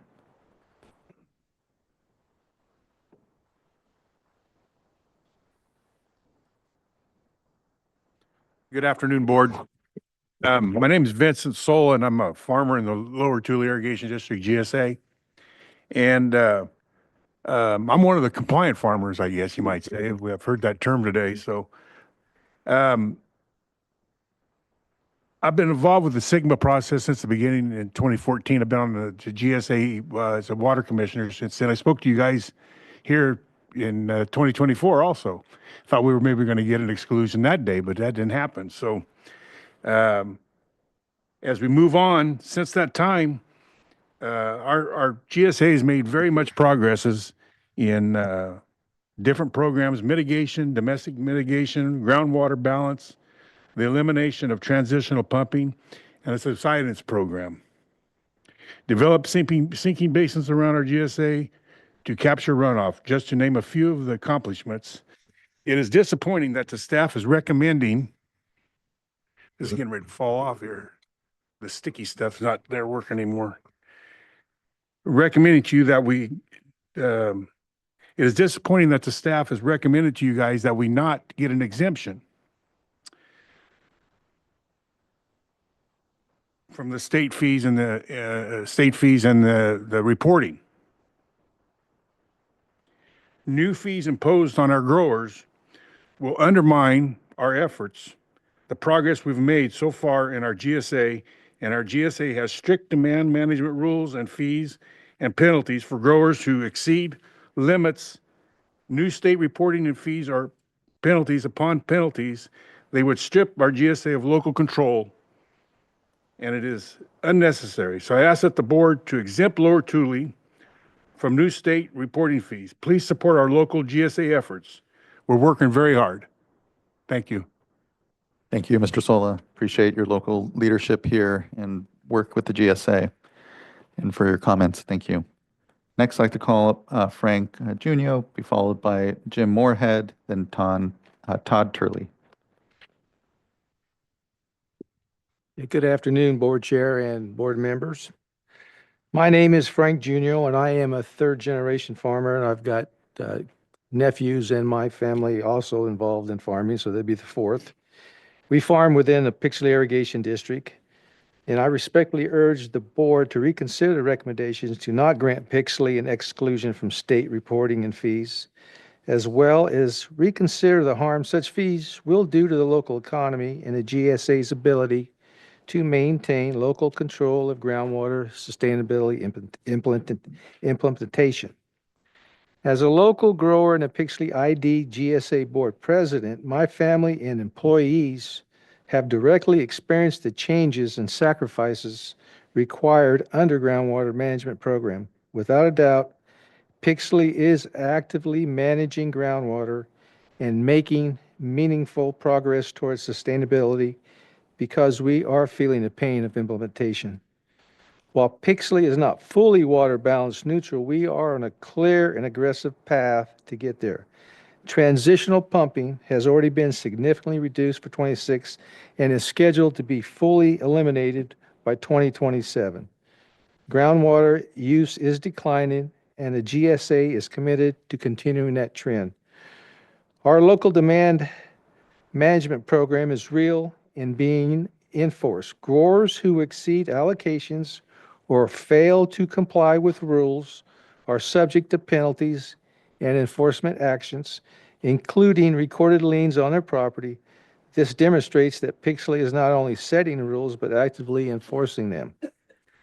Pixley is also taking strong action to address subsidence. The GSA has implemented a subsidence management program and is treating the entire district as a high-risk area, requiring well registration, metering, and reporting. These efforts are designed to reduce impacts over time and meet long-term sustainability goals by 2040. Since our demand management program was implemented in 2020, we have seen a 40% reduction in the annual rate of subsidence throughout the GSA. In addition, Pixley has a fully funded domestic well mitigation program, and there have been no disputes in assisting impacted well owners. This reflects on our commitment to protecting our communities. As growers, we are already making difficult economic decisions to comply with local regulations. Adding an additional layer of state reporting fees and requirements would duplicate efforts, increase cost, and undermine the progress that has already been made. It would also unfairly impact those who are already doing the right thing. If the board determines that some level of state oversight is necessary, we respectfully suggest focusing those requirements only on extractors who are not in compliance with the Pixley GSA rules, rather than applying them broadly to all growers. Local management is working. We are reducing pumping, enforcing rules, and moving towards sustainability. What we need now is support for these local efforts, not actions that could set us back. And also, I was informed today that Farm Credit has seen the most delinquencies since 2007. So like you had mentioned, commodity prices are not good. Every grower's paying more fees. Our cost of doing business is going up, and a lot of times not meeting what our expenses are. So with that said, I thank you for your time and consideration and all your efforts. Thank you. Thank you as well, Mr. Junio. Appreciate you coming up here, providing your comments here before the board and contributing to the discussion. Next, I'd like to call up Todd Turley, be followed by Jason Moorhead, and then I believe Eric Oriana. Good afternoon, board. Thank you for having us here today and giving us a chance to speak. My name is Jim Moorhead, and I'm a second-generation farmer from Pixley, California. I've lived in Pixley all my life, and I've been a GSA Planning Commission member since 2015. This is my 50th season as a full-time farmer, and I've never desired to do anything else. Sigma is moving at a breakneck pace. It's contemplating, or I'm sorry, yeah, yeah, I can't get the word there. I mean, it's moving at a breakneck pace. I'm sorry. In September 24, I spoke at the DWR sub-basin hearing. I predicted that I'd have 50% reduction in my ground by 2030. We will be at 60% next year in 27. 60% of our ground will be out. We'll be forming 40% of it. Corporate investors have already walked away. We will see local farms out of business in the next 2 years. We will be replaced by corporate investors who don't care about the local community. Pixley Schools ADA has reduced from 986 to 816 since 2020, a reduction of 12%. I've sold land and holdings in other districts with better water rights because I can't sell the stuff I've got in Pixley. And I have determined that I cannot farm with debt. I've got to put some money away and hopefully ride this thing out. When I was growing up in the 60s and 70s, you could drive from Porterville to Bakersfield on State Route 65 and see nothing but oats and barley, dry land. And in the 90s, It was all developed into pistachios, grapes, and citrus, most of it being whiteland. The same can be said for the State Route 43 between Corcoran and Wasco. In the 60s and 70s, that was nothing but ground that had never been farmed, just weeds and grass. Today, it's all pistachios and dairies. And that all happened in the 90s also. Times were good. People were looking for any place to develop. I'm here, I want to say those people that developed that ground did nothing wrong. The counties were glad to take our tax revenue, and you guys at the state were glad to take our taxes from it, and nothing was said about it. And I'm here to say that DWR has responsibility in it. That's when things started going south for us, when all that ground developed. DWR and the state has consequences in this.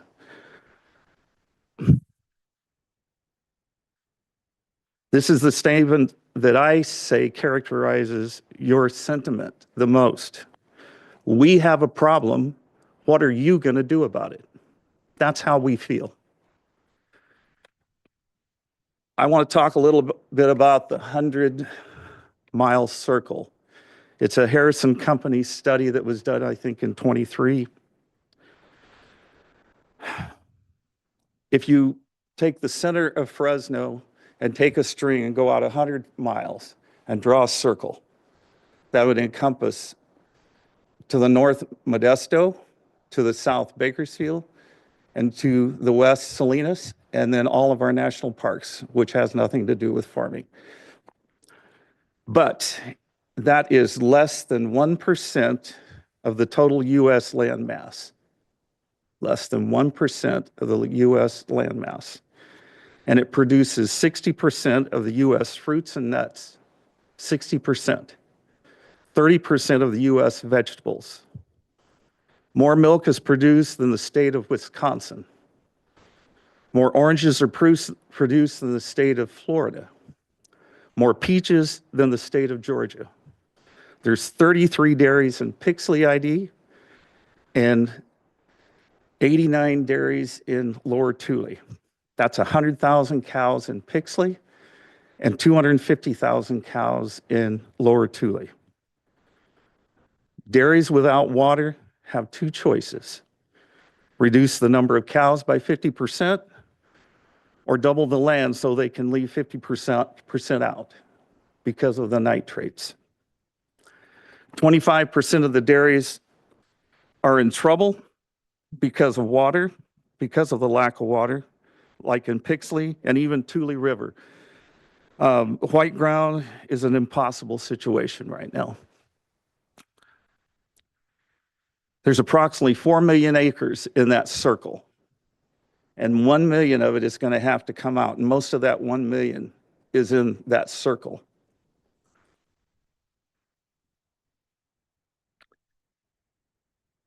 Why doesn't this state and the federal government see that our food source and national security in food production is in peril? It's beyond me. This is a statement I used when I was speaking down at the Urban Water Institute. And they tell me you could hear a pin drop when I read it. I don't know, because I was too nervous. In closing, yes, it is true that one almond takes 1 gallon of water to produce. But it's also true that one grape takes 1 gallon of water to produce. One pistachio takes 2 gallons of water. One walnut, 5 gallons of water. One orange, 13 gallons of water. One apple, 18 gallons of water. One chicken egg, 53 gallons of water to produce one chicken egg when you go in the morning. 1 pound of chicken, 500 gallons of water. And our classic favorite, the hamburger. 700 gallons to produce one hamburger. That's the meat, cheese, bun, tomato, onion, lettuce, and pickle. Takes 50 gallons to produce an order of fries. So I use this down there because everybody understands it. A family of 4 goes and sits at an In-N-Out burger and orders 4 hamburgers and fries. In 10 minutes, they've consumed 3,000 gallons of water. The average In-N-Out serves 2,000 burgers a day. That's 1.5 million gallons of water just in the food. And I'm not saying this because I don't like food. We all need food. Is that not correct? A farmer is a professional simply that turns water into nutritional food. That's his only job. Please think about this statement. Farmers don't use water. Consumers use water. Consumers want their stores to have fruits, vegetables, nuts, and protein at all times, okay? Mr. Moorhead, Yes, you don't mind trying to wrap a bit? I am. I am just about done. Okay. Who wastes more water, a farmer or the back of the refrigerator? How much food do you guys throw away? How much do we all throw away? Farmer doesn't waste water. He can't afford to waste water. When you sit down to a dinner tonight, I'd like to see you pause and reflect and look at your plate and thank a farmer, a dairyman, and a rancher. And think about where it came from. And with 1 million acres gone from the most productive land in the world, where's that food going to come from? That's my point. Thank you. Thank you, Mr. Moorhead. Next, I'd like to call up Todd Turley, be followed by, apologies, Jason Moorhead. You're on here twice, Mr. Moorhead, that's why. Todd Turley next, then Eric Oriana, and then it'll be Seth Merritt. Mr. Turley. Good afternoon, Chair Escabel and members of the board. My name is Todd Turley, and I represent and am submitting comments on behalf of Farmland Reserve, Inc., an agricultural landowner within the Lower Tule GSA. Farmland Reserve purchased land within the Lower Tule GSA in January 2022, following a rigorous analysis of projected water supplies, including ramp downs in those supplies. The Lower Tule GSA has made significant strides in developing and implementing programs to manage resources within its jurisdiction in an effort to comply with the Sustainable Groundwater Management Act and reach groundwater sustainability by 2040. The process has not been easy as we try to manage our resources with evolving rules, but we fully support the Lower Tule GSA's efforts and are confident that those efforts sufficiently respond to the state board's concerns, justifying exclusion of state groundwater pumping fees. Lower Tule GSA's efforts with subsidence is a specific example of success in moving towards sustainability. In advance of the September 17, 2024 probationary hearing, the Lower Tule GSA adopted a land subsidence management program. This program establishes reasonable thresholds that give landowners time to make changes in their practices, but also motivates landowners to implement changes sooner than later, with consequences if subsidence continues. Further, the Lower Tule GSA took a proactive approach by accelerating the end of transitional pumping or ramp down pumping beyond sustainable yield. This decision was not easily made, but shows the commitment of Lower Tule GSA and landowners to address subsidence in spite of the potential acceleration of fallowing and the resulting economic impact. However, the effects of the decision will take time to see results. Penalizing the landowners by implementing additional state fees because dramatic impacts are not more quickly realized would be harsh and unfair. Efforts are being made, but changes to subsidence simply take time. If it continues to be more and more challenging to efficiently and effectively farm, prices in every aspect of farming continue to escalate, especially concerning water, as districts manage limited surface supplies and GSAs implement SGMA. The Lower Tule GSA has programs in place and has worked hard to gain the confidence and trust of landowners to manage the limited water supply towards being sustainable by 2040. As stated before, we fully support the Lower Tule GSA's efforts in implementing programs and policies to be compliant with SGMA. The state board's objectives have been met. Imposing extra groundwater pumping fees under such circumstances would unnecessarily add to already increasing costs associated with our food production, making it even more difficult to operate competitively in the state. With the above in mind, we ask that this board grant the Lower Tule GSA's exclusion request and exclude landowners within the Lower Tule GSA from paying state groundwater pumping fees and well registration fees. Thank you for your time. Thank you, Mr. Turley. Next, actually, we'll call Jason Moorhead. Apologies, Jay. Thought there was two Jims in there. Jason Moorhead, then Eric Oriana, and then I believe our last commenter will be Seth Merritt. And we'll take a 10-minute break at that point. Folks can kind of stretch, and then we'll come back to the discussion. Mr. Moorhead. Thank you. Thank you, board, for having us today. My name is Jason Moorhead. I'm a proud third-generation farmer in the Pixley Irrigation District. As Vice Chair Diamato said, the last 5 years have been really hard in the farming community, SGMA not even included. We've been below profitable to break even for the last few years, and throwing SGMA, and it's been a struggle. Our GSA and our growers have made really tough decisions over the last couple of years to put us on the path towards sustainability. I believe our data shows that. I mean, I don't need to go into any details. I think it's been covered pretty well. Our groundwater extractions are down. I know we're not right in that groundwater neutral, pumping neutral area, but we're making tremendous strides from where we've been. We also are addressing domestic wells with a funded mitigation program.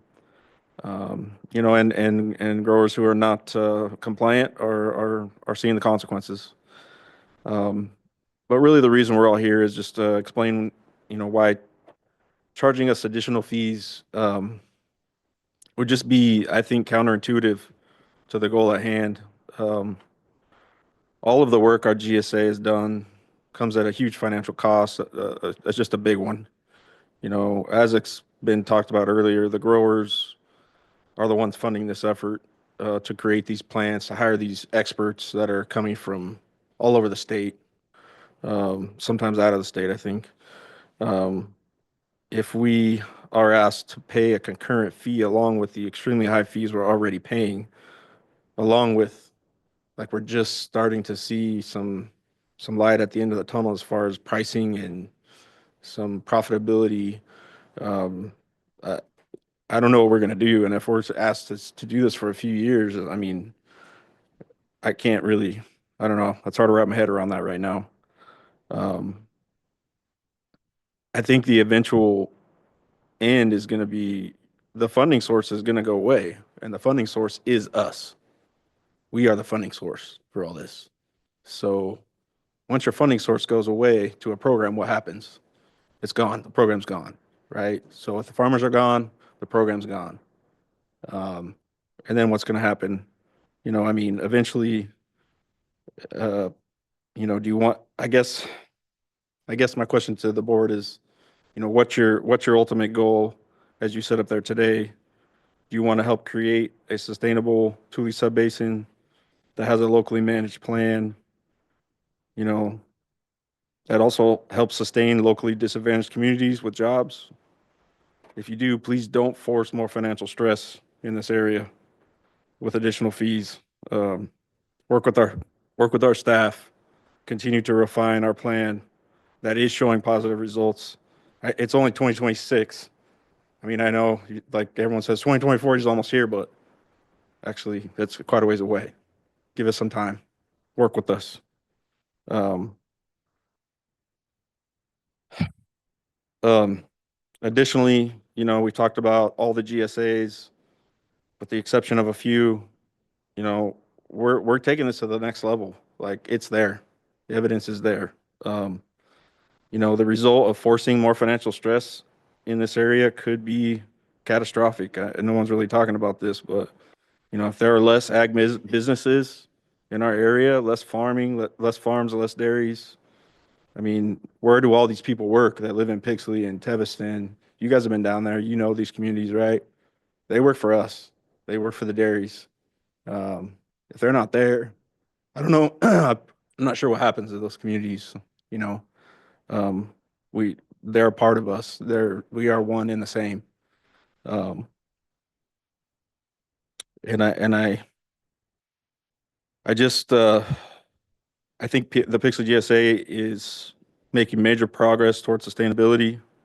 The fact that the original date of 2040 makes it clear that this process takes time, and the application of these fees would set this process back, I think, years.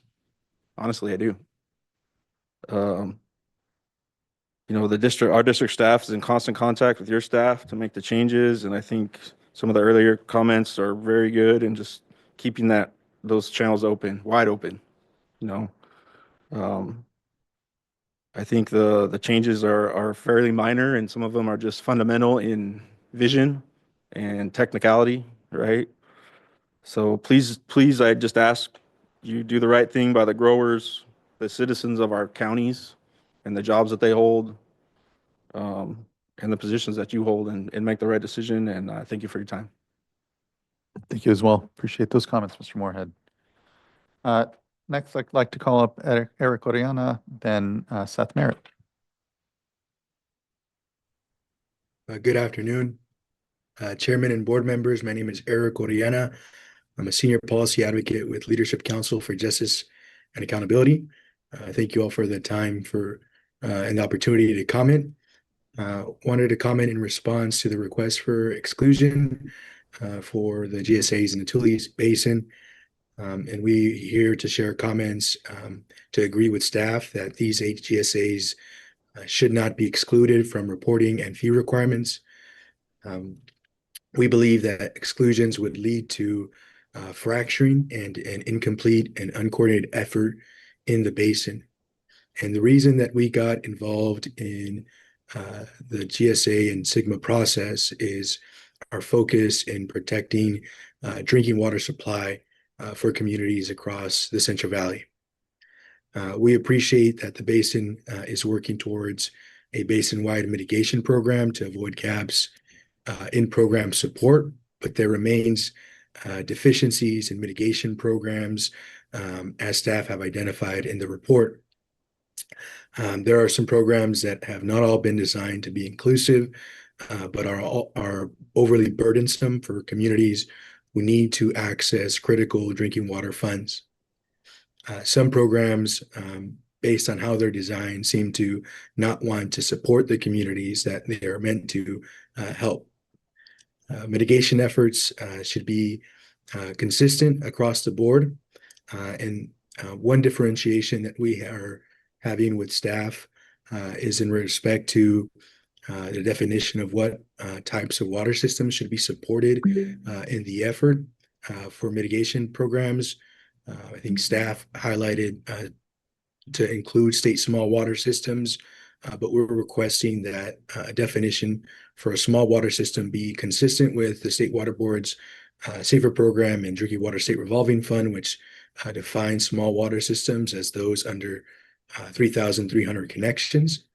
And we believe that this change and this level of support for these systems is critical, given potential and looming funding reductions to the SAFER program, which is a main funding source for these types of communities. I think another deficiency and another reason for why we're requesting that you not exclude these GSAs is that the staff report has identified a lack of response towards groundwater quality degradation. We believe that GSAs within the basin allow for groundwater quality degradation to occur at too high of a level before it triggers a response. And so we're asking that you consider this in your decision to not allow for exclusions. Right now, we need reporting because the basin as a whole has gaps in groundwater pumping reporting compliance. And it's critical that this information is collected so that the basin and the communities can adequately manage their groundwater supply. And I know these are tough conversations that are being had today. A lot of perspectives are being shared. But accountability is not always easy, but it is necessary to demonstrate the gravity of not making the necessary progress to comply with the law that the Sustainable Groundwater Management Act has outlined. And for all of these reasons, we support staff's recommendation to not exclude these 8 GSAs from reporting requirements and fees. Thank you, Mr. Orellana. Appreciate your comments here and contributions to the discussion. Next, and I believe this is our final commenter, I'll call up Seth Merritt. And if there's anyone who is looking to speak and hasn't had a chance, either in the room or on the Zoom platform, just raise your hand or pop up, please. Mr. Merritt. Good afternoon, Board. My name is Seth Merritt with EW Merritt Farms, 4th generation farmer. First of all, I wanted to thank Member Diadamo, Ms. Stork, and your staff for meeting with us and listening to our concerns here a few weeks back. There's definitely some issues that we have as growers and making sure that we have good, accurate groundwater extraction numbers so we can move forward and be sustainable. That being said, there is a lot of unity in this room. We're not advocates for fees whatsoever. We would like to keep that money local for programs, growers that are in tough financial shape, what have you. But in regards to exclusion, we would actually hope for everybody within the basin to be reporting so we could actually know what it is. It would be the purest data to actually move forward with. And I think we can make better decisions off of that. So that includes people that have already been granted exclusion. We have submitted a written comment and for you to consider. Thank you very much. Thank you, and appreciate that comment. I know ultimately that if we're going to be successful, we need the basin as a whole to be coordinated and data to be coordinated. So it will definitely be a part of what the work that we'll be doing together moving forward is ensuring that we're receiving the data, even if folks have received exclusions that are helping us to get this basin out of probation and back into that firm local control. Not seeing anyone else pop up and not seeing anyone on the platform. And so just thank you to everyone's comments. What I propose at this point is if board members have matters that they'd like clarified or issues that the staff should noodle on, please do voice them now so that we can take a break and provide that space for staff to then come back with whatever further information or comment we're looking for in order to make our decision up here. My request would be just better understanding because I read the letter, Ms. Spalletta, I appreciate it. Haven't had a chance to engage with folks on the proposal. And so just wanting to understand if what you're proposing the board do here is even something legally we could do, just as a basis. Again, didn't have a chance to engage with you on it, so I think that's just where I'm at with what was proposed there. Looking to other board members, though. Vice Chair. Well, I'd like to go back to my request from earlier when we started this afternoon, and I think that I mean, Ms. Jackson, you provided a very detailed list, and I sort of expected that we would get more of that. But I think along the ways, a lot of the issues have been addressed. So would just ask Ms. Stork if you could think of any other sort of more global concerns, things that were in this staff report that would be helpful. The one remaining, I think, is the issue regarding critical head, the Department of Water Resources report and BMP. So I think it'd be important to hear from you on that. As far as Ms. Spoletta's red line suggestions, I think where I struggle with that is just picturing, and I know that staff has ongoing concerns regarding where we have exclusions, that kind of works against coordination potentially. And so what I'd be looking for is what sort of options would we have as a board to kind of keep this in the queue, to consider ways to incentivize where there is a GSP. I think the challenge right here is that Ms. Spoletta is assuming that following the GSP is good enough, but staff is saying that the GSPs aren't necessarily good enough, that otherwise they'd be in exclusion.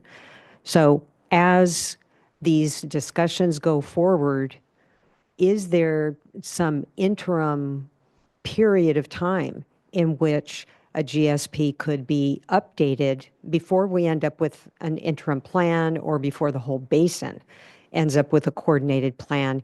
Is there some touch point in between where, if hypothetically a GSA updates its GSP and there are actions that would otherwise get that basin back to, a different conclusion, like where we're talking about today for the whole GSA to be excluded, or for the approach that Ms. Spoletta is recommending, and that is for individuals within that GSA that have been complying. And so I know that's not something that staff is really excited about because it's all these one-offs, but I like the idea of preserving that as an approach going forward, because it places, it's the carrot and the stick approach, and it's just, one other carrot that could be out there. So just curious, how we could even construct something like that. Thank you, Vice Chair. Board Member Morgan. Thank you. So just adding on to the Vice Chair on a larger scale, looking at how do we get the entire basin out of probation. So waiting to see, what does their time schedule look like? It looks like they are working on a plan that, we'll get more details on, but where they are looking at completion within a year, about a year. We're looking at a completion that is longer, slightly longer. So we're working somewhat side by side going through this.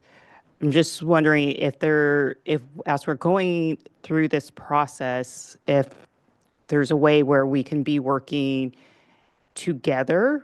And I mean, the goal really is to get them out of probation. So how do we perhaps take what they are working with, is there a way we could take these early documents, take a look at them, give early feedback to them, and, give some input to where perhaps we can get this all wrapped up and done sooner rather than later. And the plan that gets developed is their plan.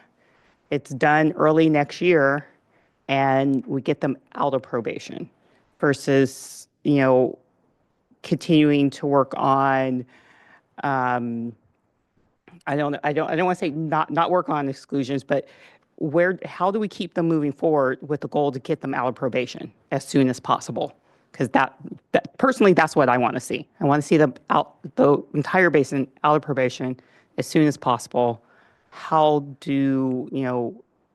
can we overlap this process? How can we give that feedback, focus there, and get it done quickly?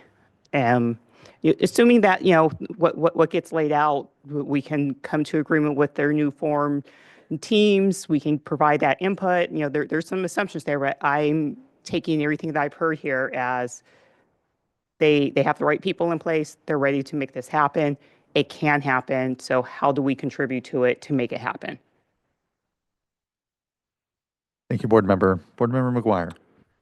Yeah, just that I don't have any new topics, but I just want to clarify my thinking on a couple. So one is the proposal from Ms. Spalletta, I think is intriguing in a sense, in that I like the idea of incentivizing extractors within a GSA to participate fully with that GSA and complying with the GSP. So I like the concept.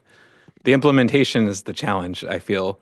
And I think it would be good when you come back to clarify the legal underpinning for that recommended exclusion, because I think there's two. There's one's on the adequate management of a plan, but the other's on a minimal impact of basin withdrawals, which is like the one we just adopted a couple weeks ago.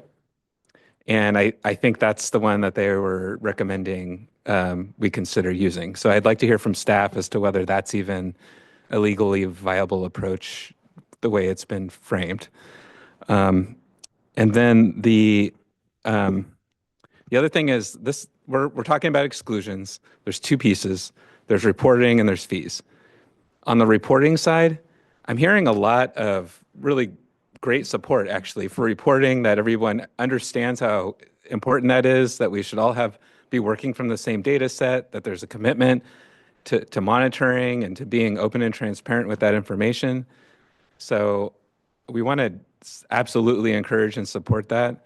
So if you could just follow up when you come back and talk a little bit more about gears and also the opportunities for GSAs to report on behalf of their extractors. I think I'd like a little refresher on that, just so I'm understanding just remembering where we're at in that space, because I think that's an important piece, and I know it's evolving a little bit. And then the other is on fees, and this is not the fee setting discussion here, but I would say there's a lot of uncertainty as I'm walking into this. We're here to collect fees because we're required to cover program costs. And whatever that, I think that number is around 6 million, roughly, whatever that number is. That's the requirement. That's what we have to do. There is no other funding source. So I understand that, and I take that seriously. There's also the fact that we haven't collected any fees for the Sigma program until now, potentially. And so we don't really know how the revenue is going to come in. There's a possibility it's going to come in lower than projected, and there's a possibility it could come in much higher. And so I think as we go forward in maybe a future cycle for fees, it sets up an opportunity to revisit that structure and to think about ways that we could continue to incentivize extractors within basins to continue participating with their GSAs fully. So I just, I don't think there's much more to follow up on that today unless you have some thoughts, but I would just want to say that I'm open to different models that we could look at in the future if the opportunity presents itself. And I just wanted to leave it at that. Thank you, Board Member. Definitely not looking to over-collect in the program, so have opportunity to definitely discuss that. Board Member Firestone. I don't have additional topics. I do have a lot of comments, and I'll just signal since everyone else has talked, that I am really against any proposals on that I think would increase fragmentation rather than focus in on what Board Member Morgan was talking about, which is how do we reinforce this track that was presented today of coordination across the basin and getting us to a place where our staff can work successfully with the basin to move them out of probation. I think the proposals that are that continue to focus on exclusions will delay that and divert more resources. And I think anyway, I look that these are all comments, so I know we'll have more time to comment on that. But I think that's there's not additional topics I would want to flag for staff. Thank you. So, Chairman, Yes, please. given the scope of what we've asked for, and it's not huge, but I think 10 minutes is not going to be sufficient. Yeah, I was And I don't want Propose 20 at that point. you all to be sitting here waiting for Yeah. us to come back. Let's give ourselves a 20-minute break. So that means we'll then come back here at 3:55. That makes sense. Can I Yeah. just, in the interest of time? Yes, Vice Chair. It was my suggestion that we look at that red line a little bit more and look for creative ways to incentivize. And I'm just thinking, I'm not really hearing support for that. And I really like Board Member McGuire, your suggestion that we, maybe look at a policy that might be more related to something that we do on fees. And so just in the interest of time, I think I can withdraw that request unless you all have some suggestions on fees, which it's a different process. And, we can revisit that at that time. So I was going to meet with staff, and I will meet with staff during this break to talk about how we would cross that line, because I think that's the direction that Sean, Board Member McGuire, was suggesting is worth us looking into a little bit, but I can't give you an answer yet.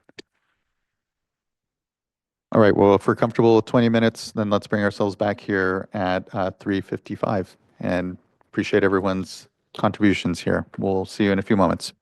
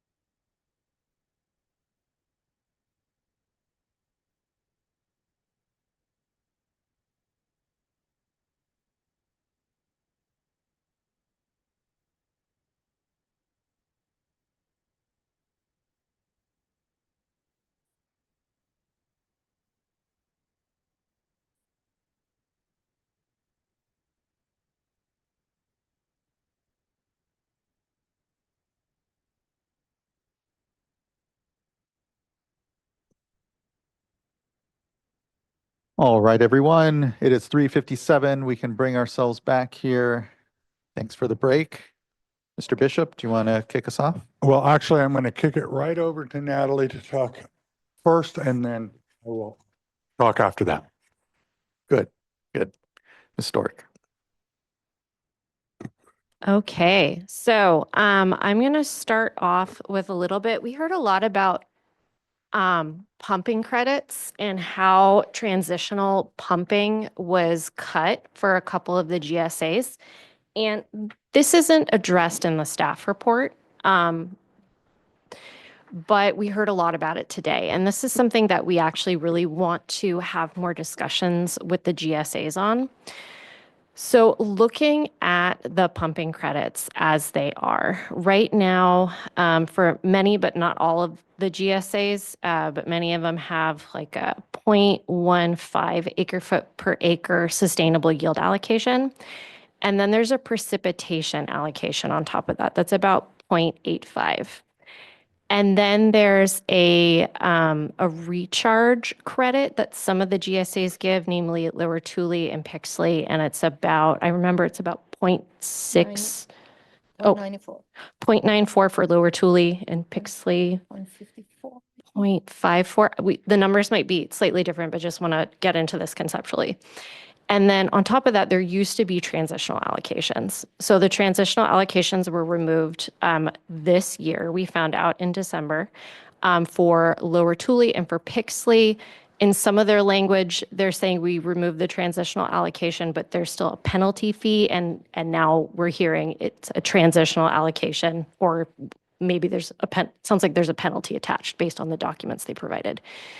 So for Lower Tule and Pixley, they're still allocating close to it's about 1.8 acre feet per acre. That is a lot more likely than what the actual sustainable yield is in this area. Other GSAs nearby or other basins have numbers close to 0.85. A lot of them have 0.5 for their sustainable yield. And here it's low, and then there's the precipitation. Some problems are the precipitation numbers are averaged since 1996. This is a concern we actually called out in the staff report that we released in 2024, and that hasn't been adjusted to our knowledge. So we're worried about the quality of the precipitation numbers that they're using. Also, if they're switching from ET to pumping, it wouldn't make sense to have a precipitation allocation. The other thing is the recharge credits our understanding is they're also average since 1996, and we'd really like to learn more about those, because when we look at their water budgets and we add up what we think it would be, even if we did do like an average, we get a much smaller number for what they should be. And really, if they're recharging for the benefit of the basin, there may be better ways to account for that. And so we'd really like to learn more about how they calculated that number, what they're counting as, and does it represent the real world conditions. There's also concerns if you're pumping from the lower aquifer, but you're pumping your precipitation credit or your recharge credit, that doesn't align with real world conditions. So while we recognize that they're making really good steps in stepping down their allocations towards more reasonable numbers, we still have concerns about that number. And again, we'd really like to get the basin-wide model so that we can look at the assumptions and try and determine if their sustainable yield is appropriate or not. Sorry, that was a lot. Just pausing to breathe and to see if there's any follow-up questions. Yeah, I really appreciate that. I guess, and I don't know, Ms. Spalletta or folks, if you'd want to respond now, but wondering how we might be able to get access to that basin-wide model without maybe some of the provisions that were, not agreeable to us on that. But yes, I would be happy to respond to that. I understand that the request was made for the basin-wide model to Thomas Harder, who owns the firm Thomas Harder and Associates that created the model. And as is customary for those who create models, he asked for an indemnification form to be signed. not to say that the state board couldn't use the model for its work here, but to say that if the state board uses his work, that he will not be liable for anything that the state board does with it. So that is actually a very, very common indemnification form that model developers request when someone else wants to take their work and use it for different things.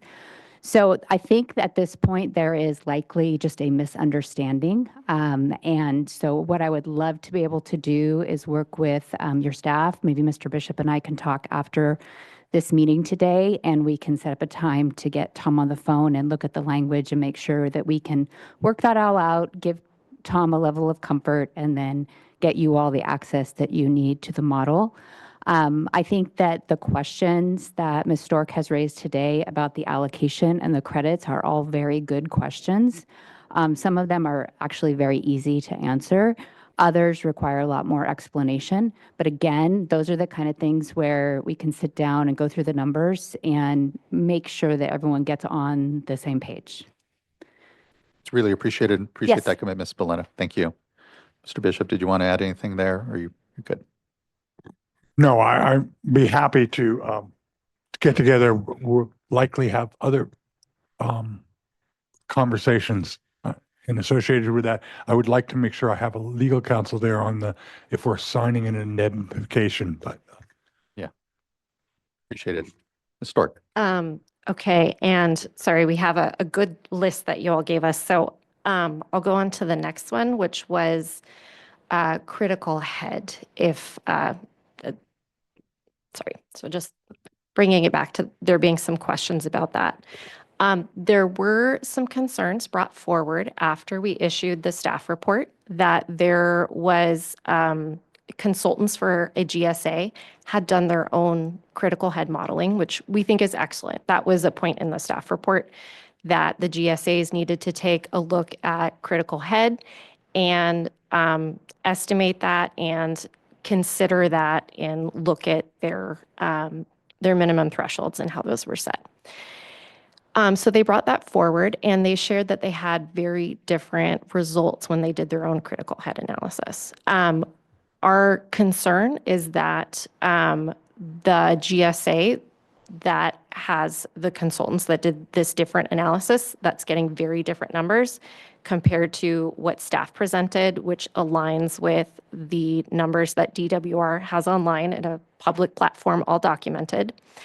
They're very different, but these are coming from two GSAs that share a boundary. And so subsidence on one side is going to impact the other. And what's really needed is for the subbasin to come together, take a look at these 1D models and figure out a 1D modeling approach that makes sense for the subbasin and also represents real world conditions today. There were concerns that this other model was showing that critical head and water levels were aligned in a place where we've seen ongoing subsidence. So it would be, beneficial for the subbasin to do more work on this. I'm not going to say that one model is right and one model is wrong, but more work is needed here. And we as staff would be happy to be part of that conversation and learn what the GSAs are going to do going forward to look into that. Any further questions on critical head? Seeing none. Thank you. Okay. Next, I was asked to talk a bit about GEARS and reporting. So GEARS is our reporting system. Everyone in the subbasin who isn't otherwise excluded or de minimis, who's pumping groundwater, are required to report to GEARS by May 1st. We have a system that there's some opportunities to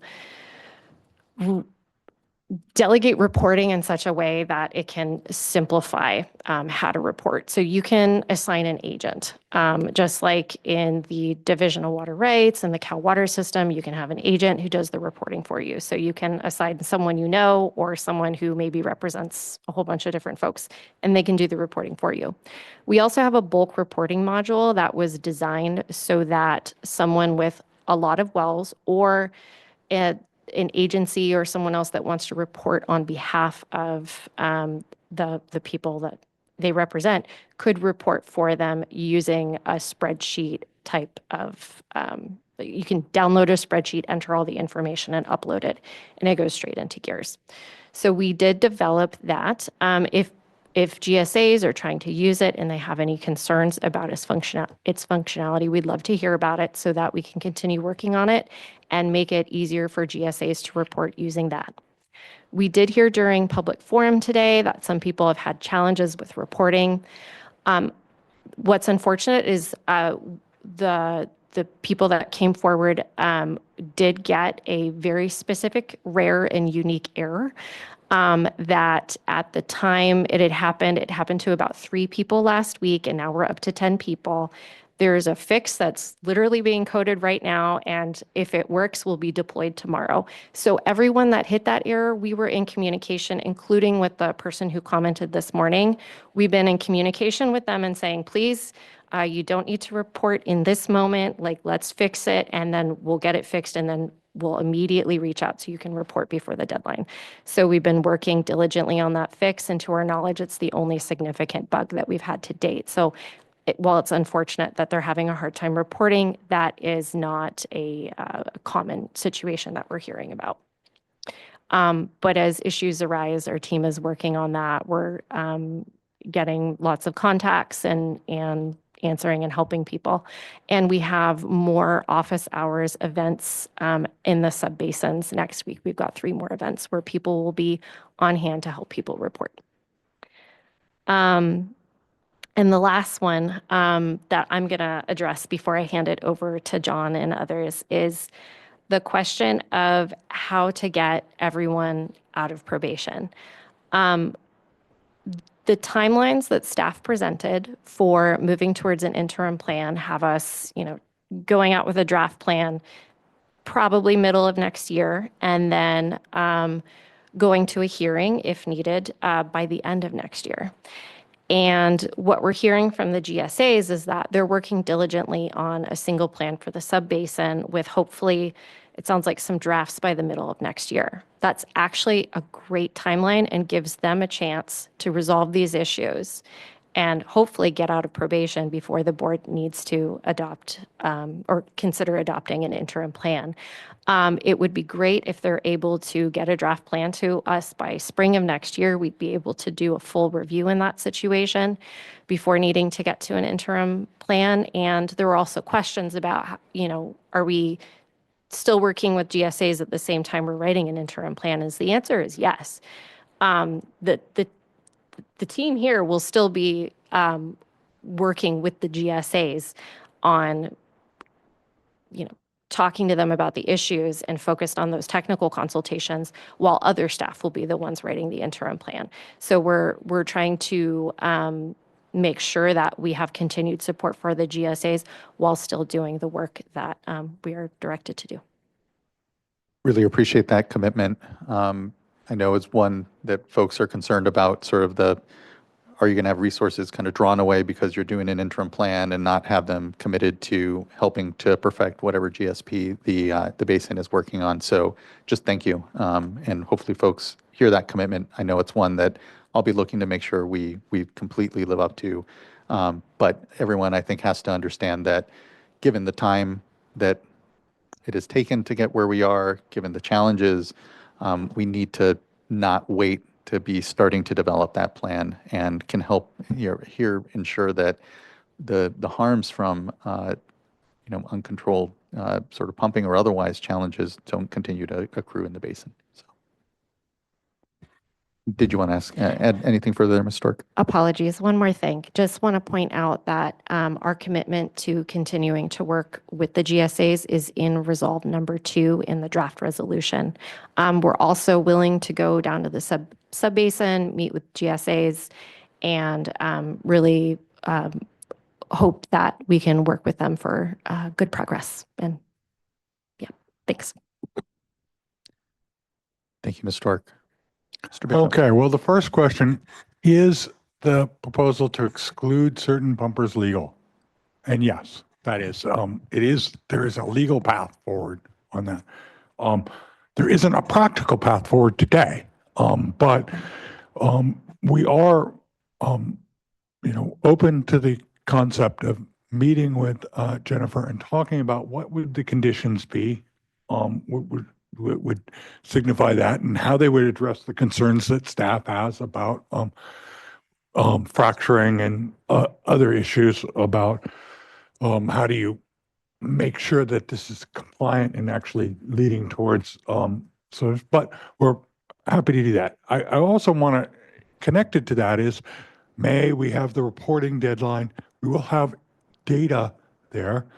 That data will then allow us in the fall to reevaluate our fee structure if it, and that would be the time to look at how we do these other pieces of that. We'll know more. Our fees are meant to support the state intervention. And so if we look at the data, pumping data, and we realize that, the fees that we are asking for this time are too high, they're going to be lowered. If they're too low, they're going to be raised. And then we can also look at this idea of how do we then incentivize folks that are doing the right thing within a GSA that is not yet to conclusion. I will emphasize what Natalie already said is that we're looking at a year or so, year and a half for the GSAs to come back with a plan. That's really the next fee and reporting cycle. So it may or may not be get us anything, but we will look at that because hopefully they will be out of promotion and out of our oversight by the time the next fee cycle comes around. But that's, not guaranteed. Mr. Bishop, can you Yeah. remind us all when the next fee cycle is, just for everyone in the room? Well, because of the way that there's two cycles, and let me be clear. We've got one which is based on the monitoring and reporting, which comes in May. So this year it's coming in May, and the invoices will go out in June, due in July. So that'll be a year from then would be the second one. But in the interim, in September, we set the fees based on what we know from what our programs cost. And so there will be an adjustment to the fees in the fall for the next year's cycle. I hope that answered your questions, but I think that that I'm happy to meet with Jennifer wherever and whenever to talk about this process. We are committed to coming down to the basin and meeting with the GSAs and do both technical and policy level discussions about both the how do they move forward with their GSAs, and then also providing them information on where we are and where we're going with the parallel path of an interim plan. Thank you, Mr. Bishop and Ms. Stork. Do appreciate all of that. And I guess just on Ms. Spoletta's proposal and hearing that, there is a legal path to consider that, is that, after further discussion, say with Ms. Spoletta, is that something that the board could potentially contemplate in the fee setting and proposal sort of discussion, or is that something that this board would need to come back to essentially? So it would need to be in the fees for reporting in 27. It's just not possible for us to turn on a dime and do it for this initial fee setting. We just don't have the capacity to be able to look at all the unintended consequences associated with it from the dais. Yeah, understood that it would be applying, if there were a change, say in October, it would then apply to the next year's fees. But just again, wanting to confirm, I guess, that we could potentially consider a policy like that in the adoption of those fees at that time. So let me just chime in on that, Chair Escobar.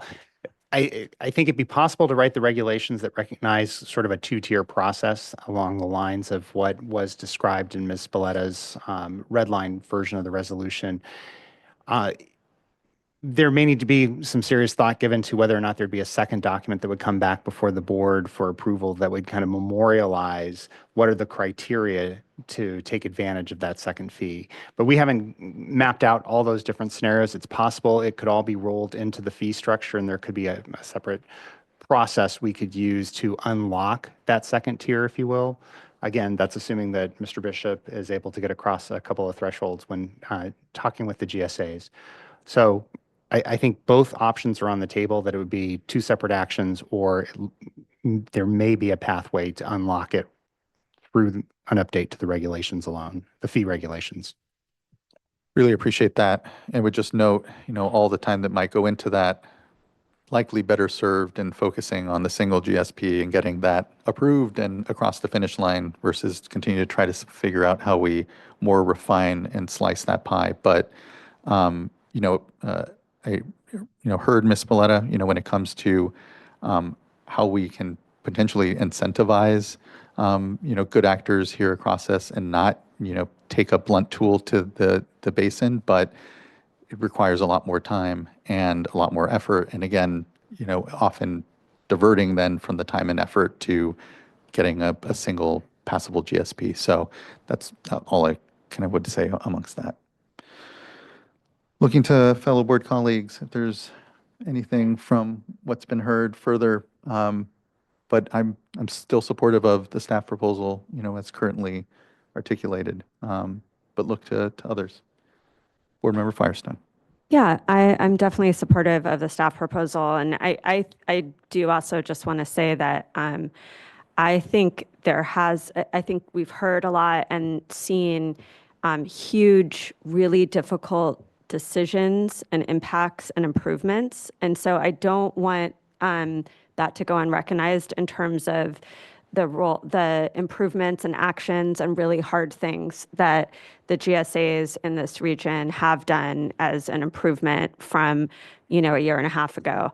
I also think that what we've learned over, just as I reflect back into how this played out, I think that I would weigh things a little bit differently if I were considering doing exemptions, I always use the wrong word,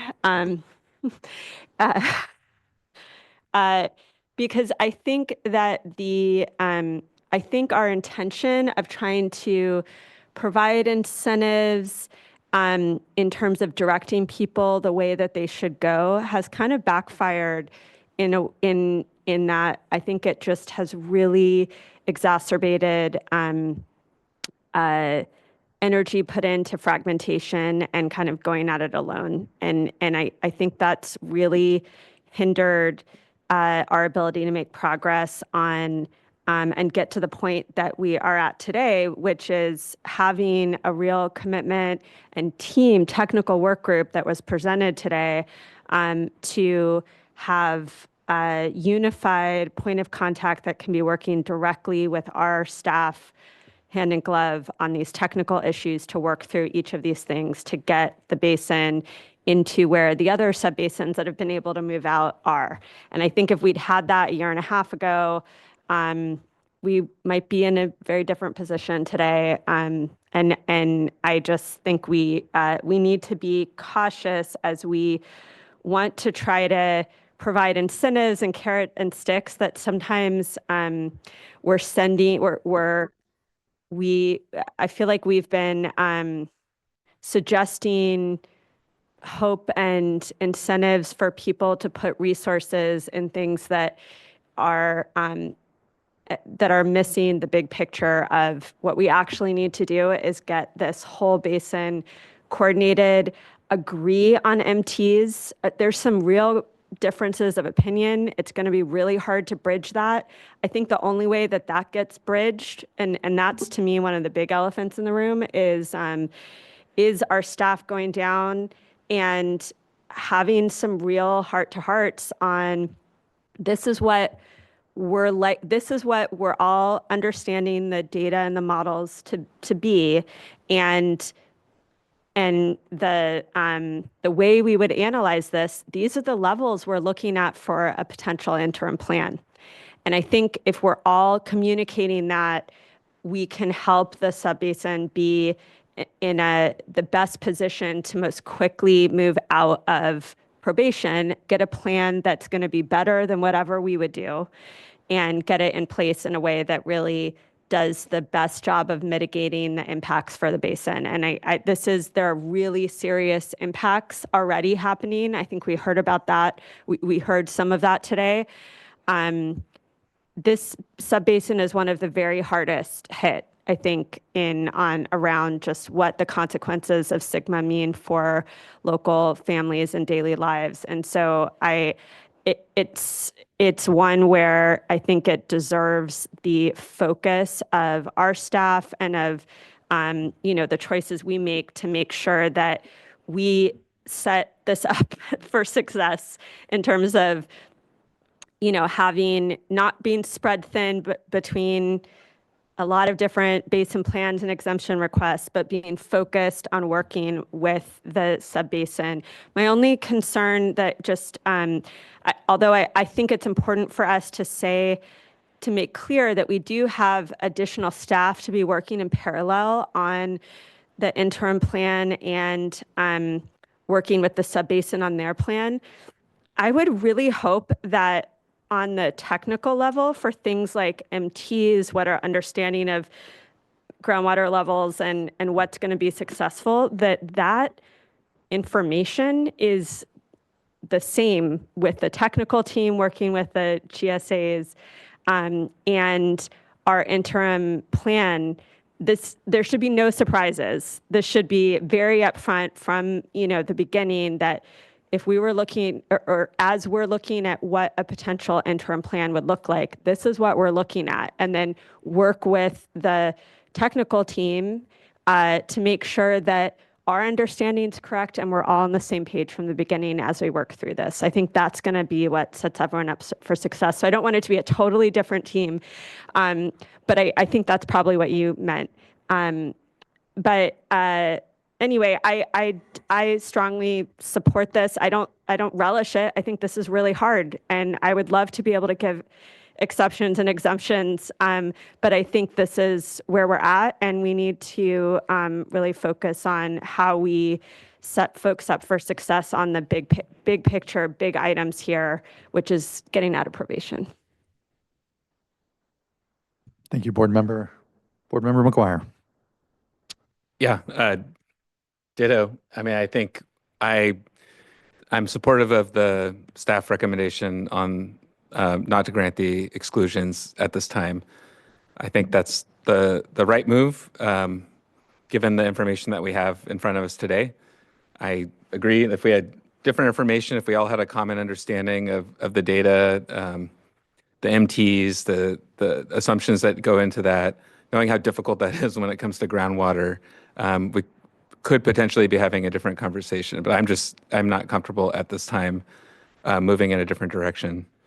But I think that what I want to make sure that we continue to do is lift up and support the groundwater sustainability agencies, like we've talked about ad nauseum here.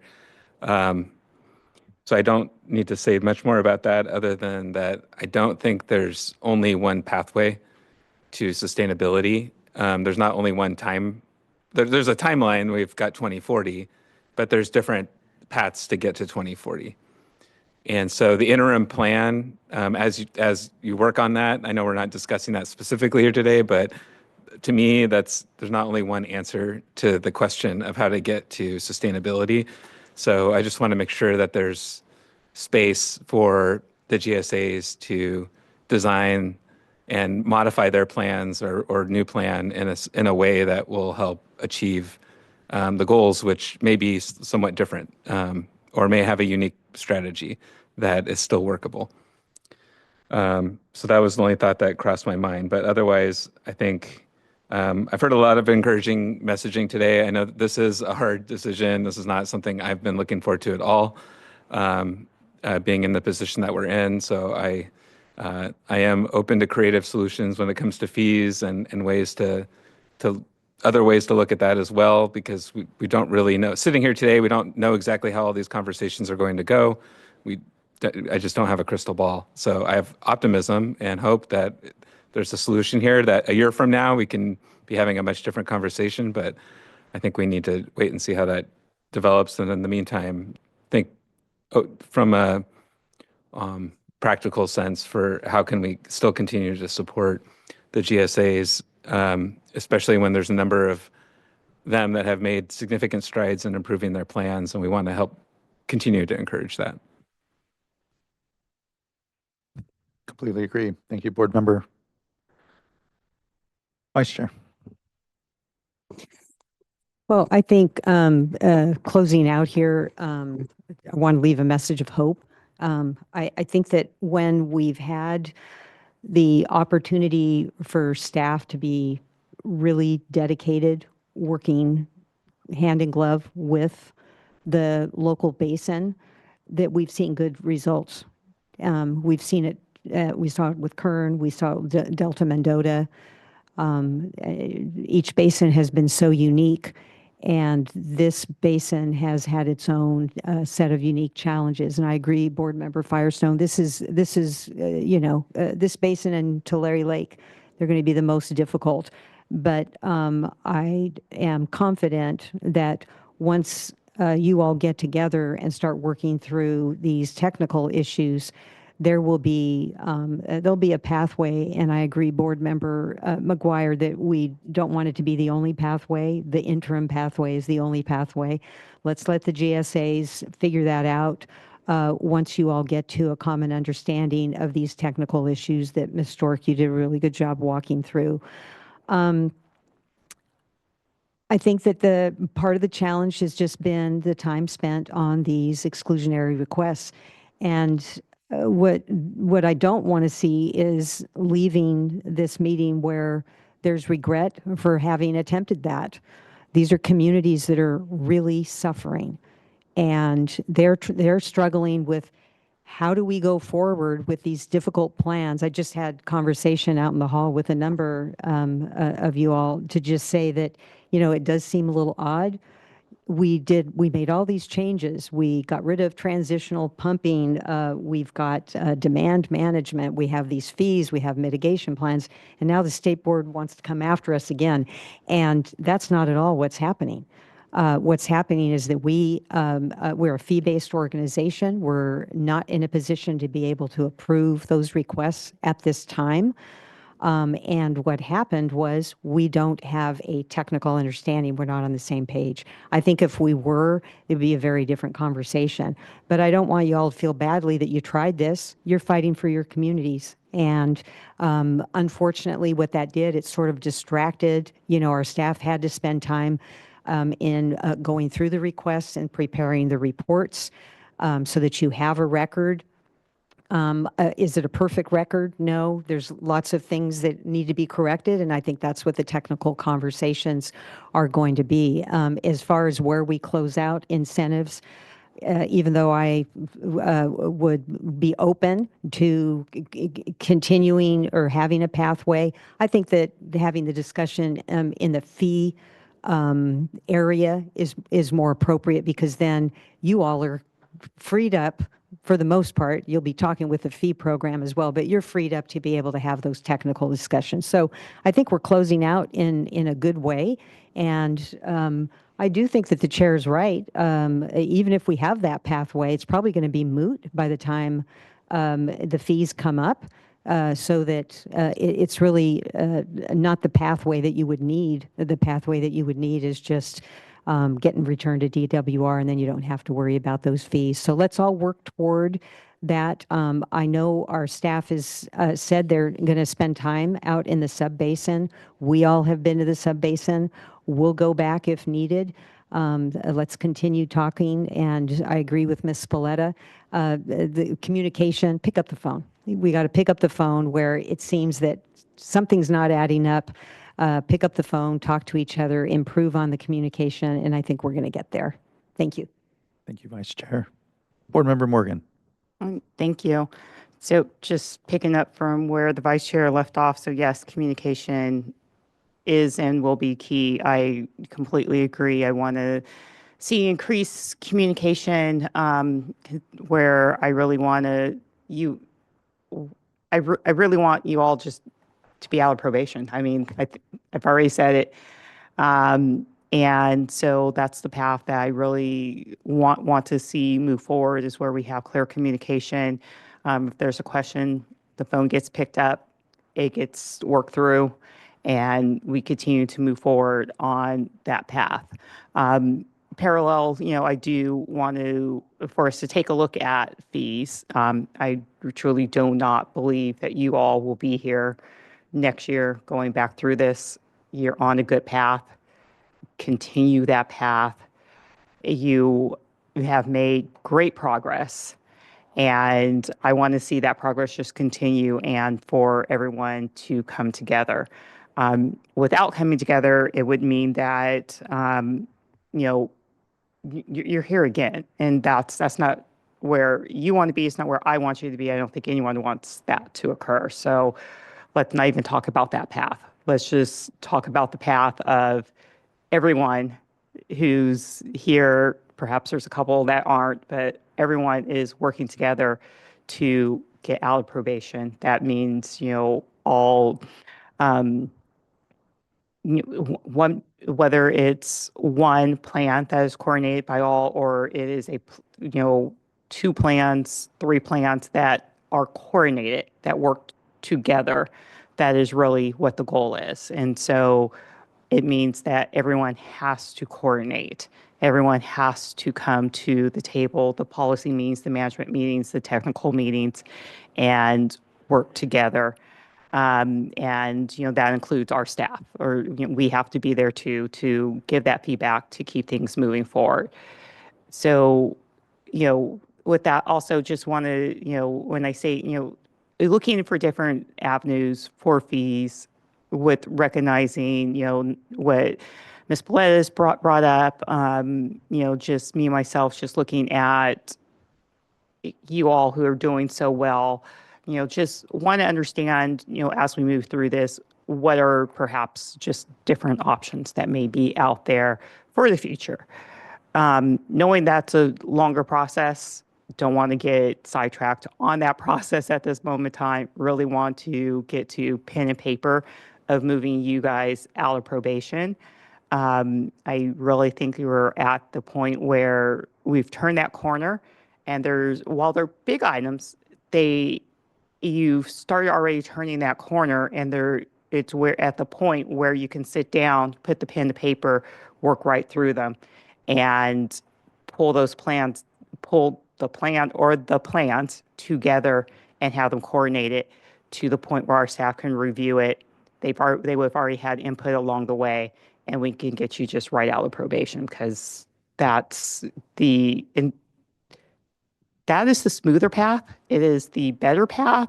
It is the path to where you're not continuously coming here every year asking for another exclusion and wanting that renewed each year, and also continuing this back and forth within the basin. So that is it. Not sure there's more comment. No, I think I'll just say I agree with everything my fellow board colleagues have set up here. And as Board Member Firestone said, this is one of our hardest projects out there. We have a lot of hard projects before us as a board, for sure, and a lot of very difficult decisions that I know weigh heavily on me. And this is definitely one of them. And I want to acknowledge that there has been, as we've said, progress. This vote here is not a determination of a lack of progress. There is progress, but it hasn't met the threshold ultimately. And what we hope is that we can just focus here collectively together and get you out of probation. The goal is local control, and here the board is looking to apply its backstop role appropriately, not more than we need given the many challenges we have in front of us, but are simply trying to do our best job at continuing to move the basin forward. And so I know that, as Vice Chair has said, it can feel as if this work was for naught then over the last year, but I firmly feel it wasn't, because we have seen that progress. And I think it is some confidence building for the work that still lies ahead. So just thank you all. I know it's been a difficult and long afternoon, but look to my fellow board colleagues. We may be prepared for a motion then.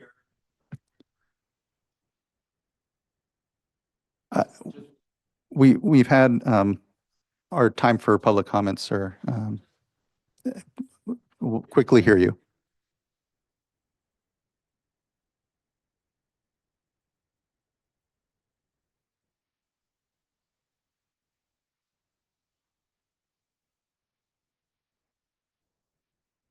This isn't a money.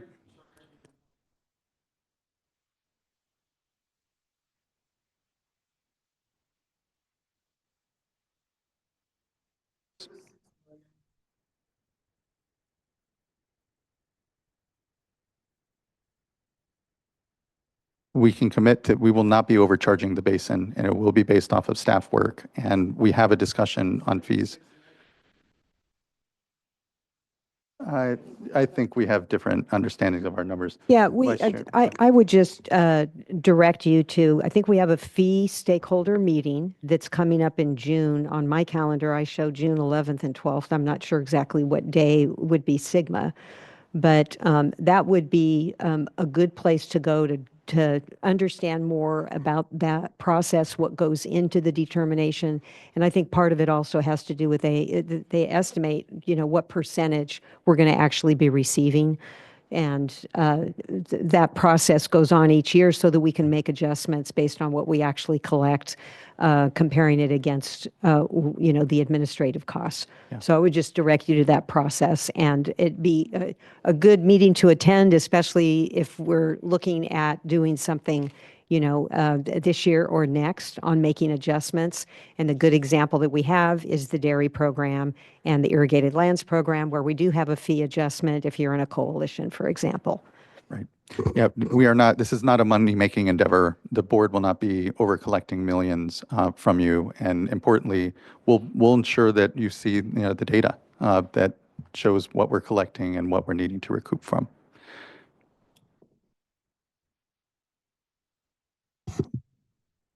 Like Chair, move to adopt the resolution. Thank you. I'll second.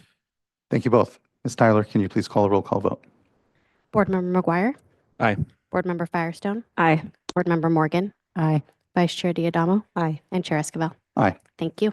Thank you as well. The vote is unanimous. And again, the resolution adopted. Appreciated everyone's contributions here. And again, I know the real work continues to be here in front of us, and looking to make sure that we're here hand in glove, as the Vice Chair said, with the basin.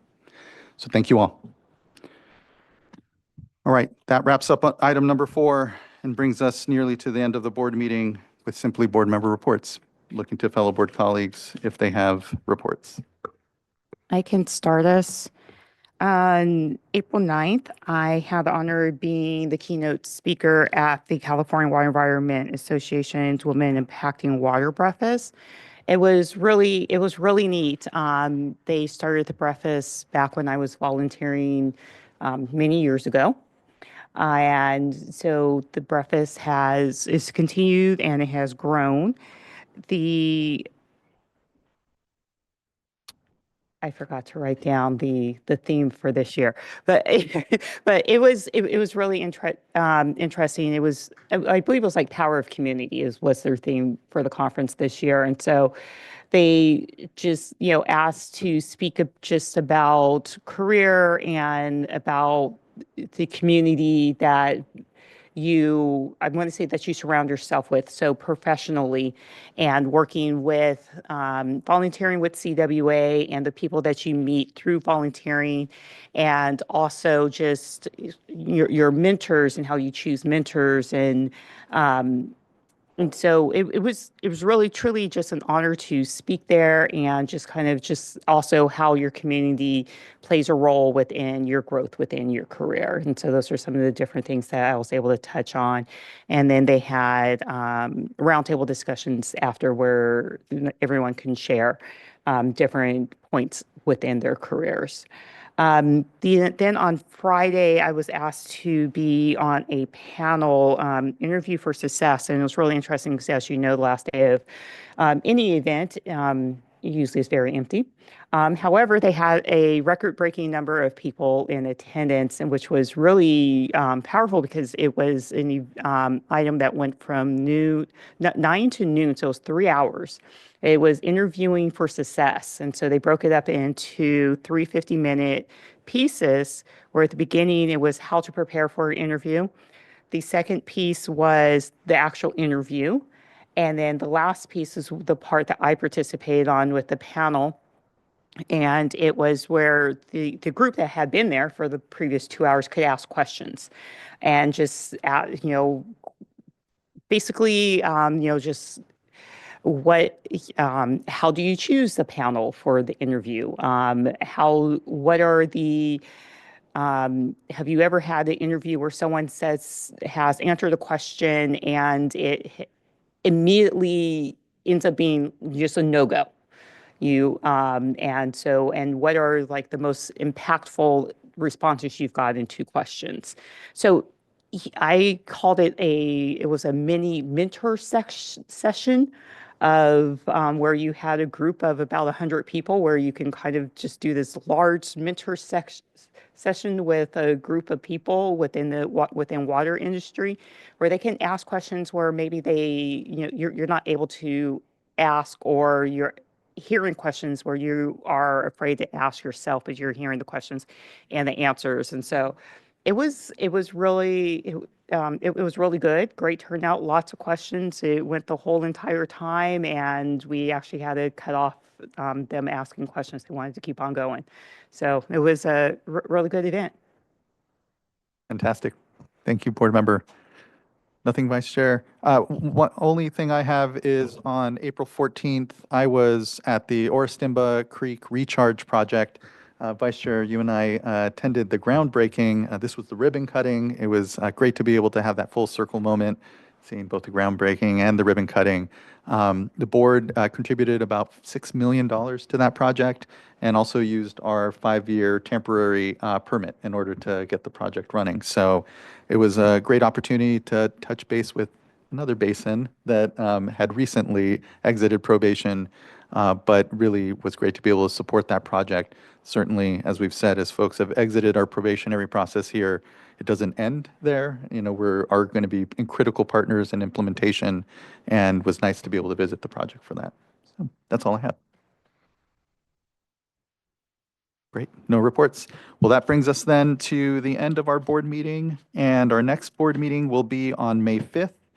Until then, we'll be 2 weeks out. Be safe, be well. Thanks, everyone. I know it was a difficult day, but really appreciated the great discussion and always the conclusions here to our discussions. So thank you. We'll see you all in 2 weeks. We're now adjourned.